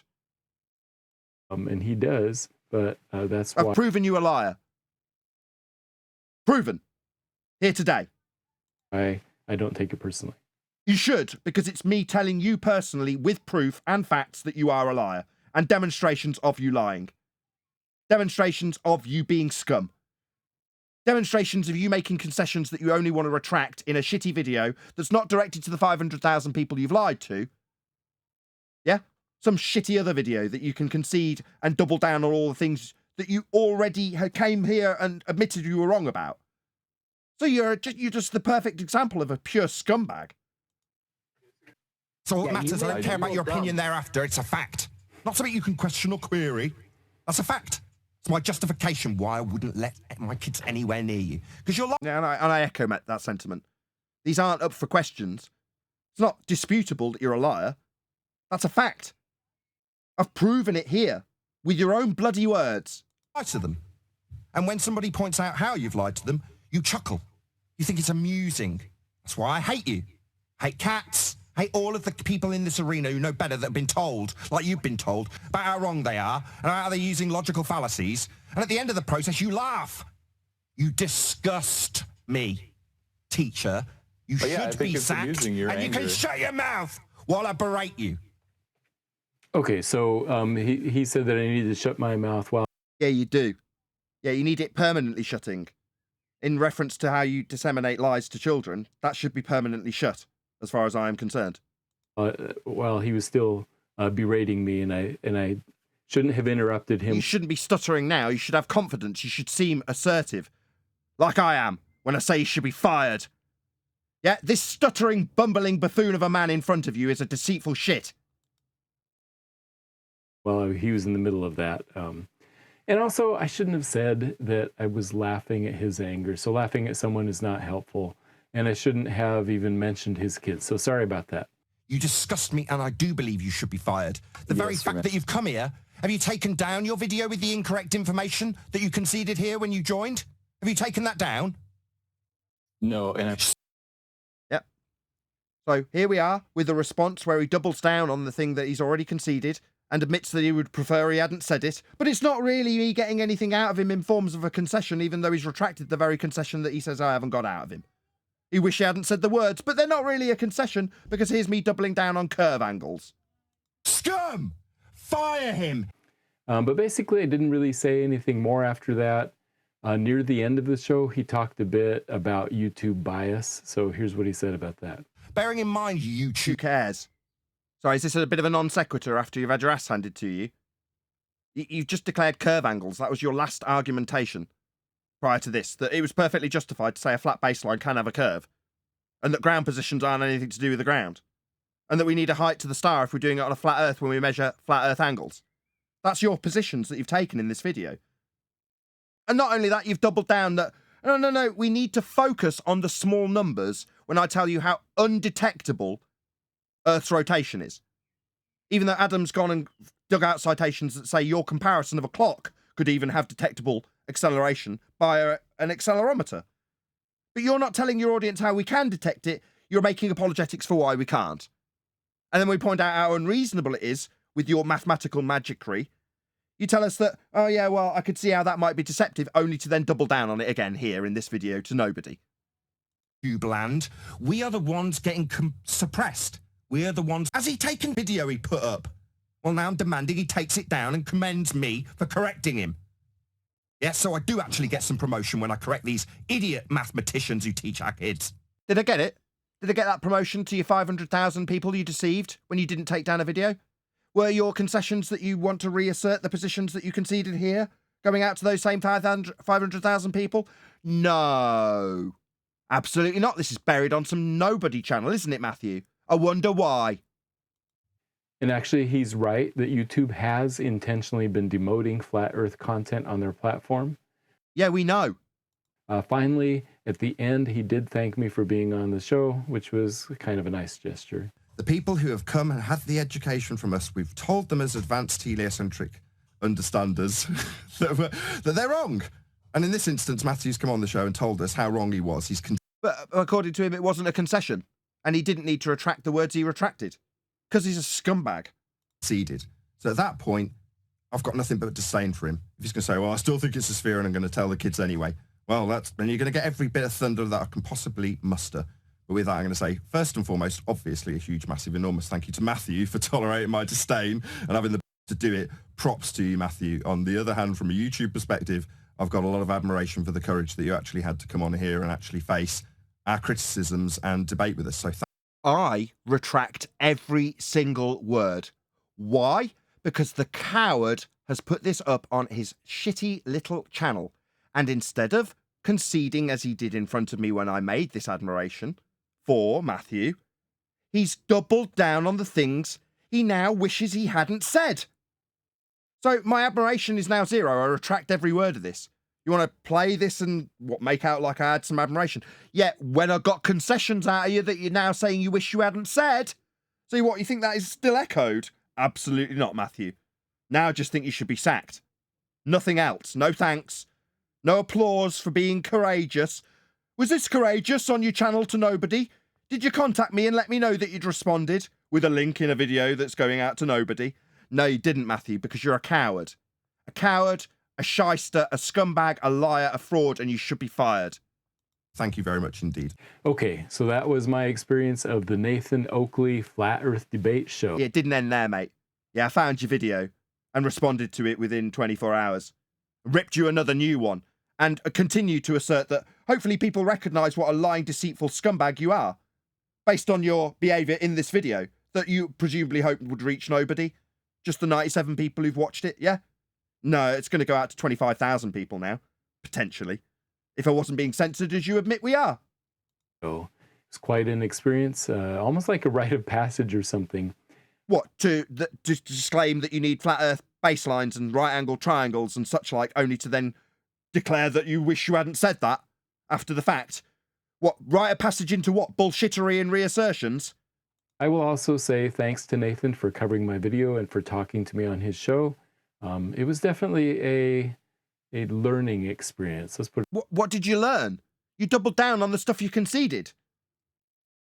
It that way. I do have some more clips from other people, from other shows and things, but I think this video is long enough, so I'll leave that for another time. I don't mind taking 3.5 hours over this, Matthew. You know, pretty serious stuff when I'm concerning the education of children. Yeah, I'll take my time over ripping you a new asshole. Right, that's the end of the video. Any comments before I round out this live show and ask people to stay tuned?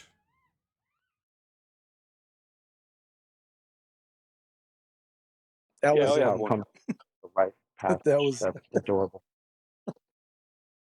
All right then. Well, if no one's got any comments, with that, I'll say if you are watching this on either Nathan Oakley 1980 or Nathan Oakley premiering streams, then stay tuned as there will be an after show to follow.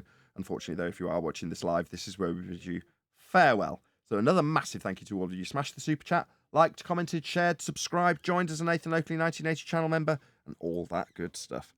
I've been Nathan Oakley, and I will see you all in the next video.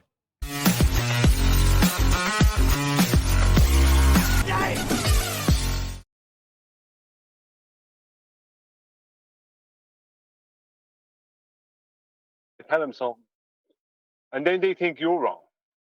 They think, see, they're convinced that we're wrong. They don't understand the difference between trigonometry and celestial navigation. Sorry? right, and that's why he's not listening to you because he just wants to get his word in. What's going on with Rebel? That's I what just we're asked the saying. same thing.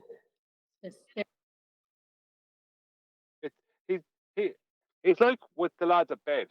They don't understand the difference between basic geometry where you're doing trigonometry and solving for the right triangle and what you're doing with celestial navigation. They don't understand that the elevation angle is a right triangle, and on top of it, there is a depression angle, right? Basically, right?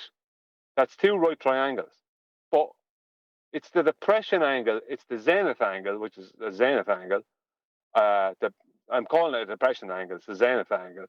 But it is a depression angle if you look at it from the star's point of view, let's just say. It's that you use and multiply. But you have to you need the elevation angle to get that. So you leave the right angle, triangle, elevation angle behind. when you get your zenith angle. And you multiply that by 60. I mean, why is it they can't get this? They don't understand. You know what it is, Nathan? Just 1 second, I'll be very quick. You know what it is? They don't understand that angular measurement is perspective measurement. I think they don't understand that. Go on, Adam. No, that's the point. You kind of called it depression angle. I would ask you, if you were at the star and looked down at the position you were at, would those angles be commensurate? If we're calling this perspective, this is perspective with a limited field of view up to an open field.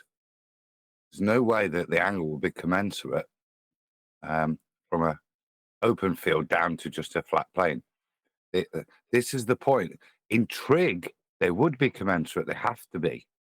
But they're not. This is not trig. These are not triangles. These are perspective angles that yield, because of whatever reason, the majesty of the heavens works. Irrespective of our altitude, these angles stay the same. These things yield and give us a distance if we use celestial navigation. But we're not doing trig. We're using the principles of a triangle. That's the only thing. And that is just to, not even the principles of a triangle, just the principles of attaining an angle. What are the prerequisites of that? And the supporting thing is what the ballers try to do, creating tangents to create those angles is, but it's that baseline that we create the angle from that is the surface we're traversing. It instantly comes back as the surface. And that's what I think just conflating mathematics and celestial navigation. And in this case, they're not commensurate. Yeah, well, the whole, the thing about it is what you're doing, you are using the shape triangle, the triangle shape, but you're not using the internal angles or the length of sides. What you're doing is it's a perspective measurement. It's a physical. It's perspective being turned into a physical measurement. That's what it is, because you have a constant, which is the star and the angle. You know that the star, for every 1 degree it gets closer to the horizon. That means that because it's been figured out that it's 60 nautical miles, 69 statute miles further away from you. Its GP point is. People don't get that. It's a perspective. We get it, but it's unbelievable the amount of people that don't get that. What's unbelievable is how much I struggle to keep my cool whenever we're covering teachers. I always lose my shit completely. Nathan! Yes! We're lost, man! My God, what are we going to do? We need the height. Quick, sharp. After the 20th time. Get me my globe. Get me the almanac! Get me the almanac and the globe, quick. Calm down. Calm down. First, we have to establish the height of the celestial body. That's imperative in order for us to proceed. I mean, as we're traveling there, it makes sense. What's that? On a globe, it's infinite. Okay. But why is the rum gone? I love how What'd you say? Why is the what? We need the distance on a flat Earth or it won't work. But on a globe, it's infinite. And we don't need the distance. I love it. Yeah, but now he's going to go on other shows and say, yelled at him and you wouldn't let him get his point. Who cares? Just like all globers say when they get humiliated and exposed for their error. It's arrogant ignorance, man. It's arrogant ignorance. It's I know it. I don't care what Britannica says, what anyone else says. I'm correct. No, that's the funny thing. He agreed with the citation. That Nathan read. But he wanted to say something else. My God, man. Okay, you don't know. Let's see if anyone else on the ship knows. Yeah, but he only agreed with certain parts of the citation. He hadn't listened to the citation. He wasn't understanding it. So he agreed to the word elevation, not real. He wasn't paying attention to what the citation was saying. I don't I even thought he agreed understand with the why he whole got thing. so triggered if he felt like that citation, that if he felt it was wrong, he could have just said, no, the Smithsonian citation is wrong. Right. Provide his citation that proves his point, and then provide support for that. Well, that's That what it he would have wasn't been triggered real according. simple. Look, According to him, he wasn't triggered. He was calm, and that's how they do. They speak calmly. That doesn't make you right. Don't try to use Speak Nathan. Nathan calmly is to everybody. usually the person that is trying to express something through something thick. See, when you have a thick wall that you're gonna push harder and be like, damn it, I can't get through to it. Whereas the wall's gonna be calm and just be thick. That's how he was, a thick wall, calm. But he thought he was right because he was calm. And that's how they do. Their calmness is what makes people irate because it's like, why can't you get it? Oh my goodness. And it's like, it's a very good technique of arguing, just keeping that calm voice and being wrong. I didn't think he and was just pushing calm. it. I thought he was talking through people, like I'm talking through you. No, he was, Sorry. he was talking. Oh yeah, he did that. He definitely did that. But it was always like this. I don't know why you're getting all upset, Nathan. I'm just telling you, Nathan was the one that sounded like he was going, but it's a technique. It's an maybe it's argumentative because he kept technique. flip-flopping between elevation angle and elevation. Yes. He just kept doing it again and again and again. Yeah, rinse and repeat till he pisses me off enough. And when we're talking about a teacher and he's here to back the teacher as being right when he's not, yeah, that's going to get my blood boiling right quick. And it's even Nathan, Master B. Just so you know, it's not prejudice because it's Rebel, right? He's apparently on our side. Now he's wrong, but typically that wouldn't have triggered me so much. But it's because he's trying to defend a teacher saying this when it's absolutely incorrect. And when he gets to the point that I've proven the teacher and him wrong, what, he's going to rumpus me and tell me, oh no, we're nearly there to you understanding, cheeky bastard. No, I've proven you wrong with citations. It's not that I'm nearly there to understanding, you cheeky fuck. Yeah, but that benefits what's his name, I knew that Matt, pissed you the off. guy we did the video, because he's gonna listen and say, "See, they're arguing. A guy was defending me." Well, that's not us, though, is it? Look, it's not Nope, the way it's we not us. behave. This week, right? I think it was QE called chocolate out. If it was any of us, chocolate, say this week that he'd have come in and said this, elevation, and then Nathan presents that understanding of what elevation, the special case. You have the honesty, the intellectual honesty to concede there, recognize the point, and recognize that you were wrong in your understanding of that definition. And that's why it led you to that incorrect presupposition. Yeah. And that's the standards here that, like I said, chocolate was commended for. And that's why it's frustrating. And that's why everybody gets irate, because you're not applying the same thing. You've just been presented with sufficient evidence for you to be a gentleman and back down and go, oh, you got me. Yeah. But it didn't. It's just repetition of the original claim, even though that's already just been refuted. That's what's Because he thinks frustrating. he's right. He's Well, how not. much do I you think don't he would doubt know he about the thought he was subject if right. it wasn't Okay, for? but he's presented with evidence that shows he's incorrect in his assumption of stuff. It's when you then ignore that and just double down on your claim and ignore the evidence that it becomes frustrating. Agreed. Did somebody, Flatty Klein, is it? Hopefully I'm saying your name right. Yeah, I was gonna say, how much do you think he'd know about the subject if it wasn't for the server? Who? Rebel? Yeah, I agree. Irrespective of that, as in being intellectually honest, if you presented with information that destroys your argument, like what Nathan did with the citation, yeah, you should be intellectually honest enough to concede at that point. Doesn't mean you can't come back with new stuff, but to keep arguing or ignoring the thing that's just destroyed the thing you come with is futile, and it's disingenuous, and it's, as you say, it gets people's back up. Not because you've got a good point to argue, it's just because you're breaking the quality of the debate, in my opinion.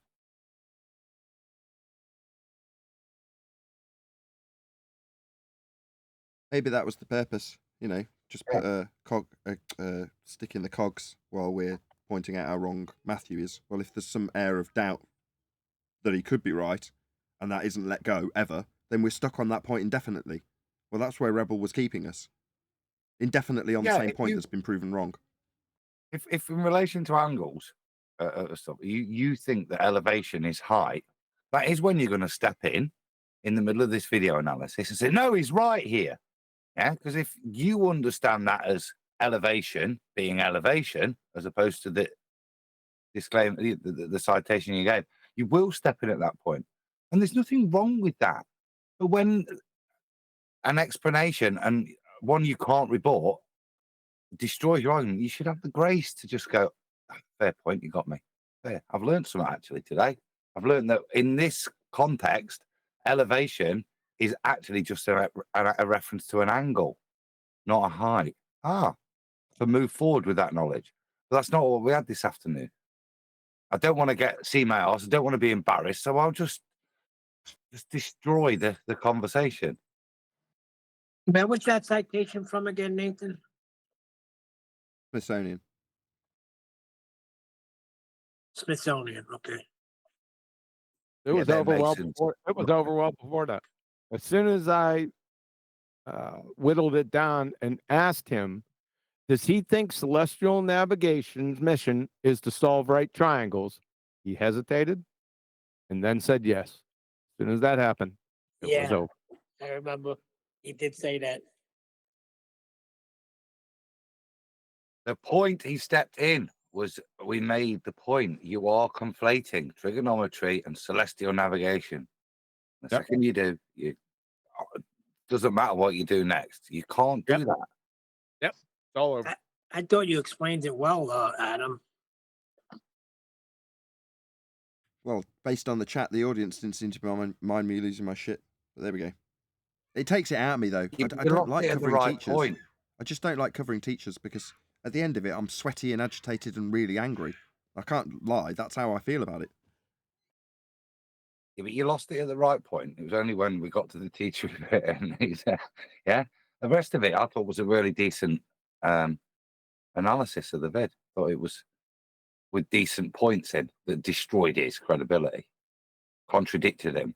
And then, it's important. It's not me, but it's nice to hear it being said to people that it's not just like to teachers, because that's not right, but to people that have gotten to the point of admitting that they are using fallacy and misrepresenting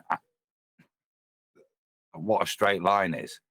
And I've admitted that and then double down and come back. You do deserve a bit of a torching. You do deserve to be held to those standards to say you are being scummy. You've admitted you will fallacy children. And you not present it honestly and say, make your own conclusion. You'll fallacy them. And that is a bad thing that somebody should be rebuked for. Yeah. At the point that he says this diagram on screen, which is showing an elevation angle measurement of the sun with a 90-degree along the flat baseline, which is the ground position on the ground, he's saying, I wish I hadn't said that is actually flat. I wish I hadn't said that. That's what that video was about at the end. He was trying to retract his concession that no, right angle triangles like the one on screen now when measuring an elevation angle measurement to the sun, they don't need to be flat. This base can be curved.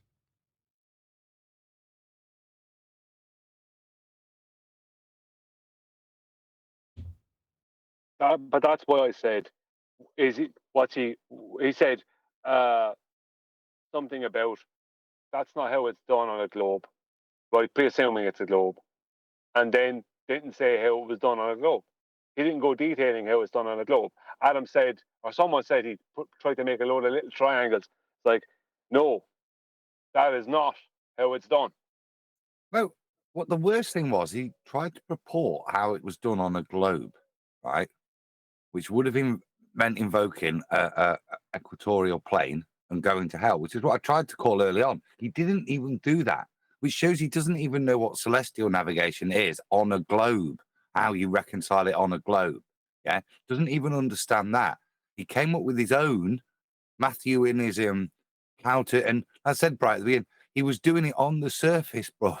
based, and the only way you can do that is to already have R, because he apportions each angle as a percentage of a circumferential value, yeah, which is not celestial navigation on a globe, because celestial navigation on a globe still requires a flat plane to plot your circles on. So yeah, like I say, it's half a book reader. He didn't bother reading about celestial navigation because he knows it's a globe. He figured out a way geometrically to express it, which is quite clever. Yeah, but sorry, no. No, you're right. You bang on. You just need to add, but that's not celestial navigation. It might be a clever way of describing how you can do these, but that isn't how it's done. That's exactly it. It's not, but that isn't celestial navigation on a globe. And I want to preface that because they do it on a globe, and the way they do it is to take your measurement off the surface, keep the flat plane that you took the measurement off, but then pretend it's a tangent at your point where you stood, and take that flat plane to the center of their ball. That is not what he demonstrated. He doesn't know what celestial navigation is. I have to take my leave from you, gentlemen. Just one sec. So I'm just going to bring that up on screen now. So what we've got here is the celestial sphere model being used. So you've got the Earth at the center. So when Adam says it is done on a sphere, well, no, it isn't. It's done at the center of a sphere with a flat plane dissecting it, and then the celestial sphere wrapped around that. So the globe in this depiction, when you claim you're taking angles from the surface, which is flat, and then transposing them to the equatorial plane, dissecting Earth with the angle coming from the center, that's not on a globe Earth. It's in a globe Earth with an equatorial plane. That's the flat plane we're actually measuring, and the ground positions on this equatorial plane.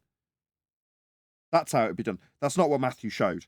So he, like he said, like Adam said, he's a half book reader because he hasn't detailed how celestial navigation is claimed to work on a globe, in a globe, after you've taken flat Earth measurements from the surface and then transposed them to the center with an equatorial plane emanating out towards the edges of the celestial sphere. That's still navigating and taking angles and using angles on a flat plane, but describing it as though you're in the molten iron core, in hell, as Adam described it. I was so close to getting to the end.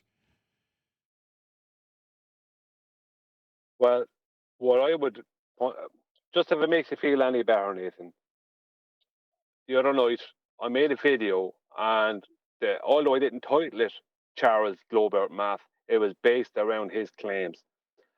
And I made a video, and I had to delete it because I was too angry at the fact that this guy is claiming to be a teacher of young people, and one of his claims, that he had several claims, but just one is all I need. He tried to claim that you don't need a horizontal for a zenith angle. Now, I had to remake the video. I didn't put out the video I made. I had to remake the video. That was only one of several claims he made. I had to remake the video the next day because I couldn't put out the video I made because I started shouting at the computer screen. Yeah, which is what I did today. The lies. Exactly, Brian, just like I've done today, because it's hard to stop your blood boiling, isn't it? I'm sorry to interject. I'm just reiterating how pissed off I am. Anyway, carry on, Brian. I'm so sorry. No, go ahead. You say your piece. It just makes your blood boil. It makes me furious because I know that these kids are being indoctrinated by these people. Now, as Adam pointed out earlier, we're not talking about teachers as a stereotype. We're talking specifically about, in this case, Matthew, who has come to us, had the problems pointed out with measuring flat Earth elevation angle measurements, how they have to be flat and have flat baselines and 90s. He's conceded all of it, but then doubles down on it and says it's perfectly reasonable that I'm talking to children and I'm not a liar. Like, yeah, you are. And it makes my blood boil. That was it, Brian. Well, yeah, even the things he said, like he said it when he was on the show, and he said it there again. I don't think I'm a liar. No, you're either a liar or you're not a liar. You can't go, I don't think I'm lying. You're either lying or you're not. There's no such thing as a midway point. It's like that's as ridiculous as saying, I think I'm kind of pregnant. It doesn't exist. You're either lying or you're not. So I'm not just saying, I don't think I'm lying. What he's basically stating there is I'm going to keep on pumping out the rubbish I pump out, and I'm going to keep on pumping it out to young people for them to believe in it. And I'm going to just say, I don't think I'm lying as a defense. But Yeah, when I'm that's to showing up appease to be adult lying, conscience. Sorry. yeah, so I'm showing up to be lying, and that's the thing about it. And what I tried to get in at the end of the show before you finished, you didn't hear me, was he said if I could have my time over again, he didn't say it exactly like this, but it's in so many words. He said if I could have my time over again, I'd say it different. Well, Matthew, the door is open every day, buddy. 5 days a week. You're welcome Wasn't in. that the point of his rebuttal video, Brian? Yeah. And to say it differently. And that's what he didn't do. One shot. I was gonna say, well, then what the hell was the point of making the video? Like, what the hell? Yeah, to appease his own self. That's why he says, I don't think I'm lying. It's just to make himself feel good. When somebody presents you with something that's truth and you continue to teach something that's a lie, then you're a liar and you're teaching a lie. Sorry.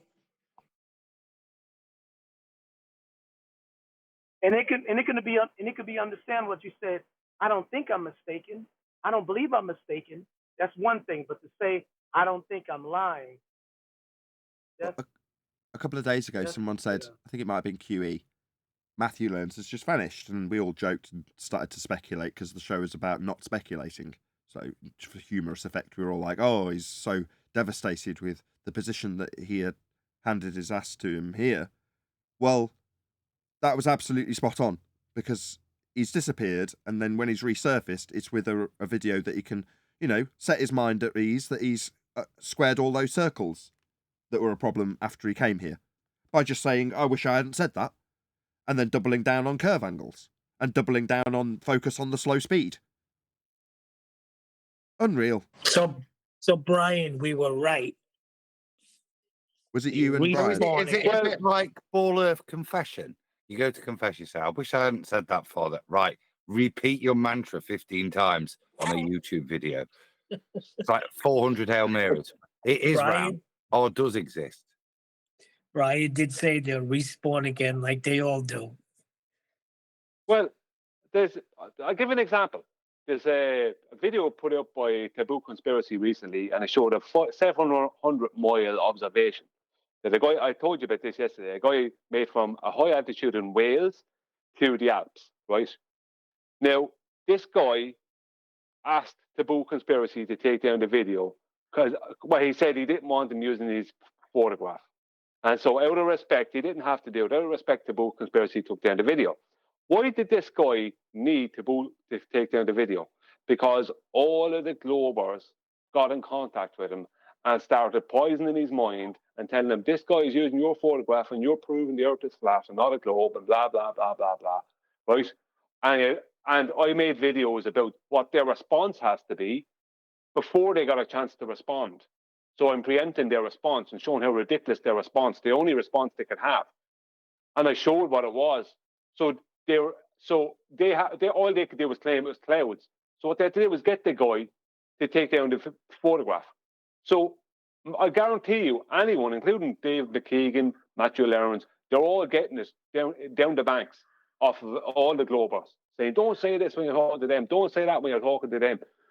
You know what I mean? They're all being schooled and sifted into a kind of a narrow corridor of what you're allowed to say, because they're all scared. They're all terrified, and that's what's going on. It's a real there's a big gang gets around them and tells them, you said the wrong thing there, and don't you ever say that again. And what you're going to do is this, because they're a big coordinated group of losers.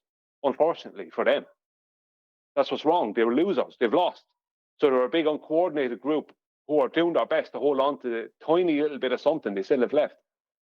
And that's why you have Matthew Lawrence disappearing for ages, then coming back and pumping out a load of rubbish, trying to go back on all the concessions he made.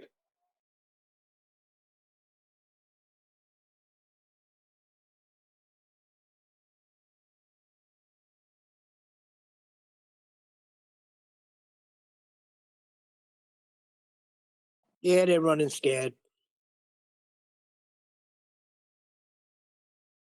Like Nathan has said, he don't like having to go up against with teachers because teachers are the one of the primary arrogant ignoramuses because they feel like, well, studied at Harvard and I went to this school and that school and I've received this accolade of this and that. So they're stuck on their ground. They're not gonna bend and like Rebel said to me when all we did is make a joke because he typed in nautical, like Nordic, Nordic, nautical. So I made a joke and I said, he was wearing the fashion designer clause Nordicus instead of Nauticus.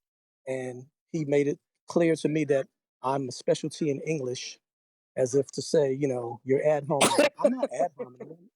I wasn't doing that. I was just taking what you wrote. You didn't even have you didn't even have the sense to spell check yourself to come back. You're giving an argument and you're misspelling words. It's just this is the things where you need to just humble yourself and concede and say, guys, you know what? I might be wrong. But he's like, you're getting there, Nate. You're almost there, Nathan. Come on, you're almost there. But I'm all Yeah, that going. was funny. You're almost there, mate. Nathan, are you almost there?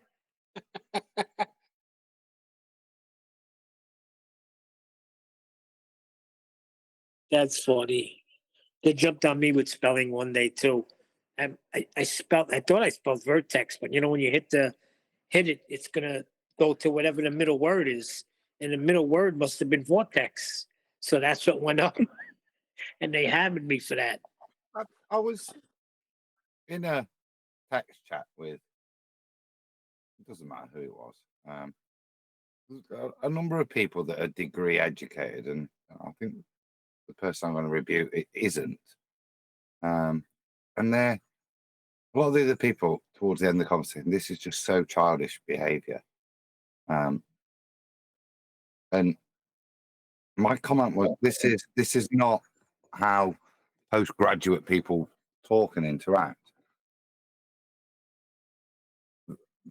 What Matthew presented is exactly what you would expect a non-grad, just somebody who's got a belief they want to defend. He was given the opportunity to a real good quality argument for him to defend, and even the basic rebuttal was he didn't. And it's very telling that even somebody with that level of supposed qualification is only able to give that quality of rebuttal. And when I say quality, I'm actually talking about the negative quality, that there is no intellectual rebuttal. All we've got is doubling down, repetition of something you've already conceded as a lie, and resort to ad hominem. And what was interesting was highlighting Nathan's aggressive behavior. He very subtly did that. He made sure all the cheap insults were put in that rebuttal. But that's all they've actually got now as a rebuttal to us. Exactly. Is that.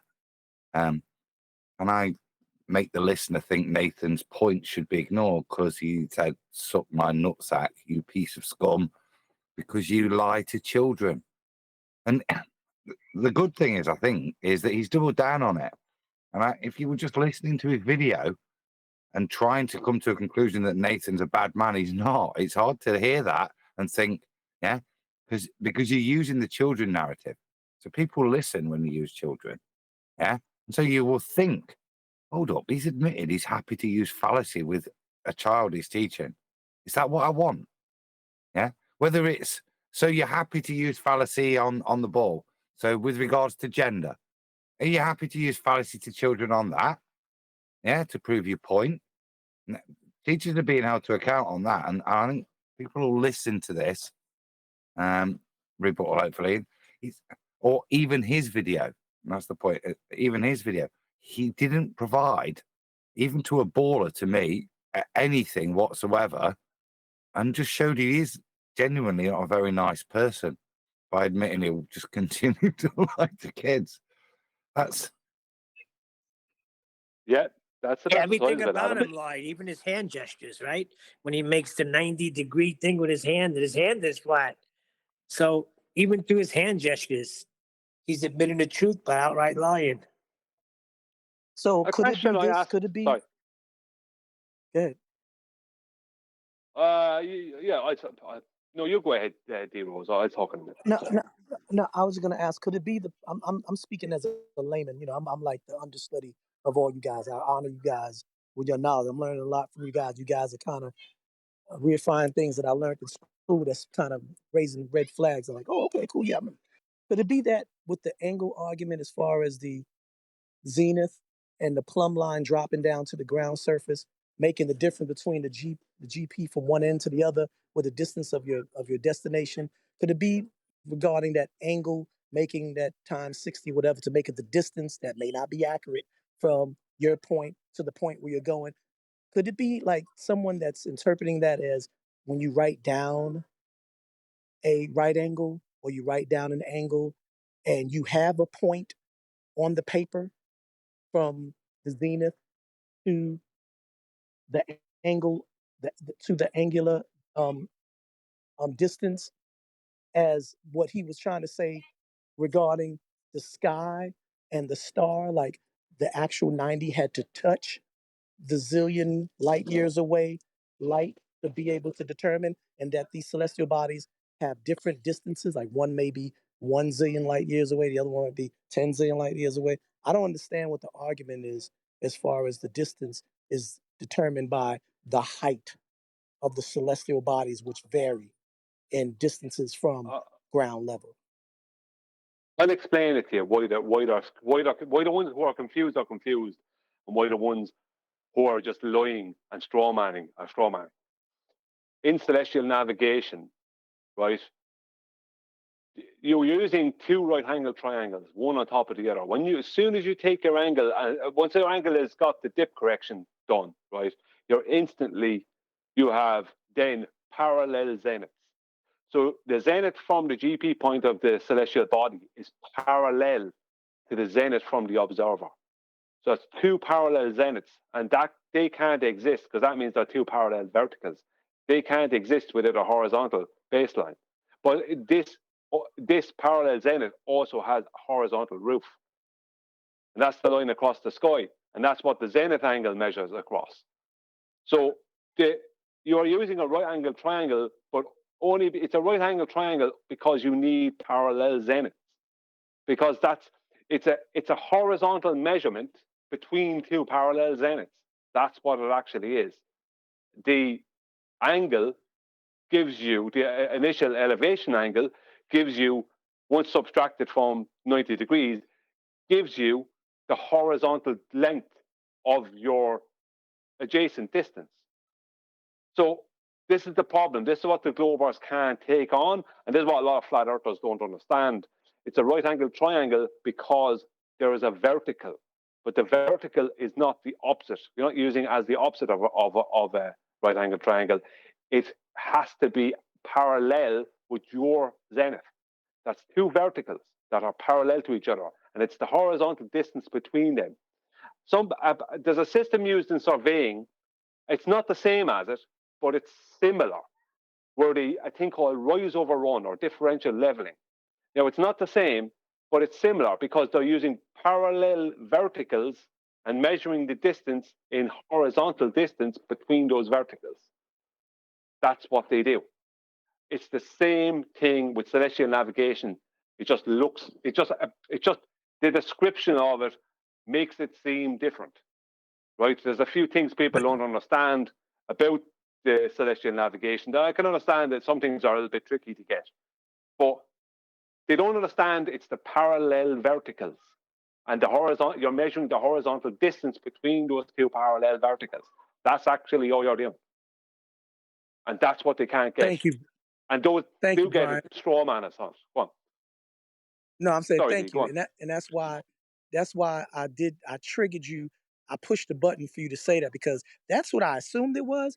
But I'm gonna be truthful. I was too cowardice to try to articulate it that way and be wrong. But everything you said is what I assumed that everybody understood, except for Rebel and others. I remember y'all mentioned this before. The parallel zeniths. Okay, you even showed it on your recent. Remember the thing I applauded you about your video you did recently, and I said great job on that video. You broke it down in that video where you showed the two parallel zeniths and you showed the two parallel horizontals from the celestial to the base level, and how in between those two parallels of the vertical you had your angular elevation, which made you determine the distance. So if I'm standing in California and I'm in the water and I'm looking towards Florida and I'm in that ocean down there, I'm not looking at trying to get my zenith above me, above my head, to touch any celestial body. What I'm doing is I'm assuming that over in Florida, where my destination is, there is a parallel zenith. And the horizontal that I'm using through the sextant is also the horizontal and the celestial. And then in between is my angle. That will determine my distance. That's what I was assuming. I just didn't know how to articulate it, and you just broke it down. Now, hopefully, Rebel gets it and everybody else gets it. Well, Nah, he don't want to get it. The easiest way to show it, if you wanted to show it orthographically, is to draw out several different squares and rectangles, right? Where they all have to keep the base of them all on the same line on a piece of paper. Draw them all out at different lengths and sizes, and put a line between the two opposite corners of them. That's orthographically what's going on, right? Now, because the elevation angle gives you the zenith angle gives you the co-altitude distance, which is minutes of degree distance in a horizontal across the sky. And then that gives you your horizontal nautical mile distance along the surface of Earth. Because it's a horizontal distance that you're trying to measure. You know what I mean? So it doesn't matter. Sometimes so you can have all different sizes of squares and rectangles and all different lengths and different things. But that won't matter, because that's only due to perspective and where the star is in relation to you. And that's all it is. But they can't understand this, because as soon as you say you're using a right angle triangle, straight away they want to start using Pythagoras and the Pythagorean method or whatever for solving the right angle. A squared plus B squared equals C squared. There can't be any other way. There just can't be any other way. It's like, no, I'm trying to explain something to you here. No. You don't know what you're talking about. There can't be any other way. That's not geometry. You know, And now, and to add to that, Brian, good. And to add to that, Brian, I was called an idiot because I thought that he was, speaking of Rebel, was a glober. No, I was saying he sounded like a glober, not only because of the way he was agitating everyone else, particularly Nathan, but the fact that he was thinking on a heliocentric mindset. Because no flat earther that's really a flat earther even claims a distance of a celestial body from ground level, from earth level. So that would be irrelevant. And then we know that's perspective, whether it's the sun, the clouds, or whatever it is.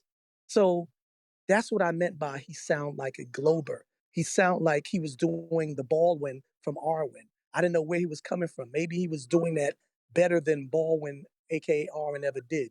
But that's what I meant by that. Because if you're a flat earther, then you don't even consider any distance of any celestial body, no matter what it is, to the earth. And you know why you don't consider it? Because it's impossible to measure it, even if you wanted to. Thank you.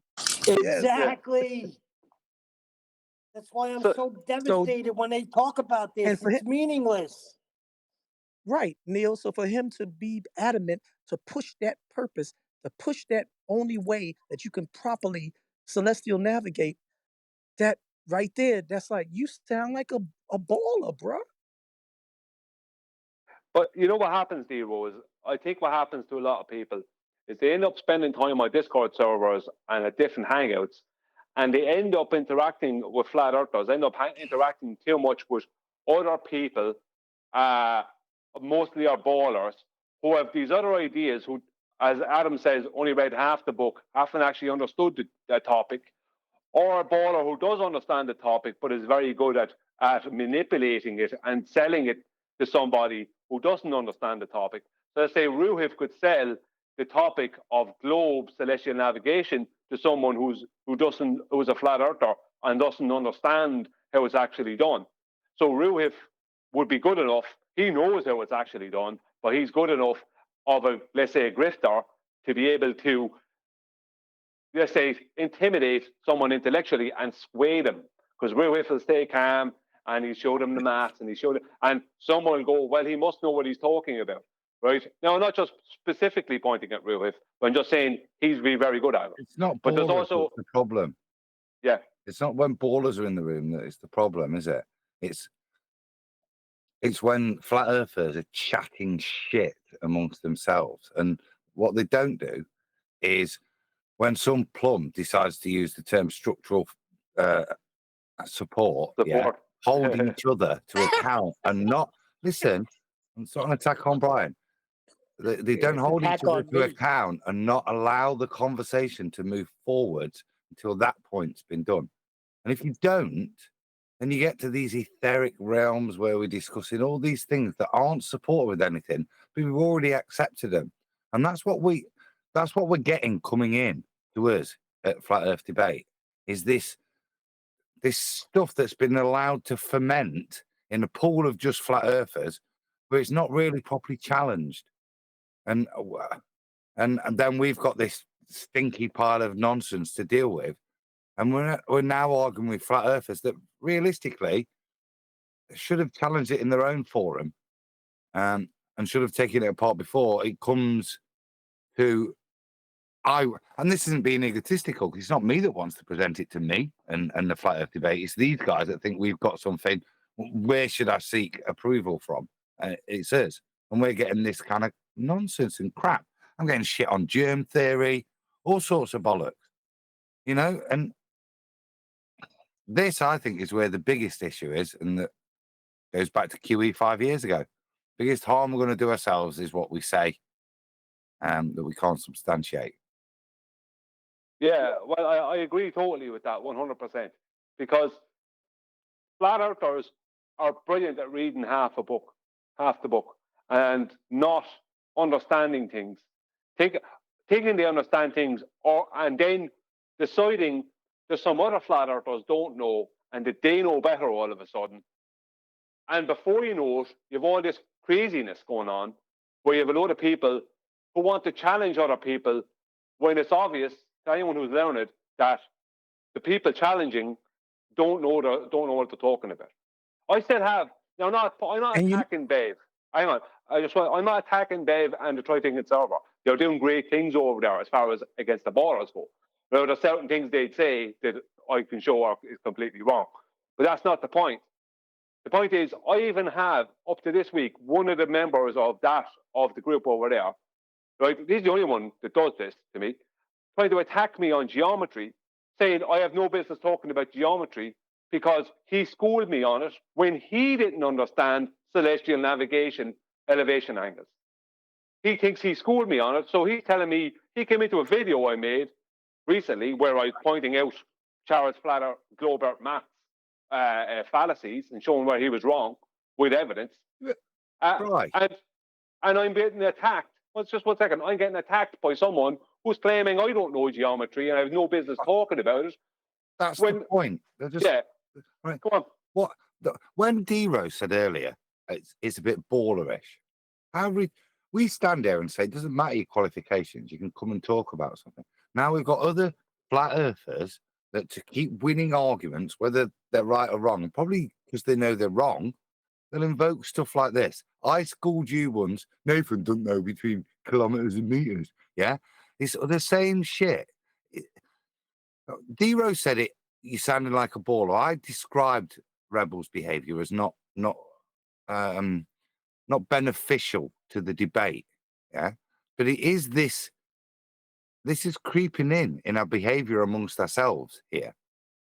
This kind of just snide behaviour to win arguments. It doesn't. Like I say, it doesn't help the debate, and it certainly doesn't help us in terms of our integrity. But that's what we're getting dealt with now. Other people's unresolved shit because they didn't deal with bullshit in the first place.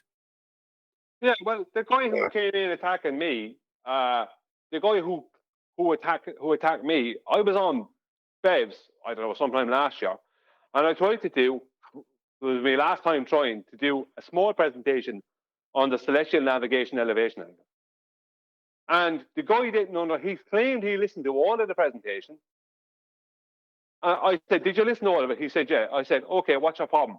And he tried to critique it, and it was obvious he hadn't got a clue what I was talking about.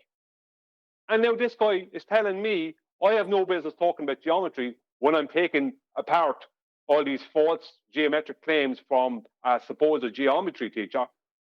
I have no business talking about it because this guy schooled me on geometry when he didn't understand celestial navigation elevation angles. And he still doesn't.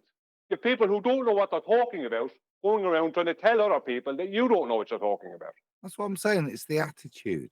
It's the attitude. As I said, I've got qualifications. I don't flex muscles like that. I try to make the point of my argument the thing that makes gives you pain, not the fact I've got some qualification that's probably unrelated anyway. But some people use as a weapon to validate their argument, and it's sad. Yeah, that's coming into us. Why should you know geometry, Brian? You know what I mean? That's what's noticeable to me, that that weapon, which is normally related to the ballers, is now being used from flat earther to flat earther. I'm not allowed to speak about geometry, supposedly. To add to both what y'all saying, it's the two circumstances. This not only are they reading half the book, but I don't believe I've seen him here often enough. Rebel, speaking of Rebel, anybody else, like you said, I think Brian, you might have said they're in these other discords and they're going back and forth, and it's all about ego. It's all about I shut you down, and the ad homes come because it's all about winning, no matter what the argument is, whether you're right or wrong. It's about winning or out talking someone or whatever it is, but and it's ego. And I think, like you said, that's infiltrating the quote educational part of this whole thing. And yeah, I'm saying that because, like, you guys argue amongst yourselves. It's because y'all are trying to build.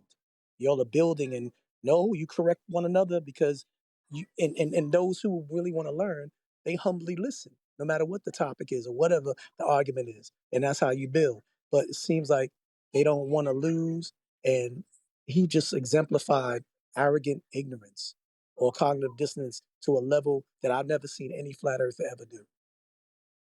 With that, I'm going to say another huge, massive, enormous thank you to both Discord and G Plus panels for making today's after show possible.